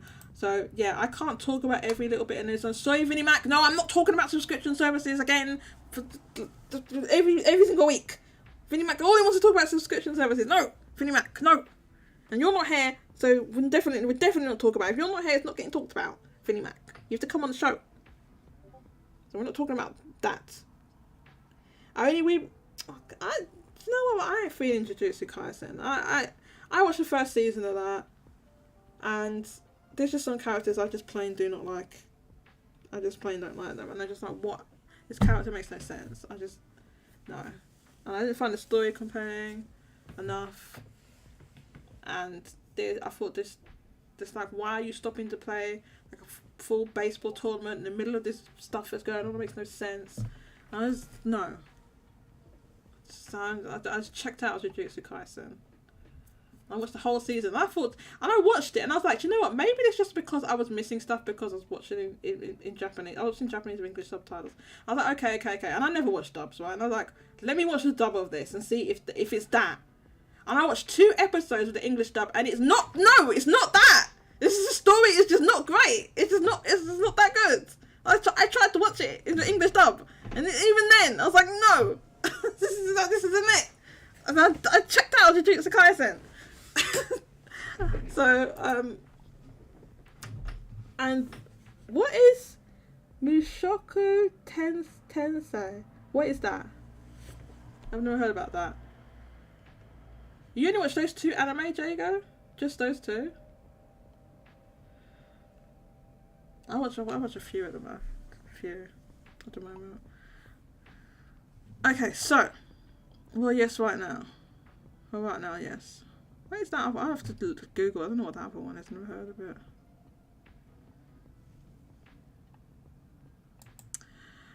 Okay, so I'll send you the synopsis to Mushoku Tensei. Yes, thank you, Jaygo.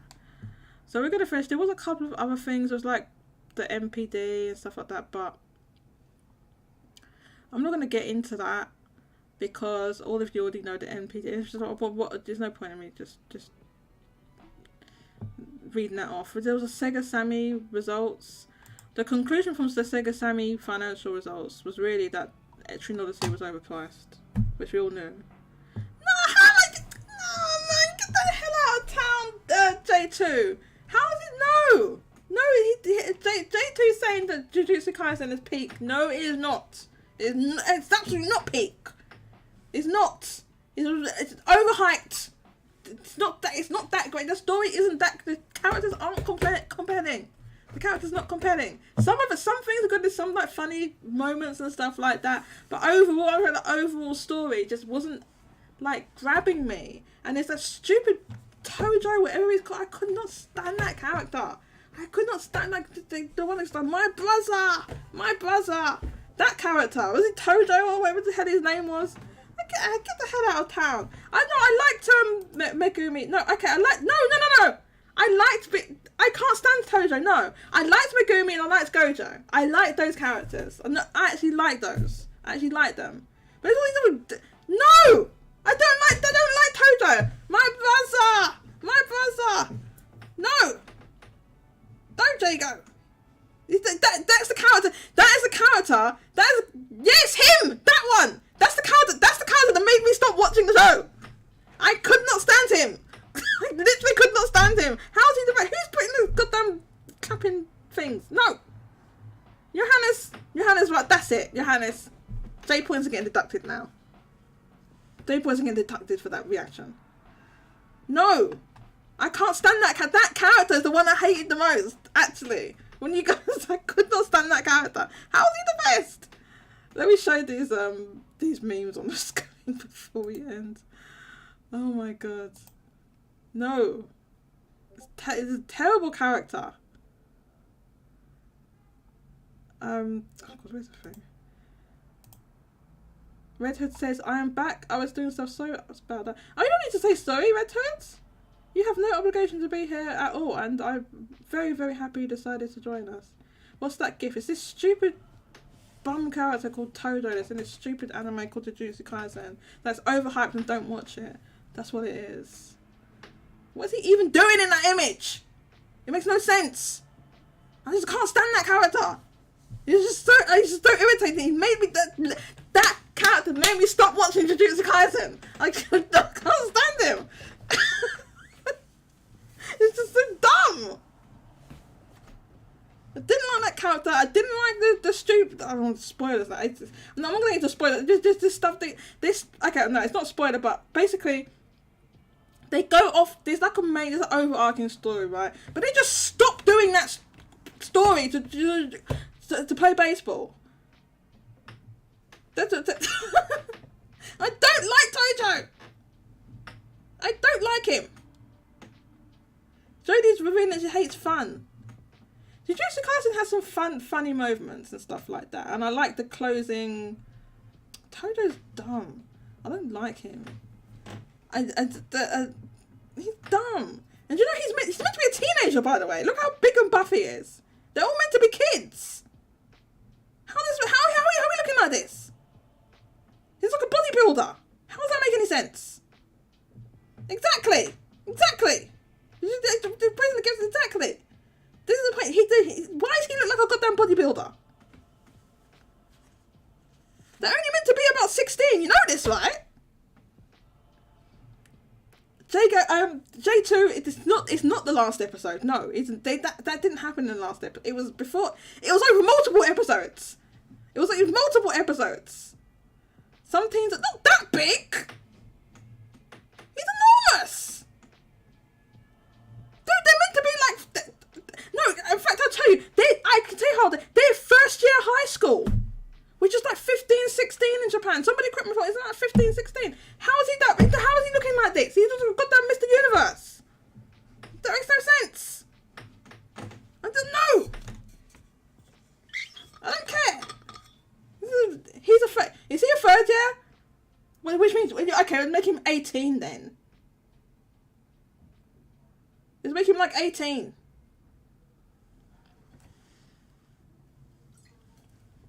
But he's still huge. Yeah, and that character was dumb. That enemy, whatever it was, I can't remember what that enemy was called.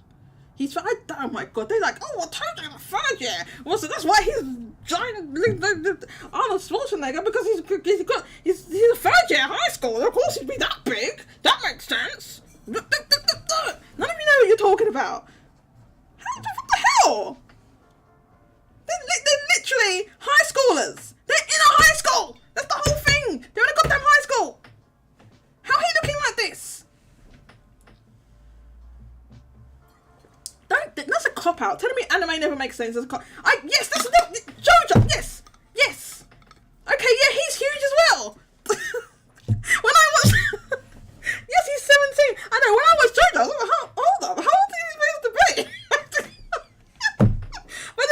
but the thing is, that's art style though, because in JoJo they're all huge. Even goddamn what's the elder JoJo called? Jonathan Joestar. He's huge. No, he's not Jonathan. Oh, I can't remember the man. You know which one? The one that's his dad.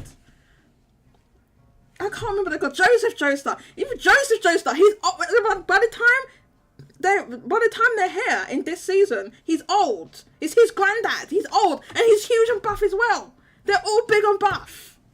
And the other guy, the guy with Joseph was always, yes, but people get smaller when you're like big like that. You don't stay big like that forever. You get like smaller. The girls are big too. In JoJo, that's art style, right? Yes, that's what I'm saying. That's Jonathan Joestar. Jonathan Joestar was huge. He's a teen. They're all teens, man. They're all kids. We love some Joseph. I did like. I need to get on and watch the season that's on Netflix, the one that's locked on Netflix. With Jolene. I haven't watched that one. I've watched all of them apart from that one. Yes, I do like Gojo. Oh my god, my friend. Actually, I haven't spoken to her for a while, but my sensei's niece has this massive crush on Gojo from Jujutsu Kaisen. She's going, oh god, this is Gojo. Oh, Jesus Christ. Yeah, because it's that's another thing. Well, I know anime makes no sense. What is the reason he has the blindfold on? Because at first I thought it was like Cyclops from X-Men, where like he can't take it off because he would just blast everybody. But it's not. He can just take it off freely anytime he wants. So why does he have to got them blindfold on? Explain it. I don't blame her. Jaygo. I know everyone's got a crush on Gojo. I know. I see the appeal. I do see the appeal. But what's the reason for the blindfolds?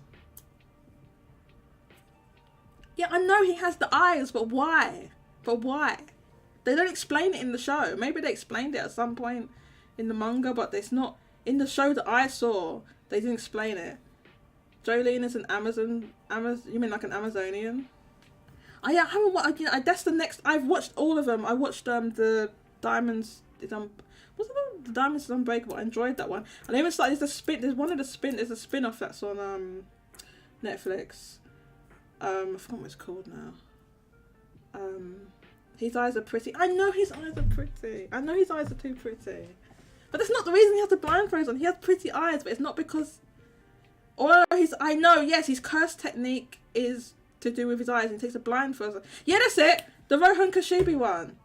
The Rohan what did you say the name? Kishibi, the mangaka. Yes. Rohan. Yes. There's like 4 episodes, and I think I watched 3 of them. And for some reason, I didn't get around to watching the last one. Yeah. And then I was gonna watch that, and then watch Stone Ocean after, and I just didn't finish it. So yes, that's another thing I need to go and watch. But I watched everything else, and I did like Diamonds Are Unbreakable. Oh, which was the one with not Diamonds Are Unbreakable. What was the one with the attack in Italy? The one just before. Diamonds Are Unbreakable. Yeah, but what was the one before that? Oh, it was Golden. Yeah, sorry, Golden Wind. Sorry, not Diamonds Are Unbreakable. Golden Wind. I liked that. There was some really, really good parts. There was some parts that was like, okay, maybe, you know, Diamonds Is Unbreakable was kind of. Well, I thought the villains in Diamonds Are Unbreakable was better than Golden Wind. Let's put it that way. Even though Golden Wind did have some really peak moments, I thought overall the actual villains were better in Diamonds Are Unbreakable. But the villains were better. Probably the most peaks. Like, I really liked the Starlight Crusaders, whatever. What's it called again? The one where they're in Egypt. Oh God, what was it? Starlight Crusaders? The one where they're in Egypt. Part 3, yeah. I really liked that one, of course. Stardust Crusaders, that's it. Stardust Crusaders, yeah. So I really liked that one, and yes, the goddamn what's his name? The Jotaro was enormous. Jotaro is absolutely enormous. Isn't that? Yes, he's supposed to be like 17. It makes no sense. Yes. Also, the other thing that I was like, wait, hang on, this makes no sense. Like the fact they're meant to be wearing school uniforms, right? They're meant to be wearing yes, because your connection, your phone is like, I don't know, Mousie. Is it your phone or your internet? I don't know. I know to have you on the stream, I have to put you at maximum volume, otherwise I can't hear you. I think people can hear you, just sound distorted. Jotaro, yeah, so apparently they say he's wearing a school uniform, right? It's like, how does school uniform be looking like this? With a big old chain on it and all this stuff like that. Isn't it? They all got school uniforms on. Do you know this? That's so funny. Oh God, I'm gonna get into. I'm not gonna talk about. I'm gonna get into. I don't want to spoil people that haven't seen it. Yes, but they say he's wearing a school uniform. What he is wearing is a school uniform, the same as the other guy. What's the guy with the red hair called? Kakyoin. How do you say it? Kakyoin. Yeah, that's a school uniform as well. Me and the boys before our trip.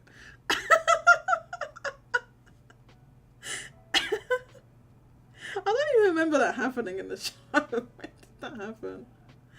Me and the boys before our trip. We should have an anime night on this. Yes. Noriyaki Kakyoin. Well, you spell it differently there. Is it the first spelling? No, it's got to be the. Which spelling is it? I think it's Kak. Is it the second spelling? Yeah, this dude. Yeah, even he is huge, and that is he's supposed to be wearing a school uniform. And they're supposed to be going to the same school. I don't know how their school uniform be looking different.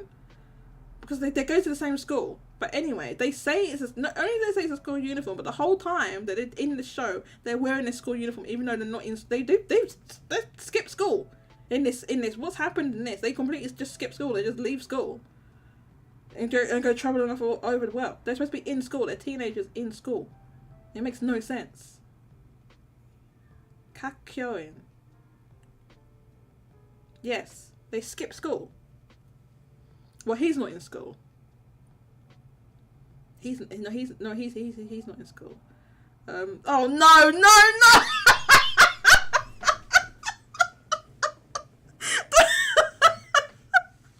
Yes, polar knife.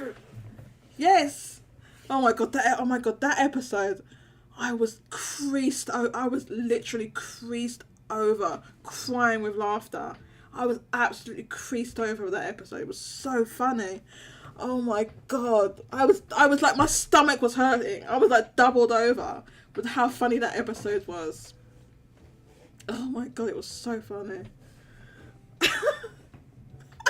Same! Jaygo, I couldn't catch my breath. I don't know what's happening. It was so funny. For anyone who hasn't seen, oh my god, you need to watch. The thing is that I can't advise anyone to go into JoJo in season 3 and Stardust Crusaders.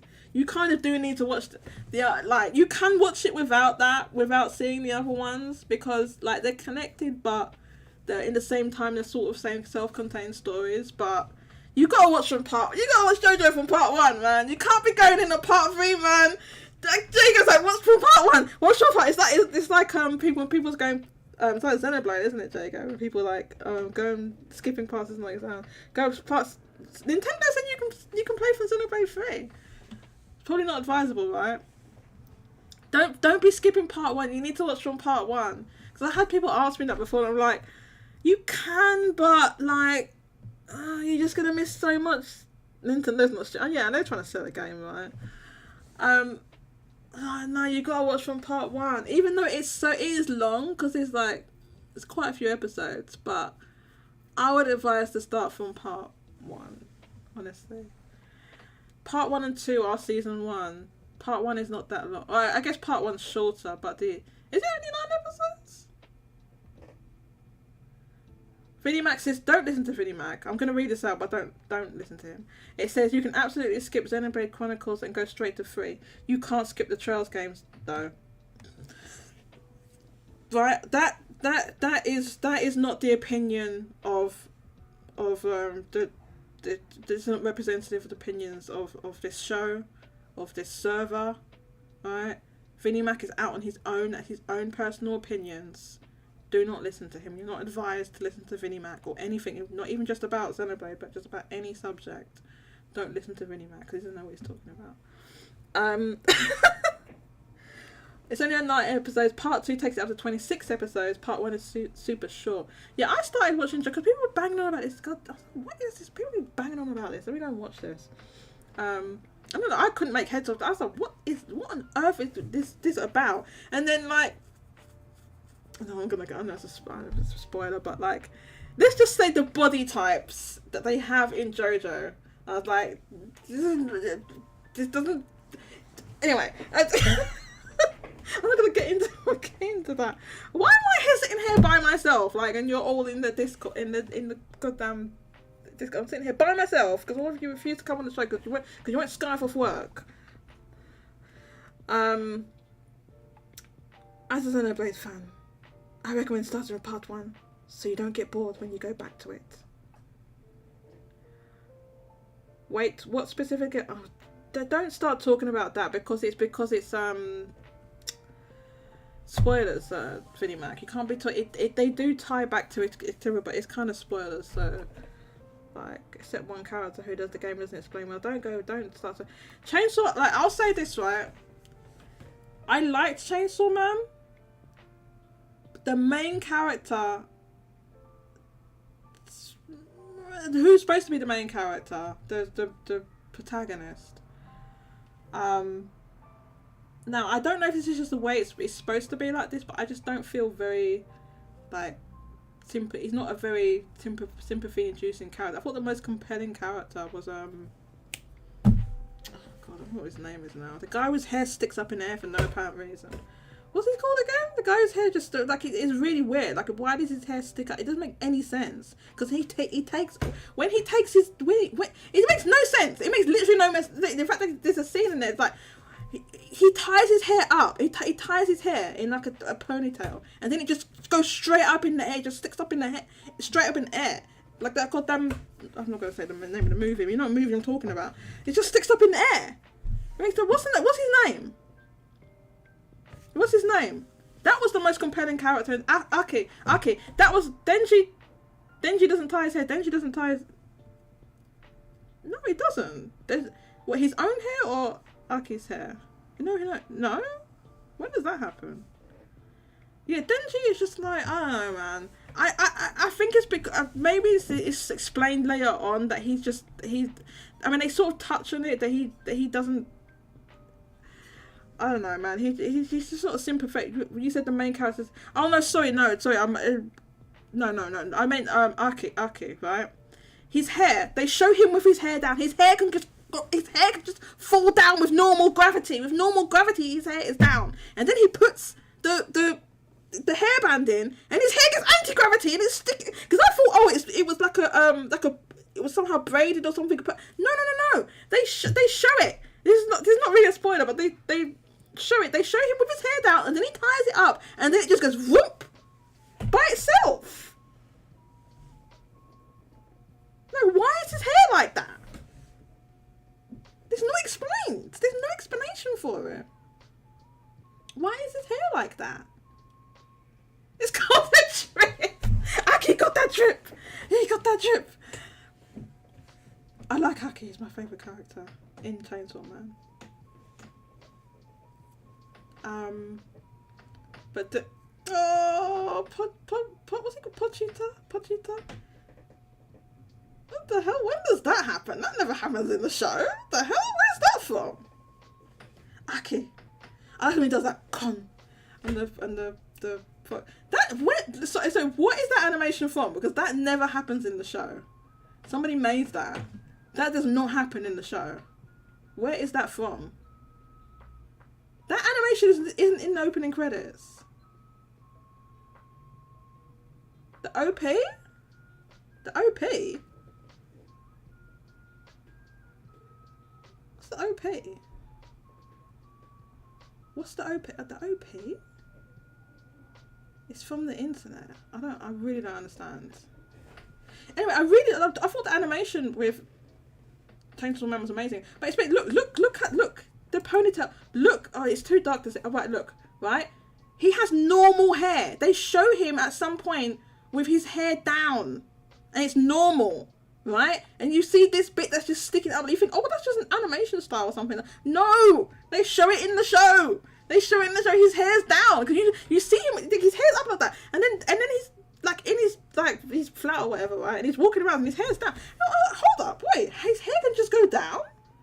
Yes, I know OP means opening. That doesn't happen in the opening. This thing of Pochita dancing, that doesn't happen in the open credits.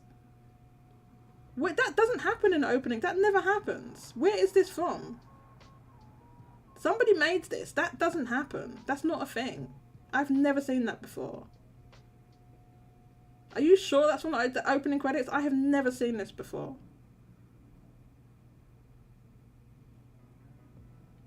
That is not from the opening credits, with Pochita doing a windmill and all this. That never happens. That isn't in the opening credits. I've watched that show. That doesn't happen. I would have remembered something like that. He's dancing and doing a goddamn windmill. I would have remembered that. Where is that from? Somebody give me an actual answer to that. This is from the opening credits. That's in the opening credits. But his hair is... What is this? This top knot. It doesn't make any sense. It makes no sense. There's no, like, actual logical, reasonable, rational explanation. They just have it as a thing in the show that is unexplained, that has it's not connected to anything else. Why his hair is like that. He has normal hair. Or why does that happen? You think, oh, it's hair gel that no, he doesn't put any hair gel in his hair. It's not hair gel. It is not hair gel. It's just like that. It's just normal, like, gravity working with gravity hair, and then he puts that in and it gets anti-gravity, and they don't explain why. It's weird. Okay, no one's got any answers for him. I'm gonna end this stream. Okay, I've been talking non-stop for hours as it is. Oh my god, Jaygo, why are you jumping in? He jumped in when I'm about to end the show. This happened last week as well. Jaygo, you better explain Aki's. You better be good here to explain Aki's anti-gravity top knot. If you're not here to explain Aki's anti-gravity top knot, I'm going to kick you out of this on-air chat. Okay, just be aware of that. And I want an explanation for that Pochita gif as well. Okay, here we go. You need to scroll down. You haven't scrolled down in the chat. Oh wait, yes, when he has it. Well, don't show that scene. That's a bit of a spoiler.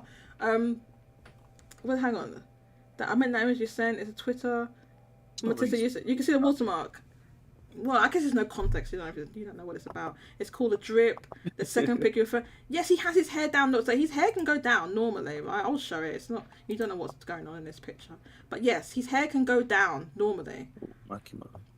That's Makima. Everyone loves Makima. Like.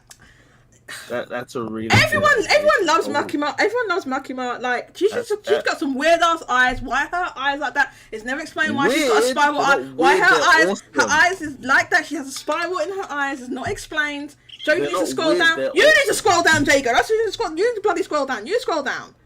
I've scrolled down already. I'm Why her eyes like that?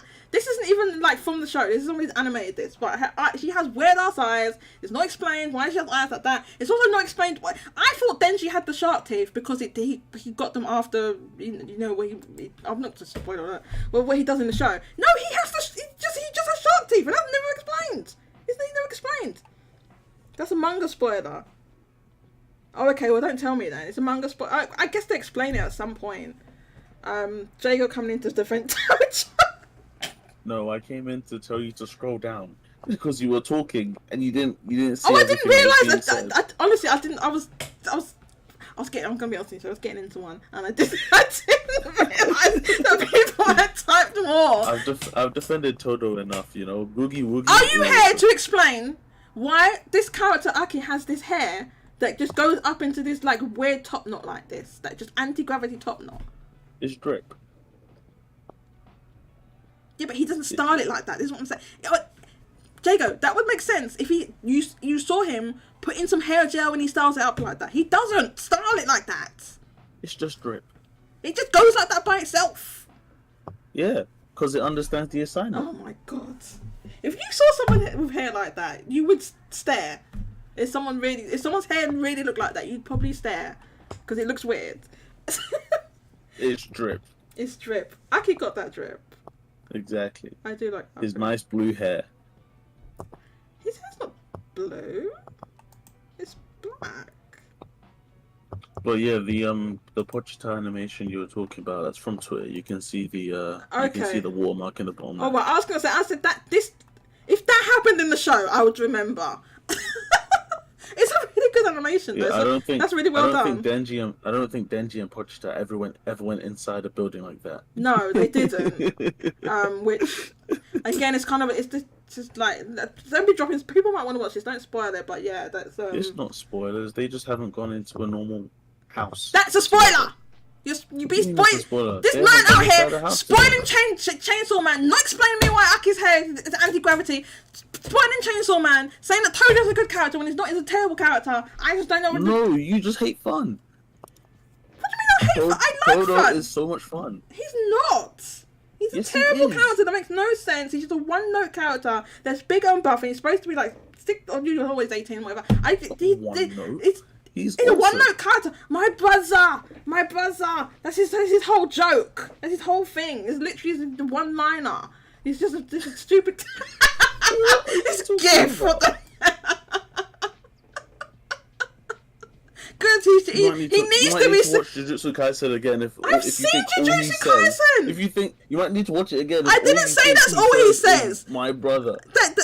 I didn't say that's what all he says. That's his like his what do you call it? His catchphrase or whatever. That's like his main. Yes, it. Oh my god! I've seen the show. That's like his whole thing. No, it's not. His whole thing is being an Idol fan, and also being yeah, a sponsored student. Again, Jaygo with the spoilers. You're not supposed to know this because you see a big bulk character, you're not expecting to be an Idol fan. But Jaygo's just gonna come in here and drop a whole bunch of spoilers for a whole different bunch of anime and That's stuff. because you're literally lying. How am I lying? How am I lying? I'll be honest with you. Jujutsu Kaisen was just so mid that I forgot about that. Okay, I completely forgot that he had the whole idol thing. I literally forgot. Look how big this character is. It makes no sense. Tall women with big butts. Todo. Oh yeah, he says that. Yeah. Todo. Oh, his name is Todo. He does. Todo. Aoi Todo. That's his name. Not Toji. Yeah, no. Todo. Yeah, Aoi Todo. Okay, I was saying Toji. What was I saying? I don't even care what his name is. You were It's combining his name with Gojo.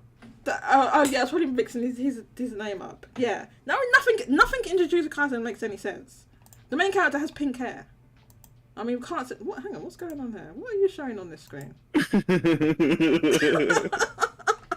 this isn't the anime, and this is when you first see him. This is just a regular anime, by the way. It's not like one of those lewd ones. It's just a regular anime. Yeah, this is when you first see him, and he asks Megumi what kind of women he likes. What does Megumi say? I've forgotten the answer. Megumi obviously says a boring answer. I can't even see it. The Jujutsu Kaisen was so mid. I can't remember any of these conversations or anything. Because you didn't watch it. I watched the entire first season, and then I thought, oh, maybe it wasn't that good because I was missing stuff in Japanese, or the voice acting in Japanese wasn't good. Let me go and watch the English dub, and it was just as bad in English. It was just as bad. I watched 2 episodes in the English dub, and I never watched dubs. I never watched dubs. I don't care what language it is. I never watched dubs, and it was bad. If you think you missed something in an anime, then it's time to rewatch it with subs. I do. You don't go and watch dub unless that's what I'm saying. I never do. The only Dragon Ball. The only anime where I was Bacano. The only anime where I actually had to watch it in dub because I just literally could not understand what the hell was going on with Steins Gate. All right, and that was really? Yes, I had to watch it. I had to watch it. Really? I had to watch it. Yes. It was too confusing all the time travel and stuff. I didn't know what the hell was going on. I couldn't understand. And then it turned out anyway. Even watching the dub, it was just confusing even with the dub. It's just meant to be confusing. But at the time, I was watching it. I was trying to get through the first episode. And I was rewinding it. And I was like, what am I missing? I just don't understand what's happening. And then I ended up watching. But this was years ago before I started being like, no, you never watched the dub. No. I was less like that back then. Okay, I was like, was this the hardcore? Was this a hardcore subs purist back then? So I was just like, oh, F it. I'll just watch the dub. You miss so much awesomeness in the Steins Gate dub. All right, because Steins Gate is awesome. I know. And then Steins Gate elevates itself with the English. You know? Really? Oh, I missed all that. With the English, you know when he says, yeah. You know when he meets the black guy in the market, he's like, "Hello, I am mad scientist." That's so much funnier in Japanese. Oh really? I didn't know that. I didn't know that. Actually, I'm gonna go back and watch the original audio of that one. I'll watch the subs of that one. Yes. But yeah. No, I didn't know that actually. Yes. But listen, this was years ago, and I didn't care back then. I was like, I always watched because I've always just watched like with subs, right? But then I wasn't like, oh, you need to. No. I was just like, oh, I don't understand what's going on. Let me just put the. Steins Gate is just so awesome. I was like, I don't understand what's going on. Watch it. Steins Gate is really good. Every single person that's ever that has internet needs to watch Steins Gate. And everyone that doesn't have internet needs to find internet and watch Steins Gate. Actually is peak. And I bought like the original game, but I just haven't played it. Steins Gate actually is peak. That's my limit. I'm not reading no damn visual novel. But you don't like visual novels in general, right? Yeah, no. Like, I couldn't even get through the Sonic one that came out on April Fool's Day. Oh my god, really? That must have been No, really short. You couldn't even get through that. Good lord. No, I need a game to play, and they had little like 10-second sections where you can where Sonic's running, you collect rings and stuff, but it's Yeah. like not enough game. I need palaces like in Persona. I need that much RPG to enjoy it. Her jacket just never made any sense to me. It's just like, why is she not wearing this jacket properly? How do I get through Raincode? Well, I haven't started it yet. Oh, you bought? Well, hang on. Why did you buy Raincode then if you know you don't like visual novels? Oh, I already told you. I thought it was an RPG. Oh yeah, you did say. Because from the trailer, I thought I saw some turn-based game. There was. It's not turn-based. There's like interrogations and stuff in it. I mean, you do get to run around. You do get to walk around and run around a little bit. I haven't gone through Raincode, so I will report back on Raincode whenever I get to it. I'm playing Final Fantasy 3. I love that game. I need to go back and watch I've seen Psycho Pass season 1. But I need to go back and watch it because they've just come out of a movie recently. So you know what? I want to watch Ghost in the Shell one day. I've never seen it. Do you know what I started watching and low-key I fell asleep? I'm not gonna lie, I fell asleep and I didn't finish it. You're gonna no. Low-key I fell asleep. You're gonna call me out when I say what it is. I fell asleep and I just couldn't finish it. What is it? Akira. Wait, what? Akira. Oh, Akira. Mm. Well, it doesn't matter. I haven't seen Akira. I fell asleep. I was tired anyway, but I'm just like I just didn't feel like. Maybe you should give it another go when you're not tired. I don't know, man. The story wasn't grabbing me. The story wasn't. I know people are gonna call me out for that. Whatever. Come at me. I hate Mousie Akira. hates Akira. You hate it. Wow. And people are just saying, "Oh, it's just like this. Oh, you have to watch it, and it's just like this seminal People anime." say that about a lot of things. And then I watched it, and I'm like, people would say you have to watch People would say you have to watch Naruto. I think Naruto's boring as hell. I watched the first 2 episodes of Naruto, and then I fell. And this was before I had the issues with fatigue, and I fell asleep. I gave Naruto the chance when it came on TV here.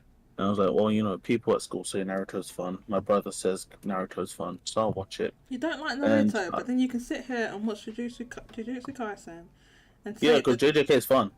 Jujutsu Kaisen and carry on like that's like it's not mid with mid characters. It doesn't have mid characters. It's straight mid. It's not.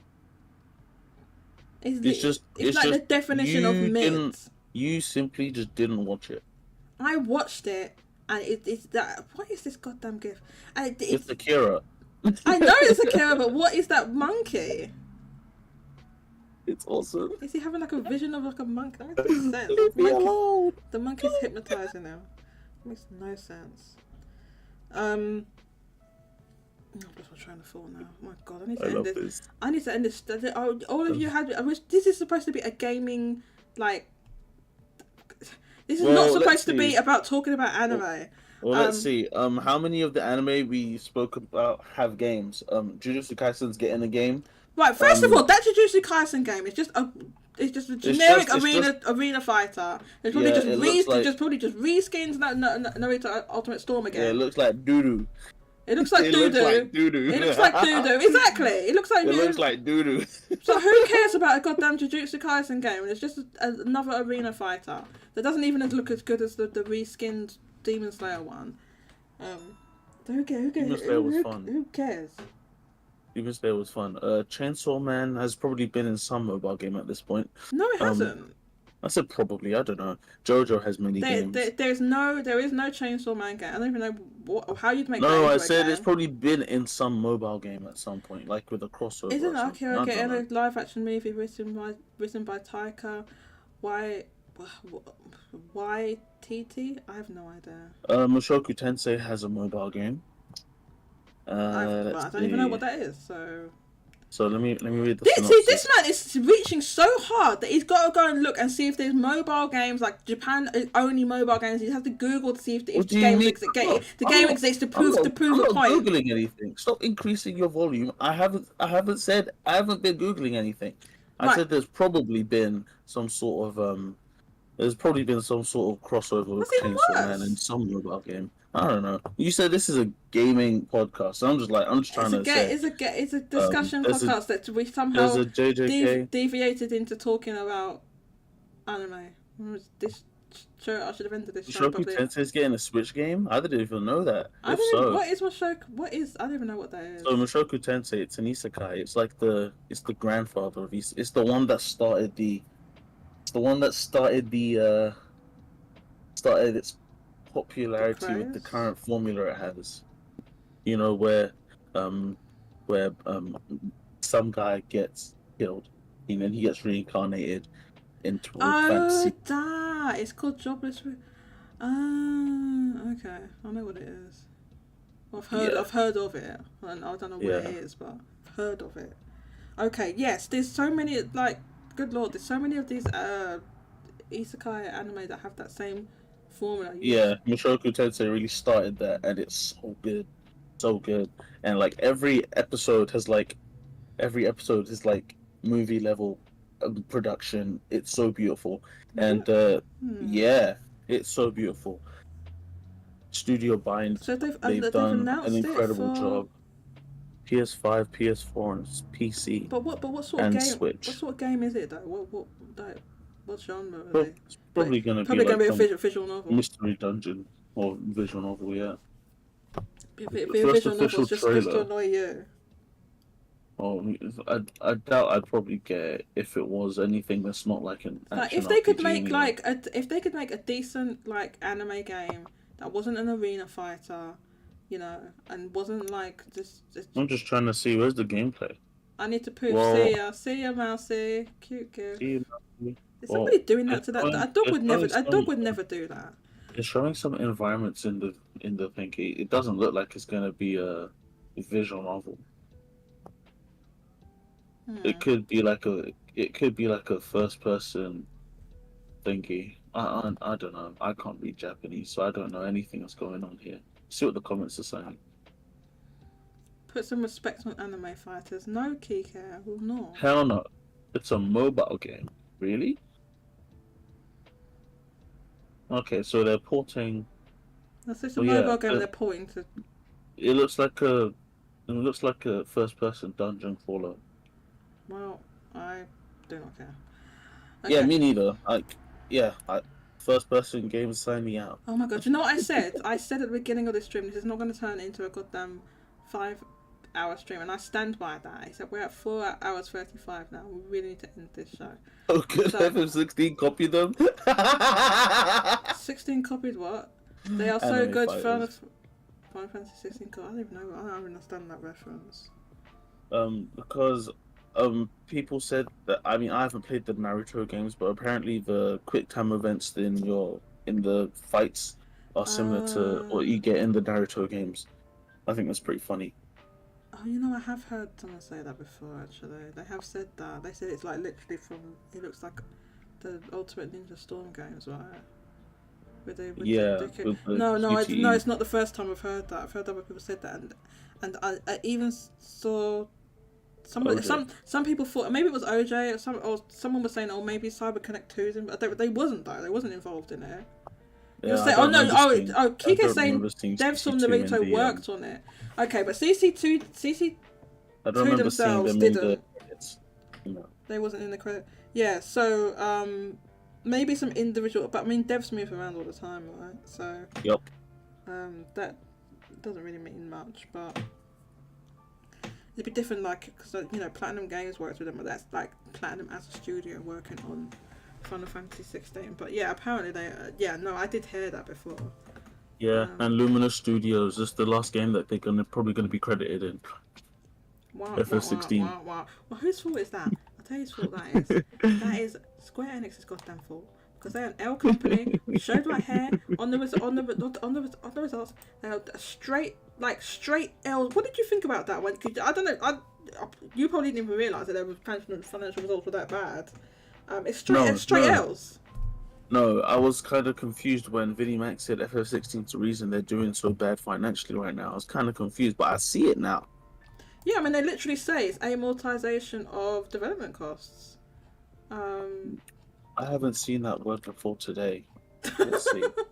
Yeah, I mean, It's under here, now digital the entertainment. action or process of gradually writing off all the initial costs of an asset. So they haven't broke even with FF16.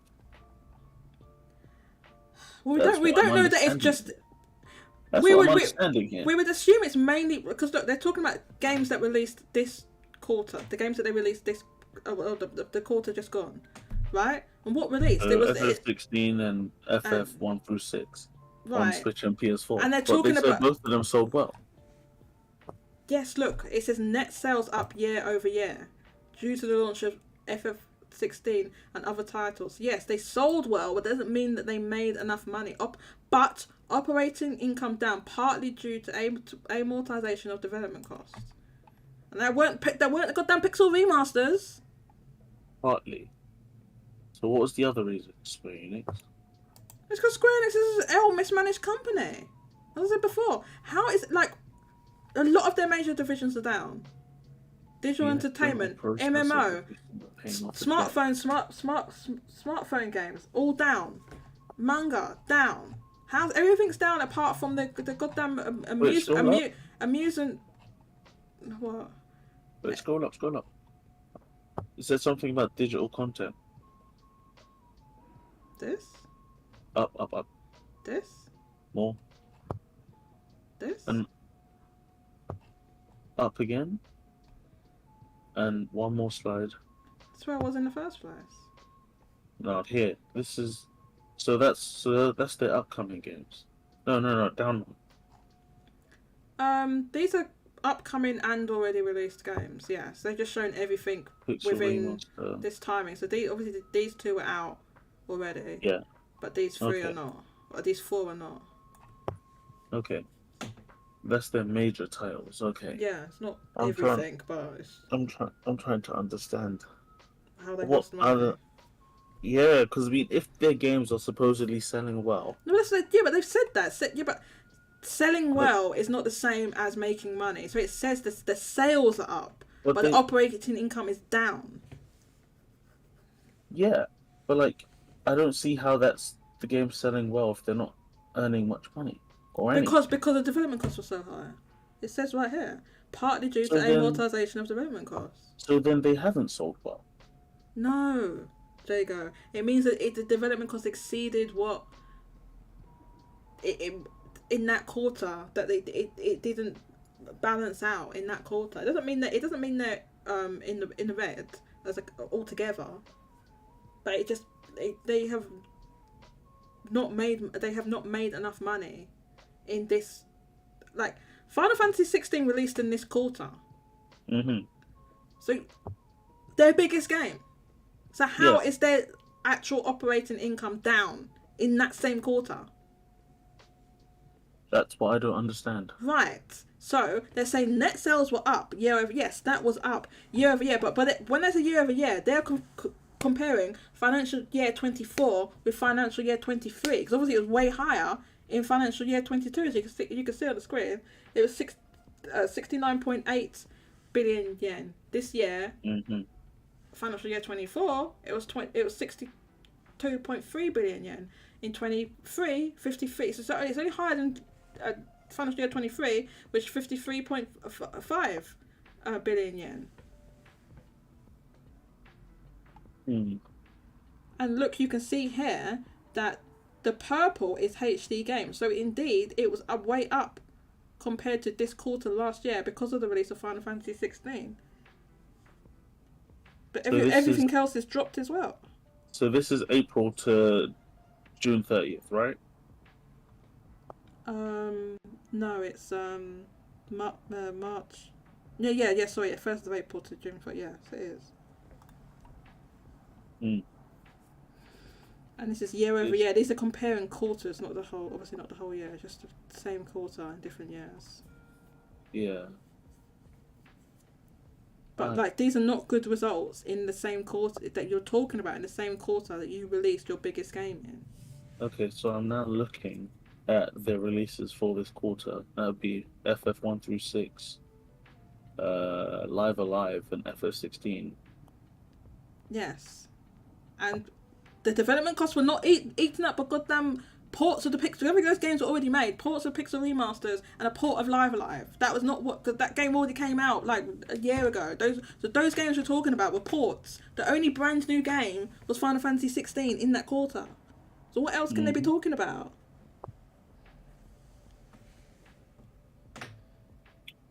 So maybe I'm misunderstanding the meaning of amortization. Okay, what did you say the dictionary definition of it was? Here it says the action or process of gradually writing off the initial cost of an asset. Okay, so okay, yeah, so they haven't been able to write off the original cost because the development costs have not been covered by the income they was getting, basically. That's what that means, right? So they haven't even broken even on the game yet.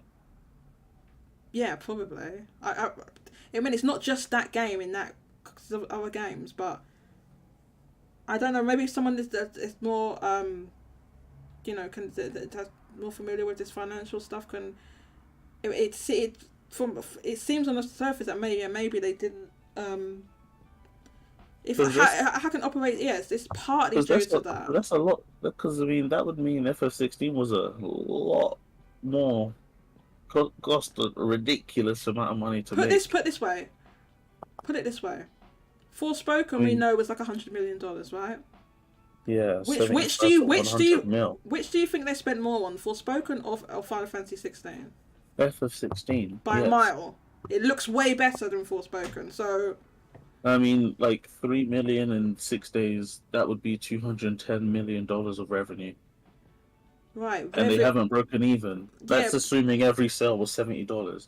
They haven't broken even, and that's not after that. That's before you got to take away other Yes, but that's just in one. That's just in this quarter. They're not necessarily going to break even in one quarter. But they're saying that their whole operating income was that. Because don't forget, they're including titles that were already released like ages ago, back catalog sales and all of this in this. Including catalogue sales, but they're saying it was down. The actual operating income was down, even though sales were up, way up, because of Final Fantasy 16. FF16. Yes. Okay, so their issue here isn't necessarily Final Fantasy Pixel Remaster, Live Alive, or FF16, but it's everything before that, like Forspoken. It's a combination, yeah, because it's just partly due to Star Ocean, partly Valkyrie Elysium, and Battlefield, etc. But when they say that, like, I don't think that goddamn Star Ocean 2 remake is what is called eating up the development costs. No, I mean like Star Ocean 6 from last year.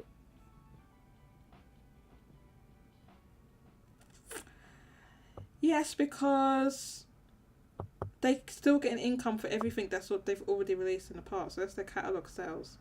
But the development costs, presumably they're talking about recent costs. Mm-hmm.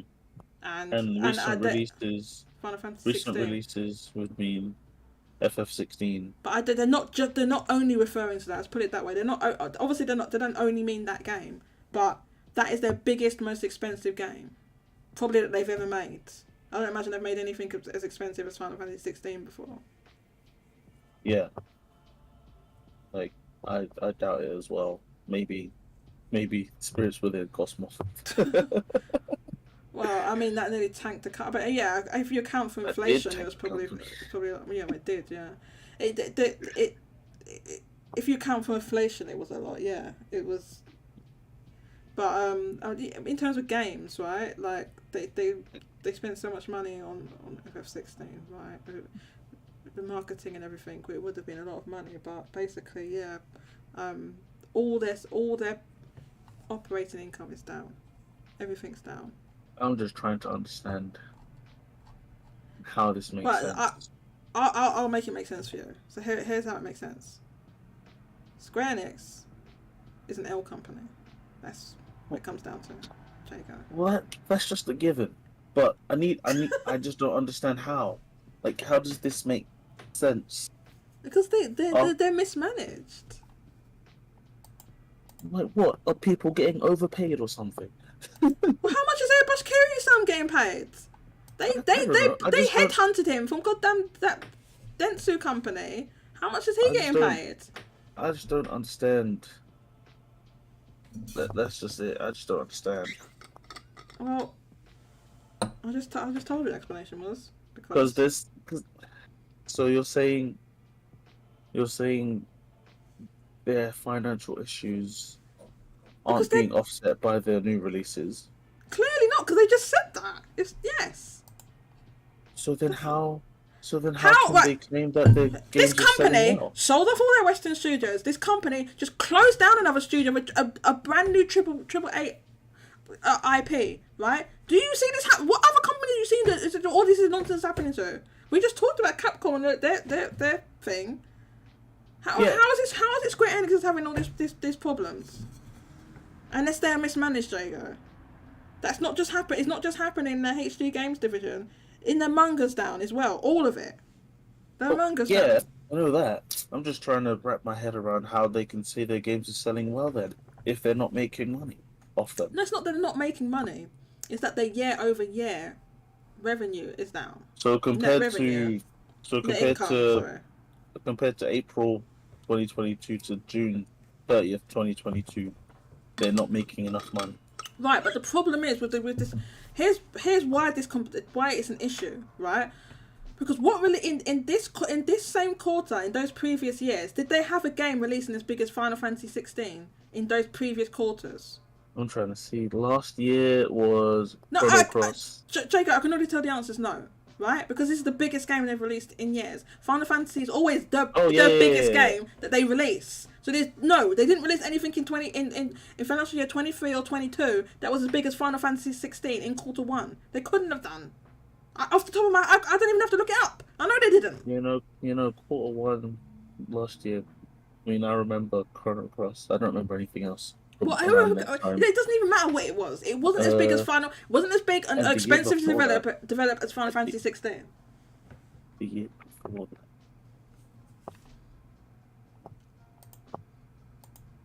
Jaygo's checking it up. What subject are we on now? We're talking about So the year before that. Final Fantasy being an L company.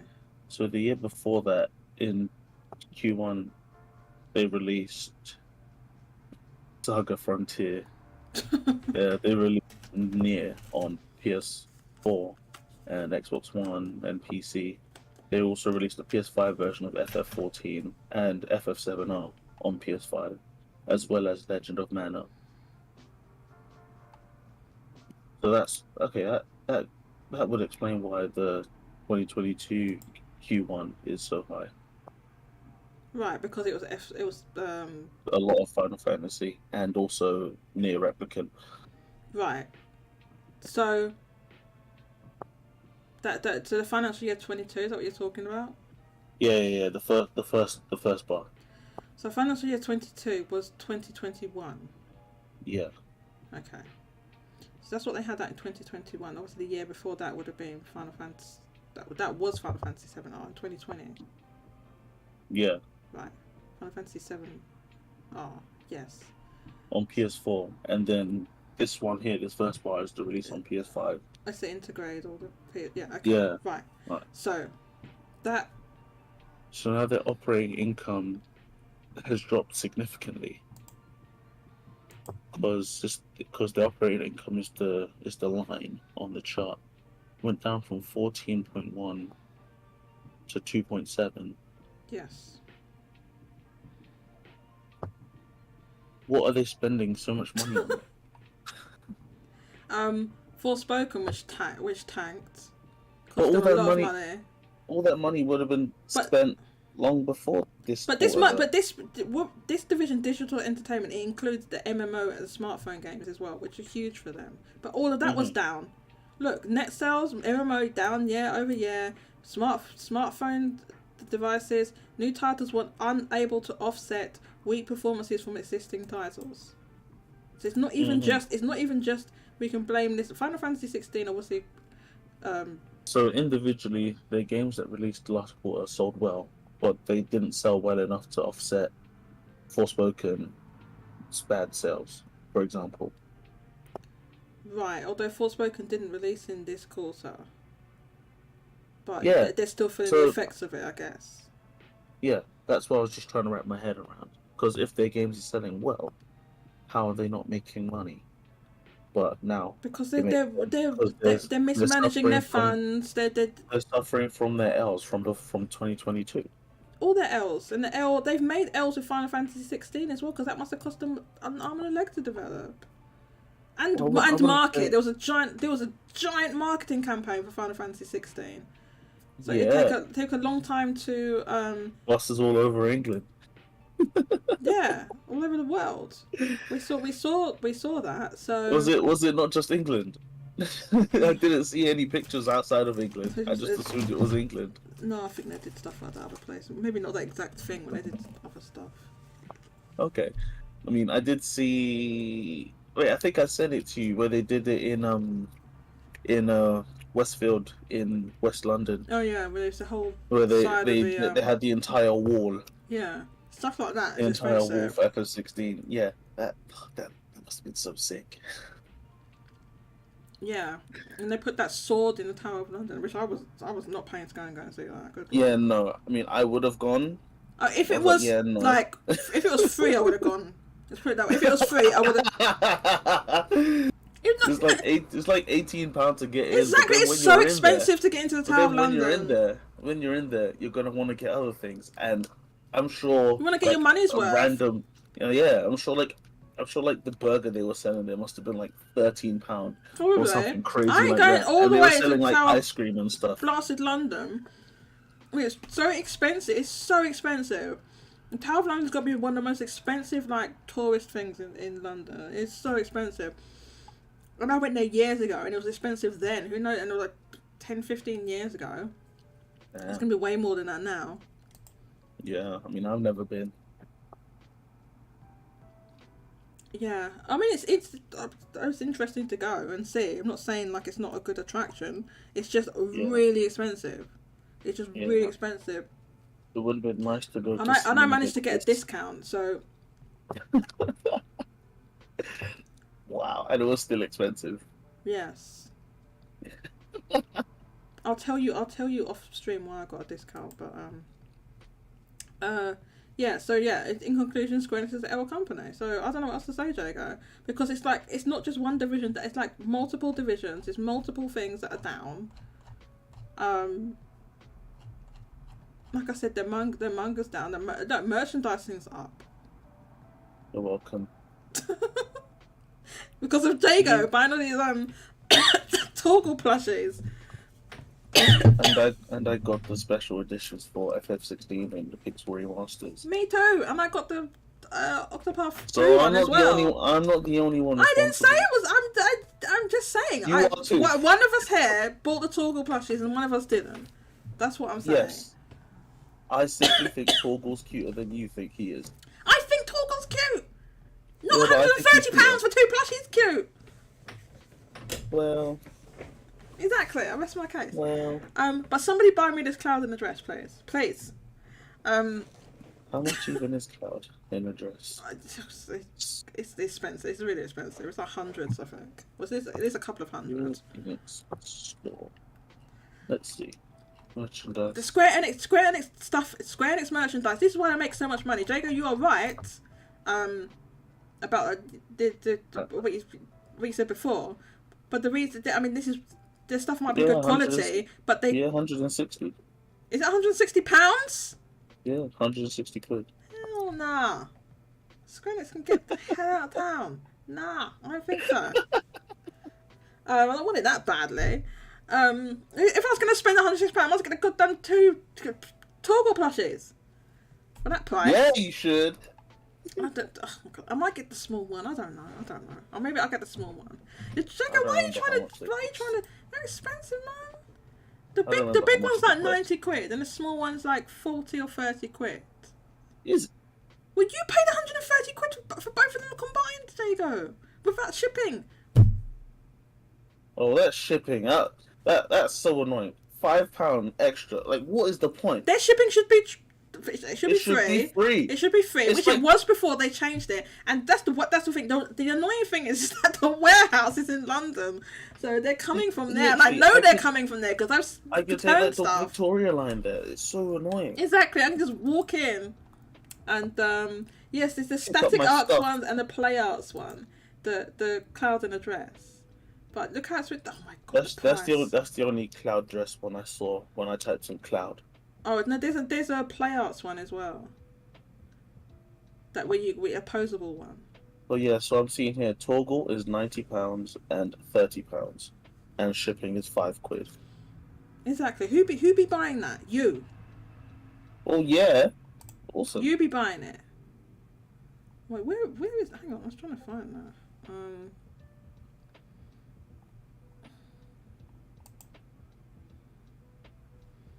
Where's the other? Anyway, there is like a posable one, like a play arts one. But I don't know. It's not on here anyway. Cloud. Pre-order. This is a static one. Oh yes, I see it now. Playouts 140. So the play arts one's cheaper. Yeah. Why? This is the Action figures, this is the static one. Action figures. Look, this one's that's upcoming. fine. This isn't released yet. Yeah, that one looks sick. This is more like how he looks in. The game that looks incredible. So I'm not. This is the one division of Square Enix is not done because they make all this stuff themselves, man. They have their own. Yeah, they have their own merchandiser. Man. They have their That's own awesome. merchandising. And I think they make merchandise for other companies as well. Yes, they have some for Sega, like Hatsune Miku. I think they believe made some Jack Frost something. Or who made that? I think they also have Atelier Ryza 2 stuff on there. Oh, that's Yeah. like £200-300. Right, so this is how.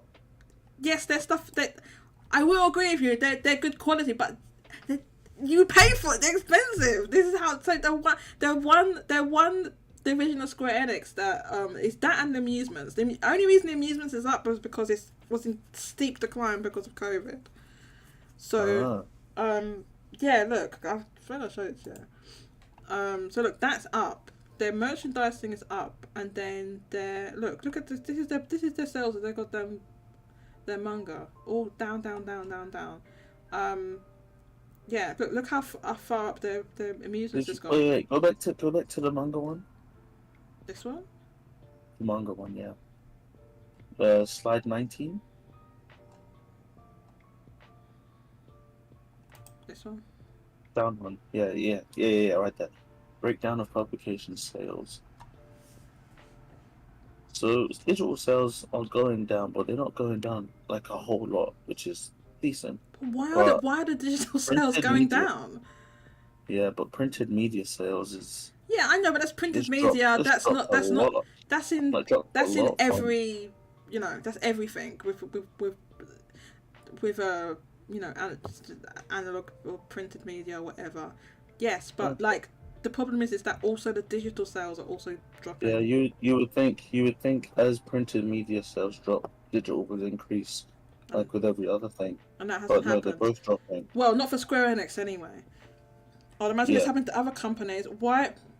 I mean, Square Enix. Yeah, like Kadokawa. Them, I think Kadokawa makes a lot of money. they make a lot of money from their manga.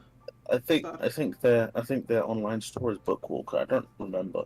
I think it is. Yeah. Or maybe they just do a lot of Bookwalker stuff. Kadokawa's got a goddamn nerve. Oh yeah, Bookwalker is Kadokawa's official. Kadokawa got a goddamn nerve. Where is my goddamn Sasaki and Miyano movie, Kadokawa? Where is that? I've been waiting for that for goddamn nearly a year. And that came out, and it's promised they're going to be released, and it's not here. And it's going to be on Crunchyroll. I've been waiting for goddamn year, and you can't get it anywhere. It's not released on DVD, so I can pirate it or anything. Where is it, Kadokawa? Where is it? My God. Waiting for that. It's Bookwalker. Okay. Oh my God, you put a Torgal plushie in there. Why? I might get it. It's £30. Maybe. I kind of want it. Stop showing it to me. Yeah, it's £30. So yeah. Yeah. So You You can buy Torgal instead of the next Pokemon game. Now, why would it be a choice between one or the other, Jaygo? I need to know why. I'd have to choose between one or the other. Pokemon will cost you £50 minimum, and Torgal costs you £35 max. There you go. But why would it be one or the other? Why would I not be getting both, Jaygo? Why would there be one or the other? Well, are you gonna get Detective Pikachu? Probably not at launch, no. Probably not. I haven't even played the first Detective Pikachu. Why would I be getting this new one? I played the first one. Well, who knows? They might not even be connected like that. They said it's a sequel. They said it's a sequel. It's got Well, the same characters. yeah, but Why like, can it not be well, yeah, but like, connected? well, yeah, but like, Final Fantasy VIII isn't connected to Final Fantasy VII. No, that's not the same. That's a completely different cast of characters. This is the same characters, and they said it's a sequel. They called it a sequel. They said it's a sequel to Detective Pikachu. It's the same characters. Detective stories can be Stories yes, they can, but anyway, whatever. I'm not. No, I'm not getting Detective Pikachu. No, why would I get that when I haven't played the first game? No. I'm not so compelled. I need to run out. Just get Torgal instead. I need to run out and go down and buy it. Do you know what I would get? And I'm so butthurt about this. The amiibo. I swear to yes. There was a giant ass Detective Pikachu amiibo, and at the time I did not buy it because I'm a dumbass. I didn't buy it, and it's worth a fortune now. I'm just, why did I not buy that? If nobody was buying it, back when nobody cared. It was a 3DS game. Nobody cared about goddamn amiibo and everything, and it was cheap as chips. Why didn't I get it? I'm so dumb. £65 on Amazon. I want it. Is this not it? Is this it or is this not it? I don't know. Is it £65? Oh, yeah, this is it. £65 on Amazon right now. Oh wait. See all buying options. Yeah, £65, £99, £110. That's what I'm seeing here. I bet the £65 one's all beat up. It's not in the packaging, and not. It says used/good. Get the hell out of here. The £100 one /good. No. £100 one is new, and the £110 one is new as well. So no, this is what you do. This is what I understand, Jaygo, right? If a Detective Pikachu is new in box, is over £100. Is what you're saying? It's £100 new in box.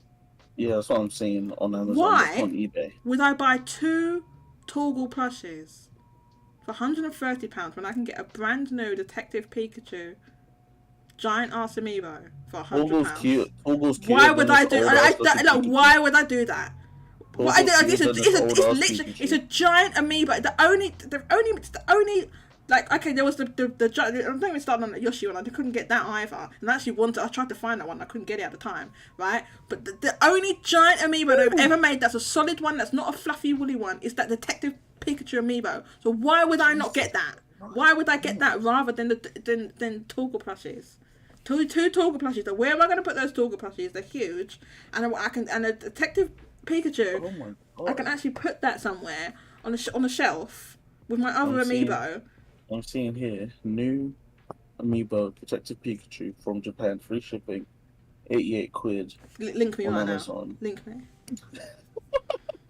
Link me. I sent it into your DMs. Oh, he's That's not what I'm joking. seeing there. Is it free shipping? That's what it says, free shipping. There's no actual picture of it though, so I don't know. This might not be. Is it? This might be. It might be a Chinese knockoff. How do I? They don't have a picture of the actual thing. This is just like a product picture. Yeah, I didn't click on it. I want a picture of the actual thing for me to know that it's a real thing that you have. You can message them. Say, give me a picture now. In Japanese? No, just message them in English. Say, hey, do you speak English? If so, send me a picture of Jaygo, 99% of people in Japan do not speak English, so why would I ask that? Because the listing's in English. Yeah, that's because there's no eBay in Japan. Japan actually doesn't have eBay. Interesting. There's no eBay. They use Yahoo auction or whatever. But even though eBay doesn't, for whatever reason, doesn't operate in Japan, they have this whole thing where they encourage people in Japan to put their listings on eBay to sell in other countries. But they don't actually have it. They don't operate there. which I don't know why, but that's I know this because I've bought stuff from Japan before via eBay, and there's no Japanese eBay. And then I found this whole site. I found like their eBay site where they tell people in Japan to list their stuff on international eBay, but there's no actual eBay there. But yeah, okay. So, £40 from Australia. Jesus. Why did you show me this? I want from America. I want this now. Why did you show it to me? I want this. You literally said send it to you. I did say that, yes. I did say that. So don't question. But then you shouldn't have sent it to me when I said. Just because I say something doesn't mean that you should do it. Why would you do that and make me spend my money on this, Jaygo? You're responsible. You're responsible for this now. You're responsible for me spending over the £18 on an amiibo. I told you to get Toggle instead. It's £35 max. If I had a choice of no. You're talking about like. If I had a choice of getting those two, because I was so close to getting those Toggle and I didn't do it. They took those Toggle plushies. I didn't do it. If I had a choice of getting the Detective Pikachu giant ass amiibo, it had to be brand new in box though. It was brand new in box, and getting those two Toggle plushies, I'd get Detective Pikachu. You might want to see this one. Though. Any day of the week. It's like I don't have to think about it. Just like Jodie, which one? You might want to see this one. Yeah, you might want to see. You see how Jaygo is. Oh, it's an actual picture. Contact this guy. Yeah, contact this guy. Oh my god, I'm taking this off screen right now. Yeah, contact this guy. Do not rewind the stream so you can see who that seller was. Do not do that. Oh my god, I need to do this off stream. Right, we're ending the stream now. So thank you to... it's not because I can buy an amiibo. Thank you to everyone who came out today. Oh wait, let me just a couple of comments. I didn't even buy the... You have it? Get out of here. Did you open it out of the box though, Kike? Did you open it out of the box? If you open it out of the box, I don't care. That means you're a chump because you opened it out of the box. What's so wrong about opening amiibo?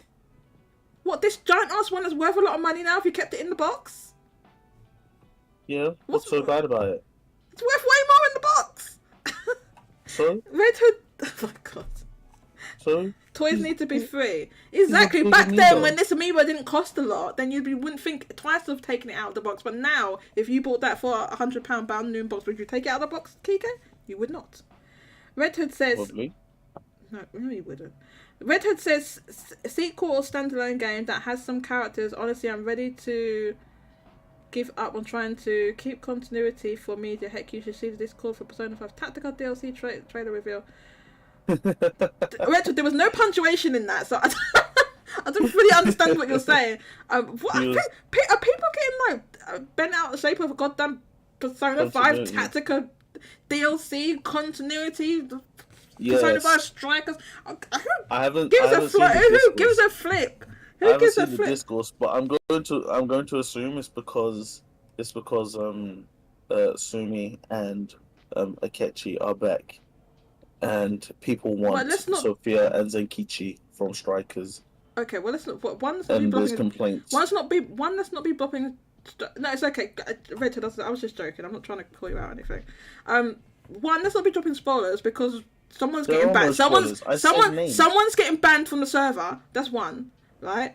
Number two, that's one. Number two, yes, because listen, the reason people haven't.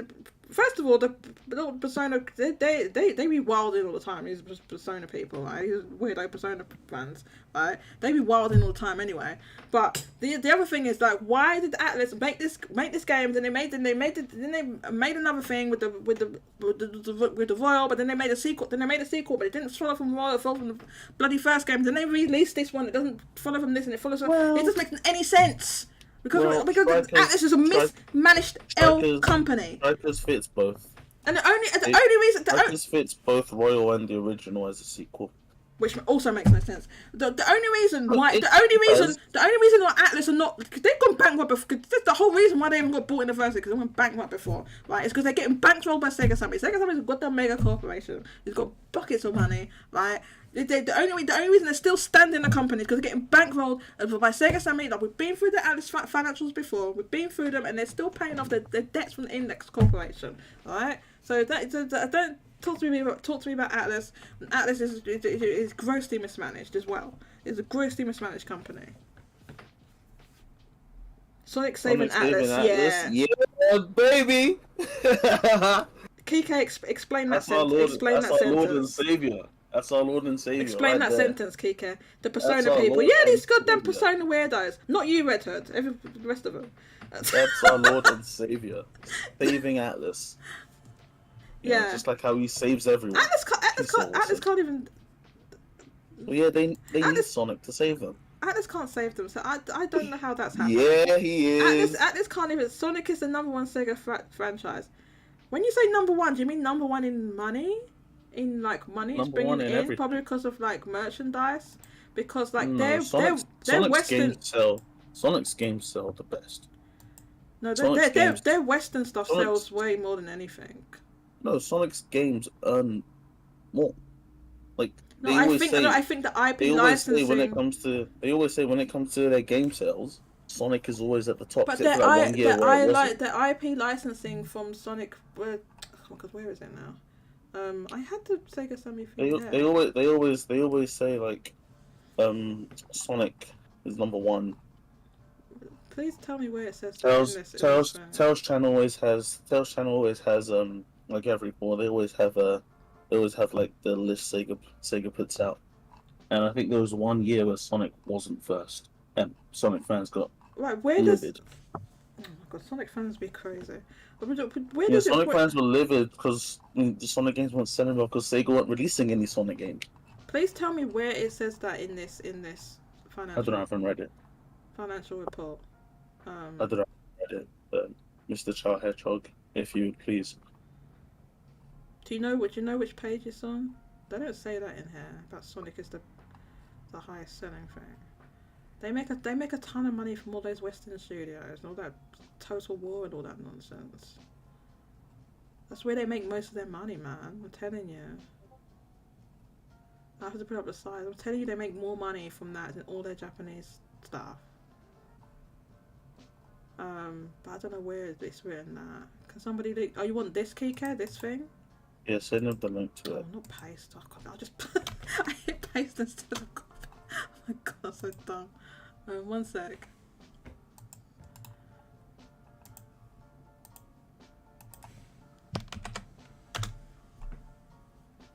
You know where it is? Sonic the Hedgehog this quarter. One. Yeah, but that and it's isn't it. from. Yeah, there we go. Tails Channel. Hang Tails on, Channel always. that's not from Sega. In Tails, the of course, no, in the mean, Tails Channel hold up. summarizes it. Hold up, back up here. Tails Channel summarizes the Of course, data. a goddamn media channel, a media thing called Tails Channel is gonna say Tails that Channel's been around forever. it's gonna. I don't care how long So it's been you're around. so Of you're course, so you're of gonna course, so you're gonna say Tails Channel is going to of course, so of course they're say gonna put Tails Channel. Wait, so you're gonna because say Tails Channel is a going to- Persona one Tails would Channel spin it is like going to- Persona is the most So you're is the gonna most say high Tails selling Channel one. is going to make. So you're gonna say Tails Channel is gonna make it all up.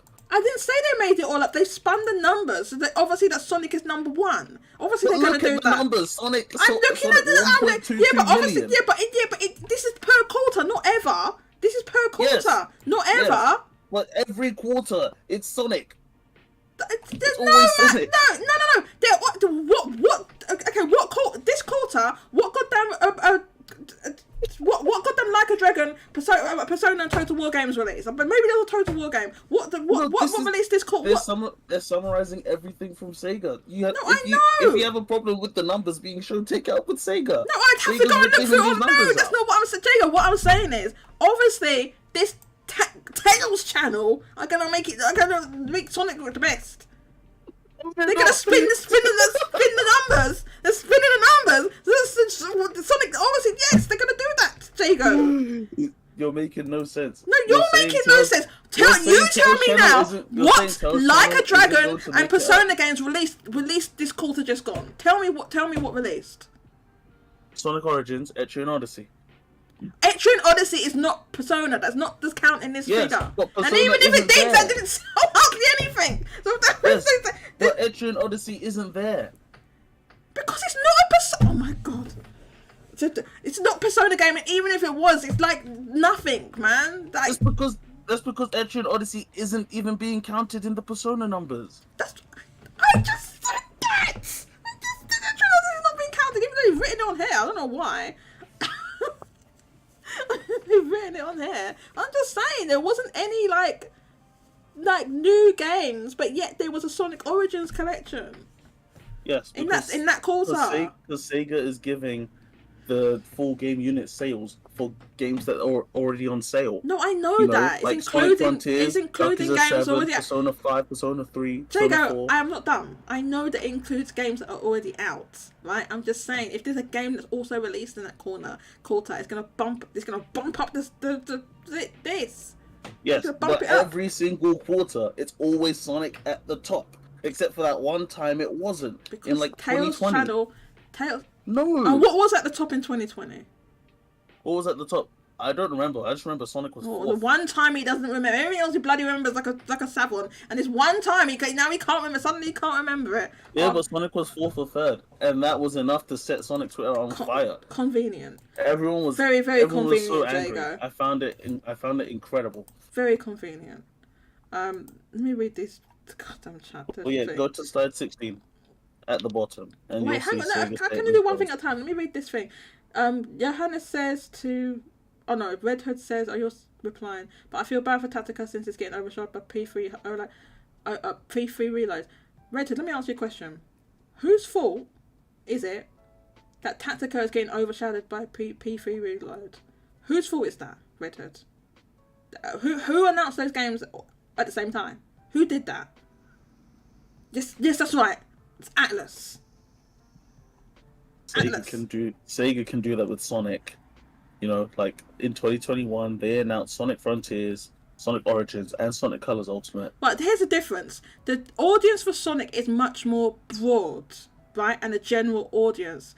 Yes, Persona 5 sold a lot, but there's not a broad audience of people that are playing those Persona games that are going to buy multiple of those games so close together like that.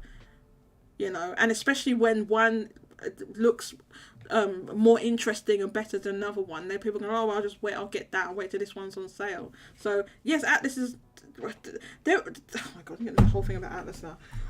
Atlas just needs Sega to do their marketing for them. That's what I'm hearing. That's what I'm hearing. That's what I'm hearing. I'm just hearing they need the Sonic social media marketing for Atlas games. Atlas got a goddamn Microsoft. Put it on the mic, but 2 Microsoft shows in a row. Microsoft is such a big platform for Atlas. It's Jaygo. I think you're talking about. Xbox is such a huge platform for Atlas to show off their games. It is. Johannes says, I don't even know what they're talking about. What was this slide you wanted me to look at?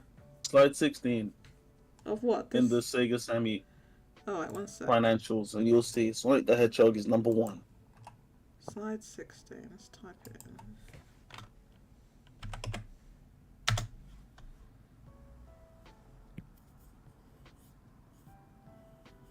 Okay, At the bottom, major unit sales of major IPs.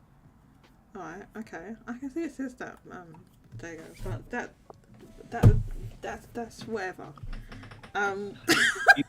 You asked for the data. Oh, fine. And Mr. Chow Fine. gave it. It says yes. It says it on there. Yes, but that's just this financial year. And last financial year. That's just 2 financial years, Jaygo. That's not all the time. Yes, and you'll also see in FY 2022, Sonic was also at the top. Here's the problem, though, right? Here's the problem. I'll ask you this question: what IP does Sega really have? That top-selling IP. None of them. Exactly. None So of them. it's not really that hard for Sonic, which is out of So- all of the. Well, hang on, let me finish. Out of all of these franchises that are here, is by far the oldest, the most storied, the most well-known, the broadest appeal is Sonic.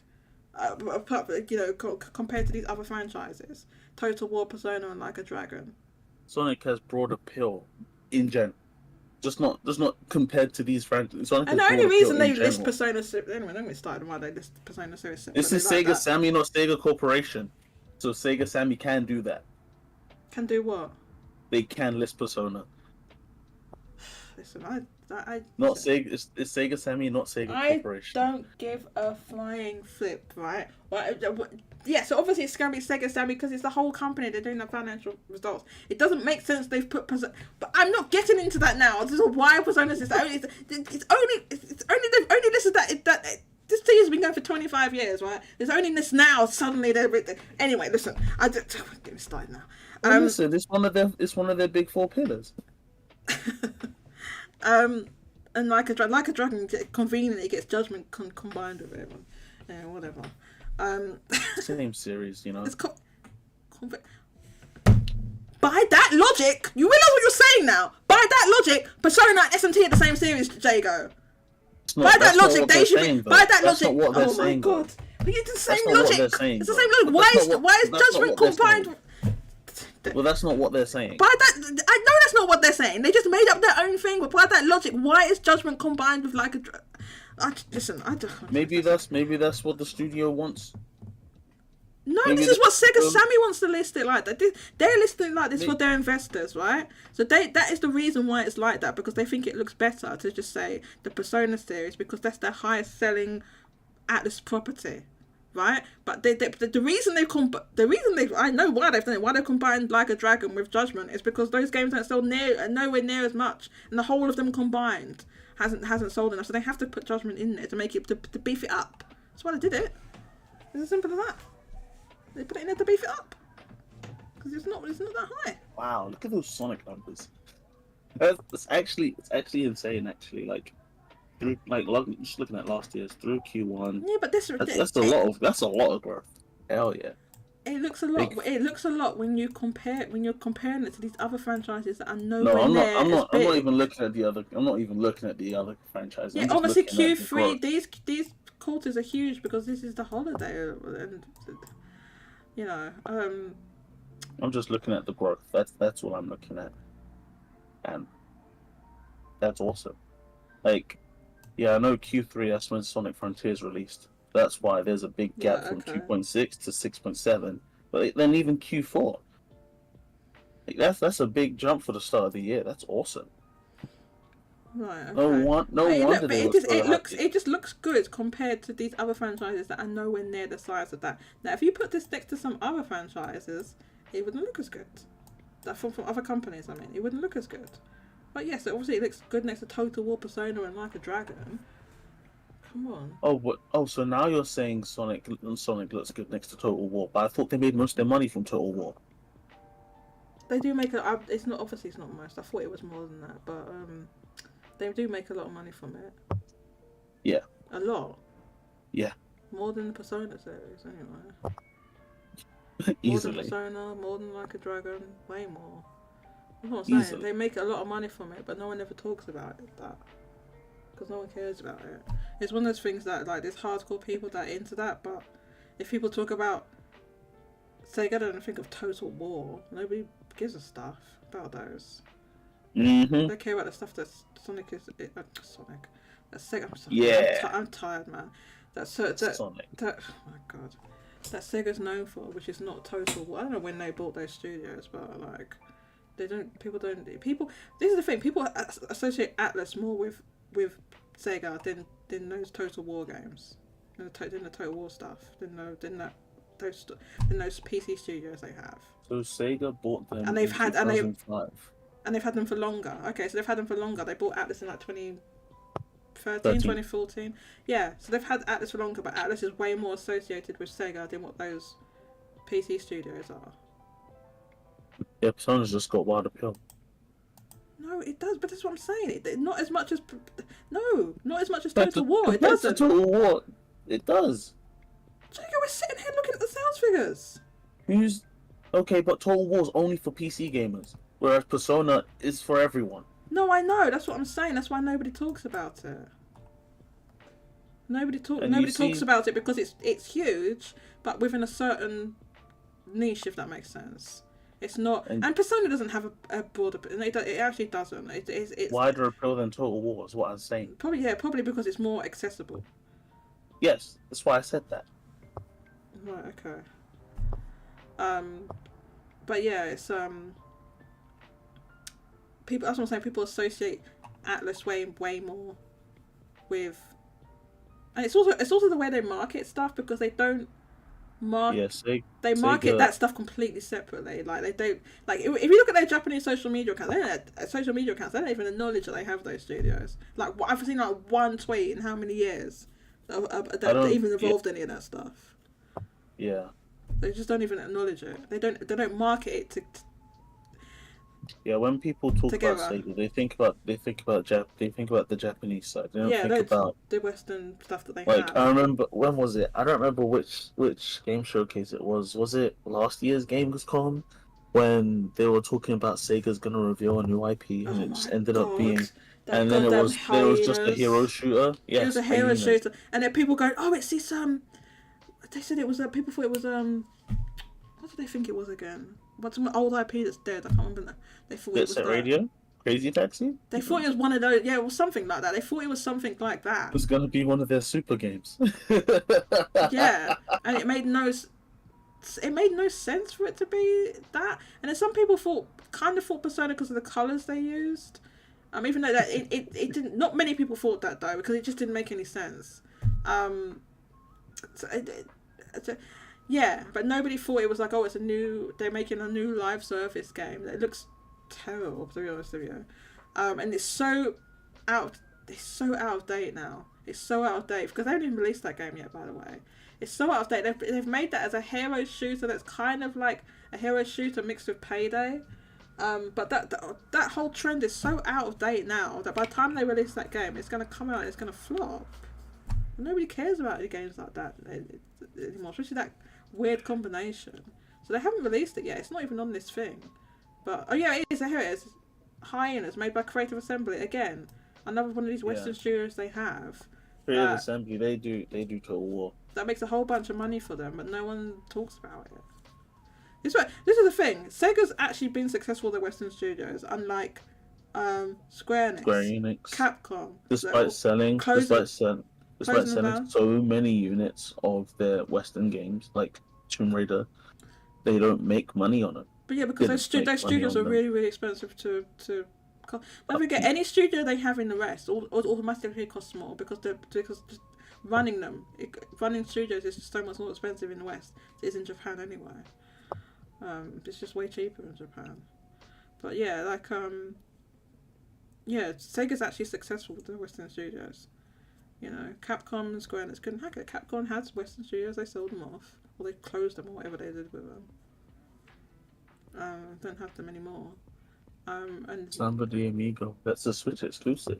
Oh, it was until they announced it from MetaQuest 2. Who gives a flying flip at goddamn Samba de Amigo on whatever platform it's on, Jaygo? Please tell me who cares about that? Sega kept talking about it because it has Sonic in it. Does it? That's why. Yes, they Not put. in this yes, picture. I think they put.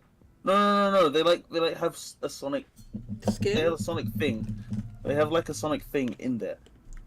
I All think right. it might be. So if Sonic is Sonic in any of these other games, is Sonic in Endless Dungeon, in Like a Dragon? No, or I Total haven't. War? I actually haven't heard of Endless Dungeon until now. No, I don't know. Neither do I actually. What is it? Again, this is Amplitude Studios. It's another one of their studios that they own. But yeah, But I don't Sonic, know what. Oh if no, Sonic- wait! I if think I Sonic remember this is in- being announced. I think if Sonic is in the Like a Dragon game, it'd probably be like a song on the radio, something like that.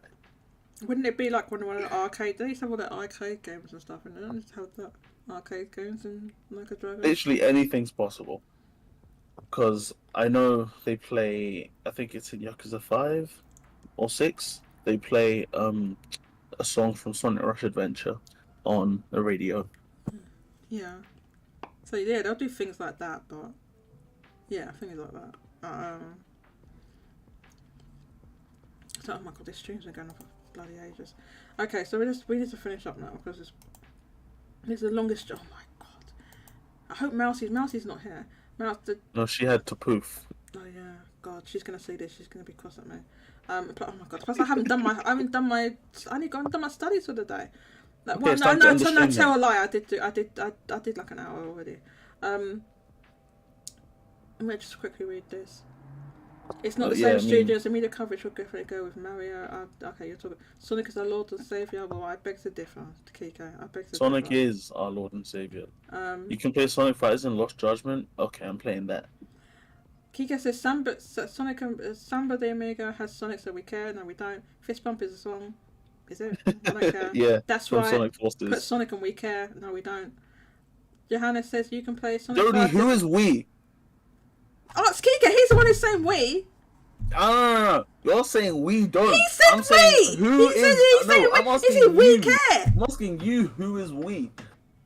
I'm asking you. Who is we? What do you mean Everybody. we? We is a pronoun that means everybody. Then you're wrong. Including yourself and everybody. That's a then you are dictionary completely definition. wrong. The pronoun, you look it up. That's what we means. Who is we? Because you're definitely you. not including me. Well, no, I'm not including you. That's why I said we. I'm at least you put Sonic in. I'm at least gonna have a little look. Wait, I'm not including you. You're insane. You're insane. You're insane. If This man spent £130. This man spent £130 on 2 toggle pluses and expects me to take anything he says seriously. That's what I know. Johannes says you can play Sonic Frontiers in Lost Judgment. Sonic the Fighters. Oh, God, I'm so tired. Sonic Fighters. Kike, why are you putting the Wii? Whatever. Oh, because I said Wii. What do you mean we? Nintendo Wii? No, because I said Wii, and I said, why did you put the Wii startup screen in the Discord? Because Wii. Oh my God, Kike, like you make the most tenuous connections for stuff I say that could possibly be. Oh, we as in us. We. As in us. We, me, and you. What did they say? The catchline for the Wii? Oh no, Mousie. Mousie's gonna tell me off now. she came back. She's typing. She came back. She's about to tell me off. Alright, I said you, Jaygo. We had a whole plan for when this happened, and we didn't instigate it. We had a plan. Don't you remember what the plan was? We didn't instigate it. No, I don't remember this plan. The plan was that the show's meant to end at 3 hours, and then if you came in here and started making up noise, then we would go and do an after party in the Discord. Yes, that was the plan, and we didn't. Forgot. Yes, that's what I forgot as well. I forgot as well. That's what we were supposed to do. It's meant to continue in our. Listen, we'll do it for next time, so we don't have a 5, 6. Because nobody's gonna listen to this stream. Nobody's gonna get to that, and nobody's gonna listen to it. We've got no viewers. Alright, we're losing viewers because this stream's too long. We're supposed to make an Mousie. So what we're supposed to do is make an after part to end the stream at a certain time, right? And then if we're vibing, want to continue it, we just do it in the Discord. But then I forgot about that because this is only the second time this has happened. So, oh boy, yeah, Mousie, don't look at the. Well, Mousie can't see it actually. Oh no, she can. Don't look at the runtime. Don't look at the runtime. I'm just gonna pivot back to Square Enix for a little bit, but now I'm seeing the numbers from Genki because obviously you can see it was a big decline, but like 78.5% decrease in operating income. Yeah, you see that? Yeah. You're like Jesus. Yeah, that's what I'm saying. Square Enix is. This is what I'm saying. They're grossly mismanaged. Like, how are you managing that to happen when you just like your biggest game is like released in this quarter just gone? They are grossly mismanaged, Jaygo. This is the thing that's the story. I haven't just started saying this now. I've been saying this for like a year, 2 years. I was saying this back when we started the goddamn Jody and Genki show on Twitter. I was saying this back then. I was saying get rid of Matsuda. I remember I was saying get rid of him. Yes. Exactly. That's what I didn't even. Jaygo was there. He remembers. I kept saying that. Let's get rid of Matsuda. And on all this, I've been saying this for so long. And I was saying it from before then. But I mean, yes. And someone even came in and said that's why in Nier Automata they allow us to beat up the CEO in the DLC. Because he's no, but that's the old CEO. Though, that's more of a glorification of him putting himself in a game. It's just a glorification. I haven't played it. You get to beat him up, but it's more of a glorification of him because look at me in the game. Look at me. I'm Matsuda. Yeah, but it's fun. Yeah, but yeah, it's a glorification of him. It's not like making him look bad. It makes him look good to be in a game where you beat him up. It makes him look good, Yeah, not it's bad. really funny. Yeah, it's really funny. It's in the DLC. I believe so. I mean, I've done it. I just don't remember. Oh, you don't? You know, because Okay, you don't yeah. remember. Because all the games blend together, right? What? No, I just don't remember if it's the DLC, if it's not. Oh, okay. JF says Microsoft only promotes videos and recent digital only releases as a trend. I do not expect Atlas to do. Recent digital only releases as a trend. I don't expect Atlas to do. Well, Atlas has released digital only games. Yeah, like Persona 4 Arena Ultimates. Yeah, that was digital only in the West, but the ones that were just completely digital only was Persona 4 Golden for consoles and Persona 3 Portable.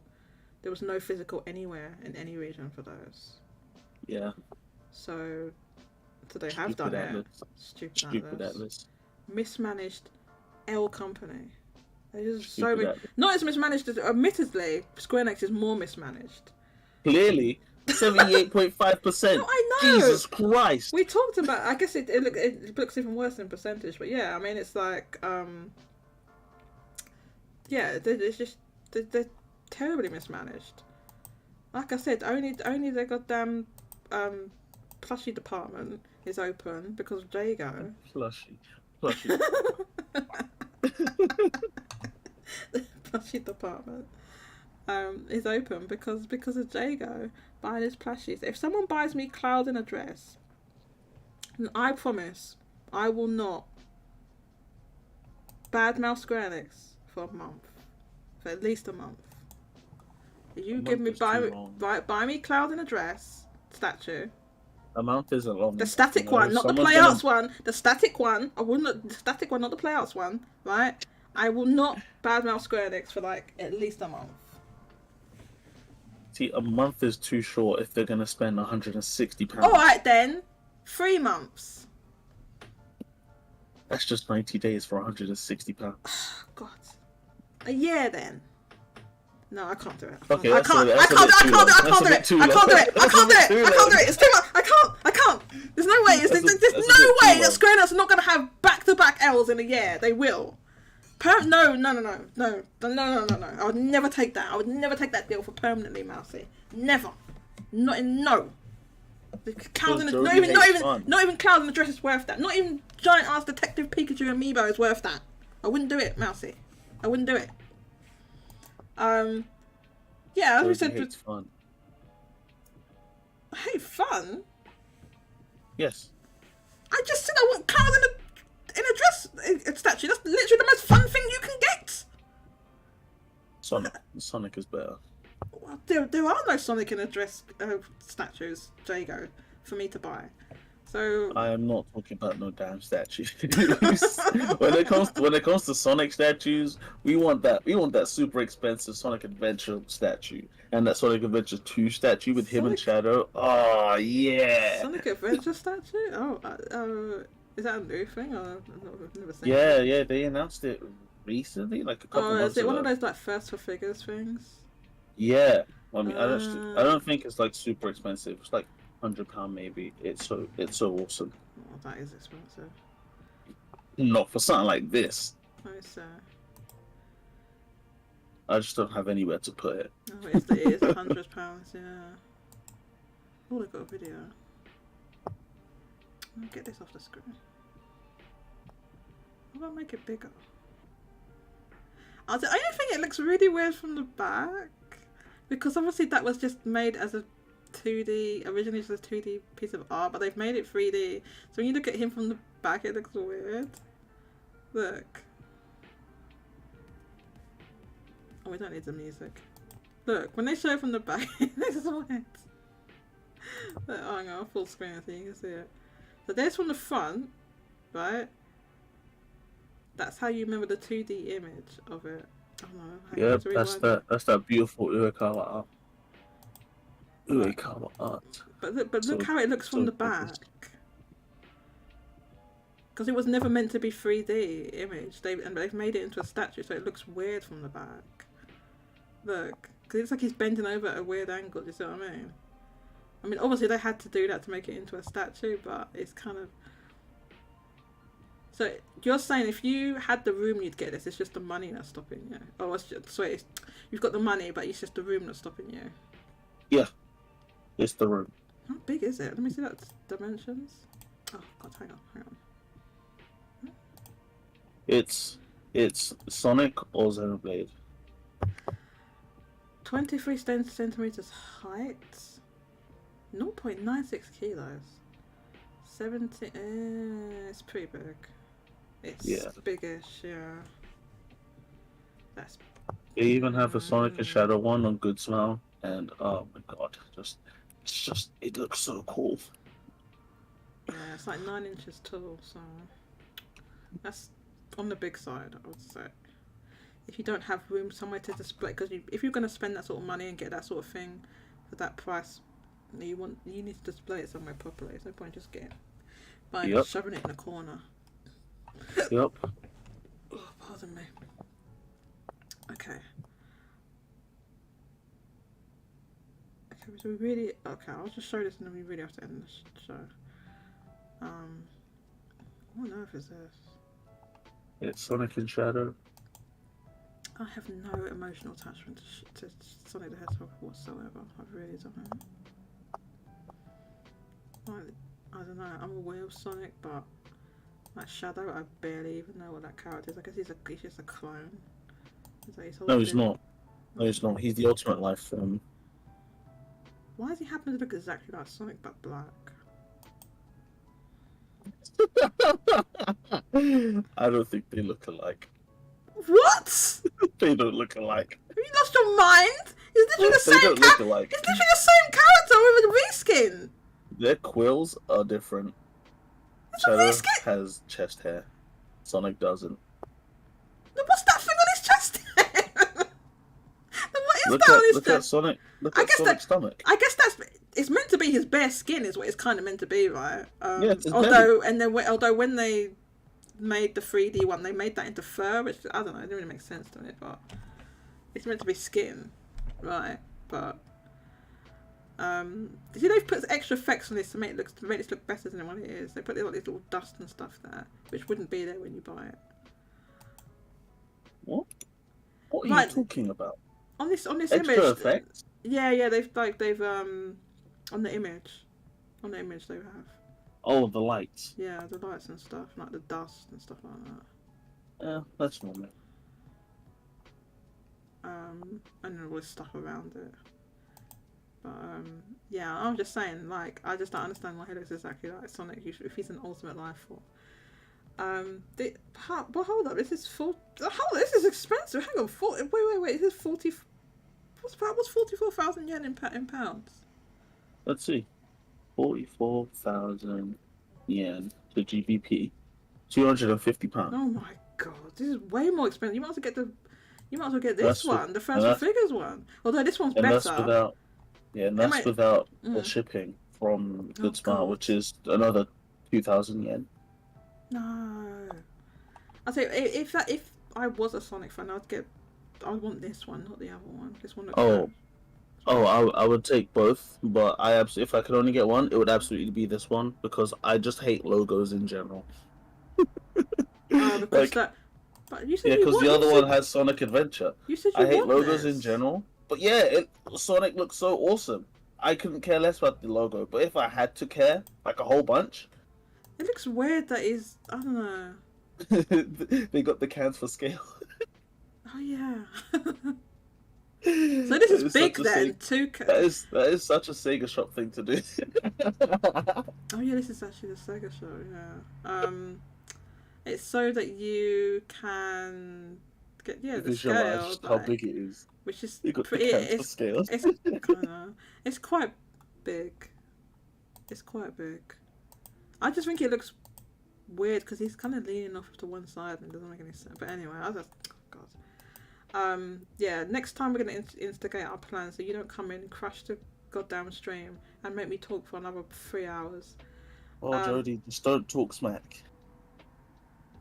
This all started because you would not admit Oh no, this all started. Tojo, whatever This the all hell is that started- stupid ass This all character from started. This all started because you weren't scrolling down.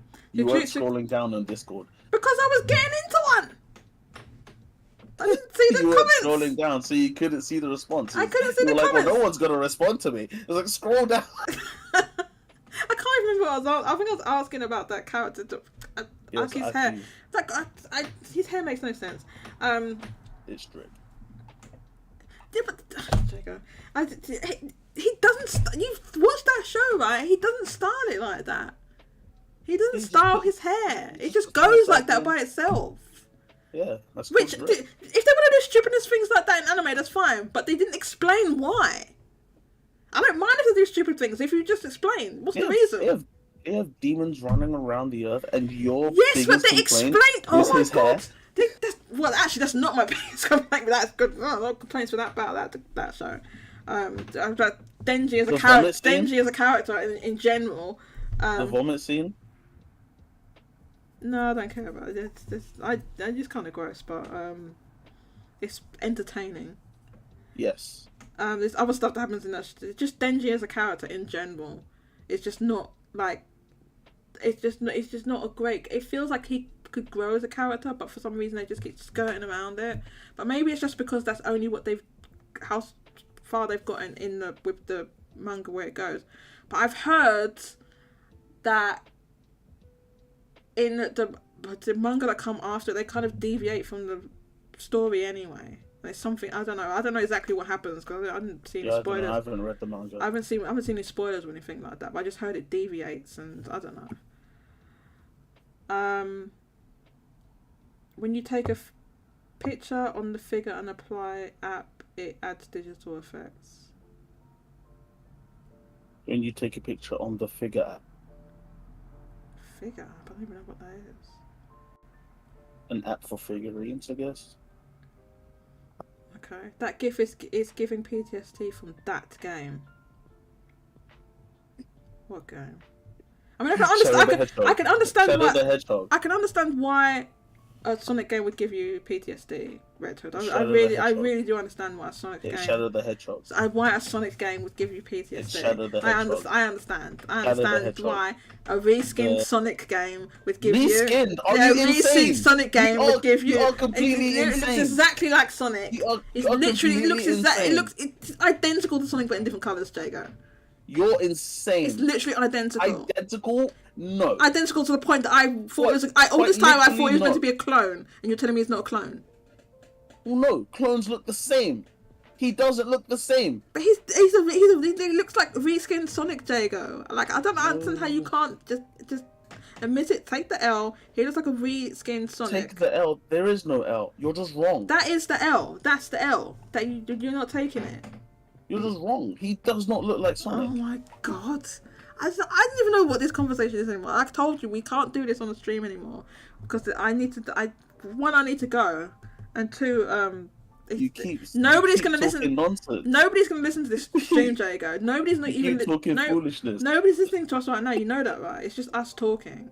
Nobody's even listening anymore at this point. I'm gonna check how many viewers do we have.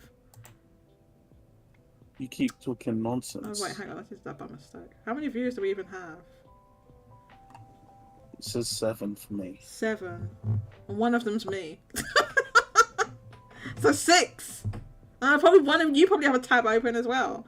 So we have 4 people watching us.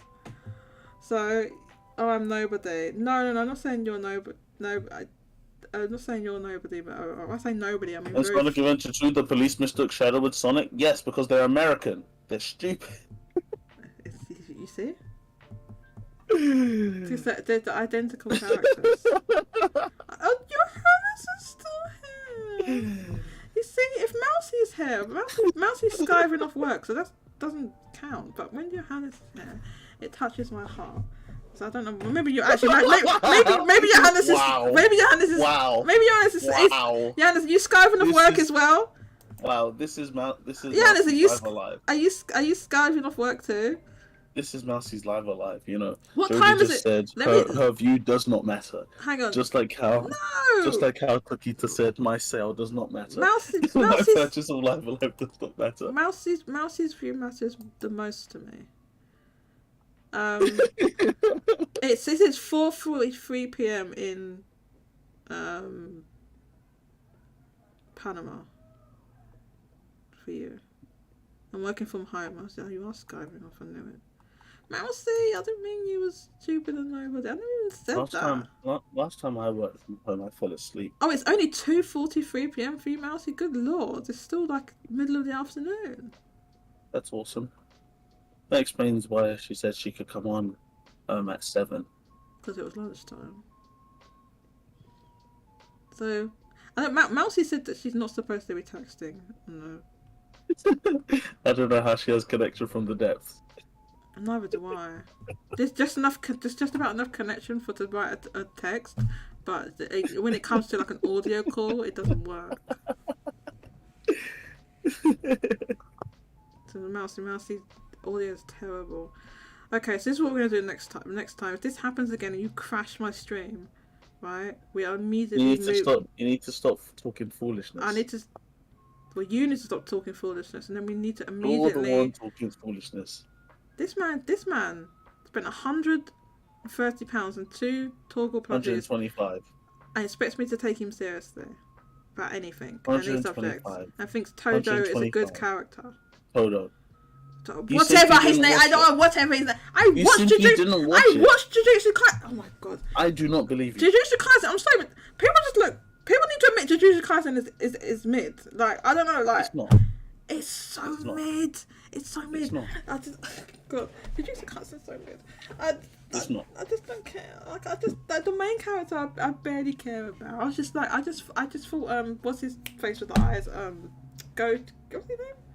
Gojo. I liked Gojo and Megumi. That's it. You didn't like Yuji? Redhead? Or pink? The main character, he's alright. He's not like a terrible character. What about Kugisaki Nobara? The girl. Oh, with the hammer? Yeah. She's awesome. I guess I like her too. Like, I guess those ones, like the main ones, I just didn't like it when they introduced those whole other set of characters. With Tojo. You don't like the Kyoto branch.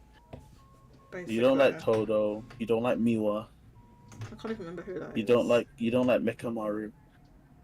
I can't remember who that is. I can't remember their names. There's like 25 characters in that goddamn anime. How can I remember all their names? There's Miwa. Oh, her. Well, she's on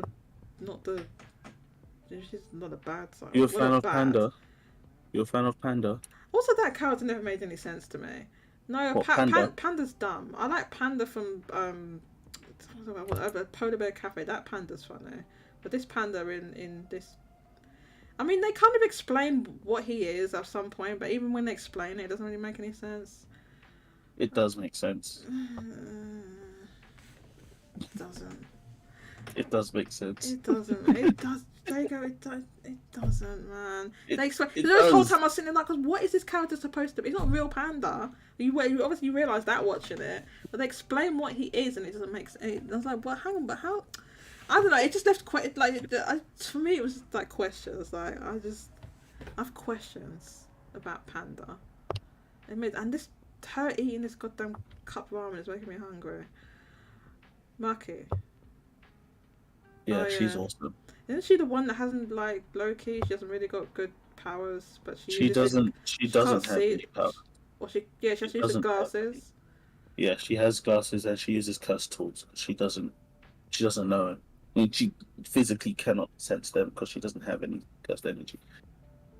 So here's the thing, there's some ideas and stuff in, like, that's really cool idea, having a character like that. And then, like, she's, like has a rivalry with her sister and stuff like that. That's cool, but it's just like, and that character who can't talk, if he talks, it's gonna do. He just talks about fish fruits. He just talks about fish and all this stuff because he can't say stuff. Inumaki. Yeah, what type of life is that where you can't like have a conversation? Like, yeah, you literally can't have a conversation.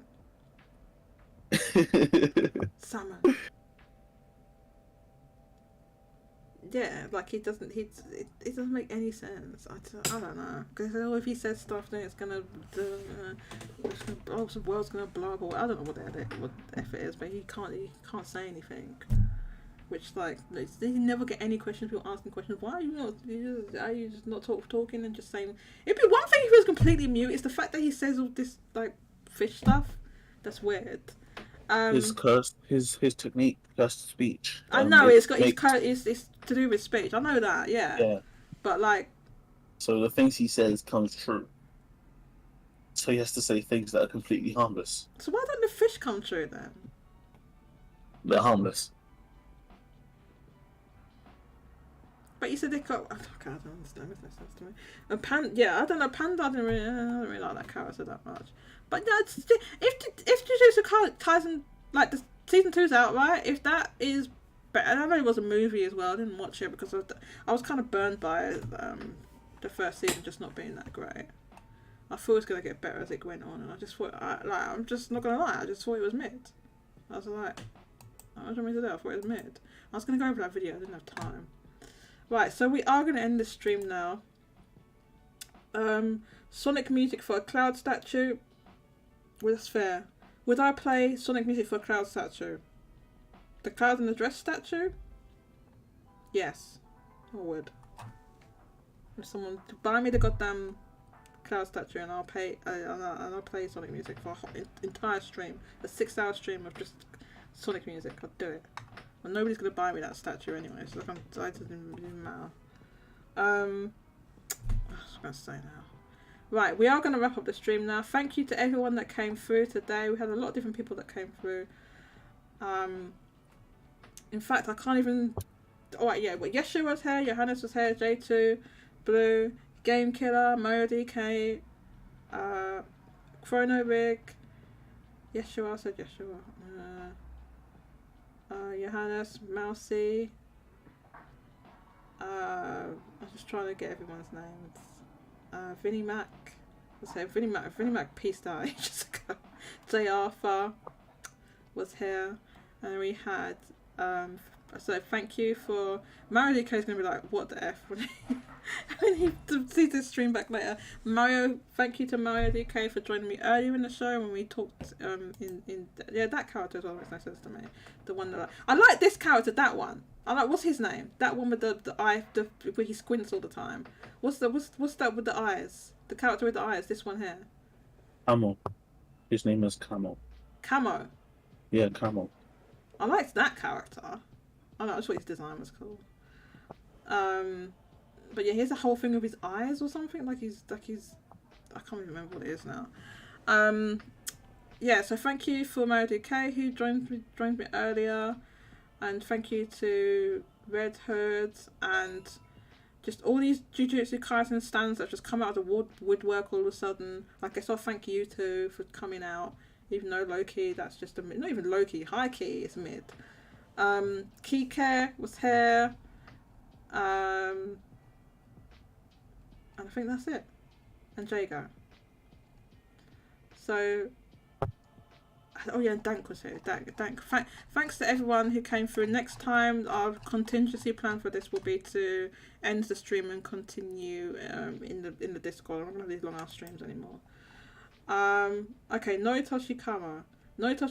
He's on the other side, right? He's in Kyoto with Todo and Mai.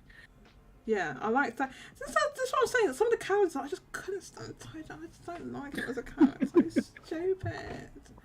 Like I just didn't find him funny. He's meant to be like a comic relief or something. Like I just know. I'll tell you what. If you tell me Jujutsu Kaisen gets better in season 2, then maybe I'll watch it. I don't know.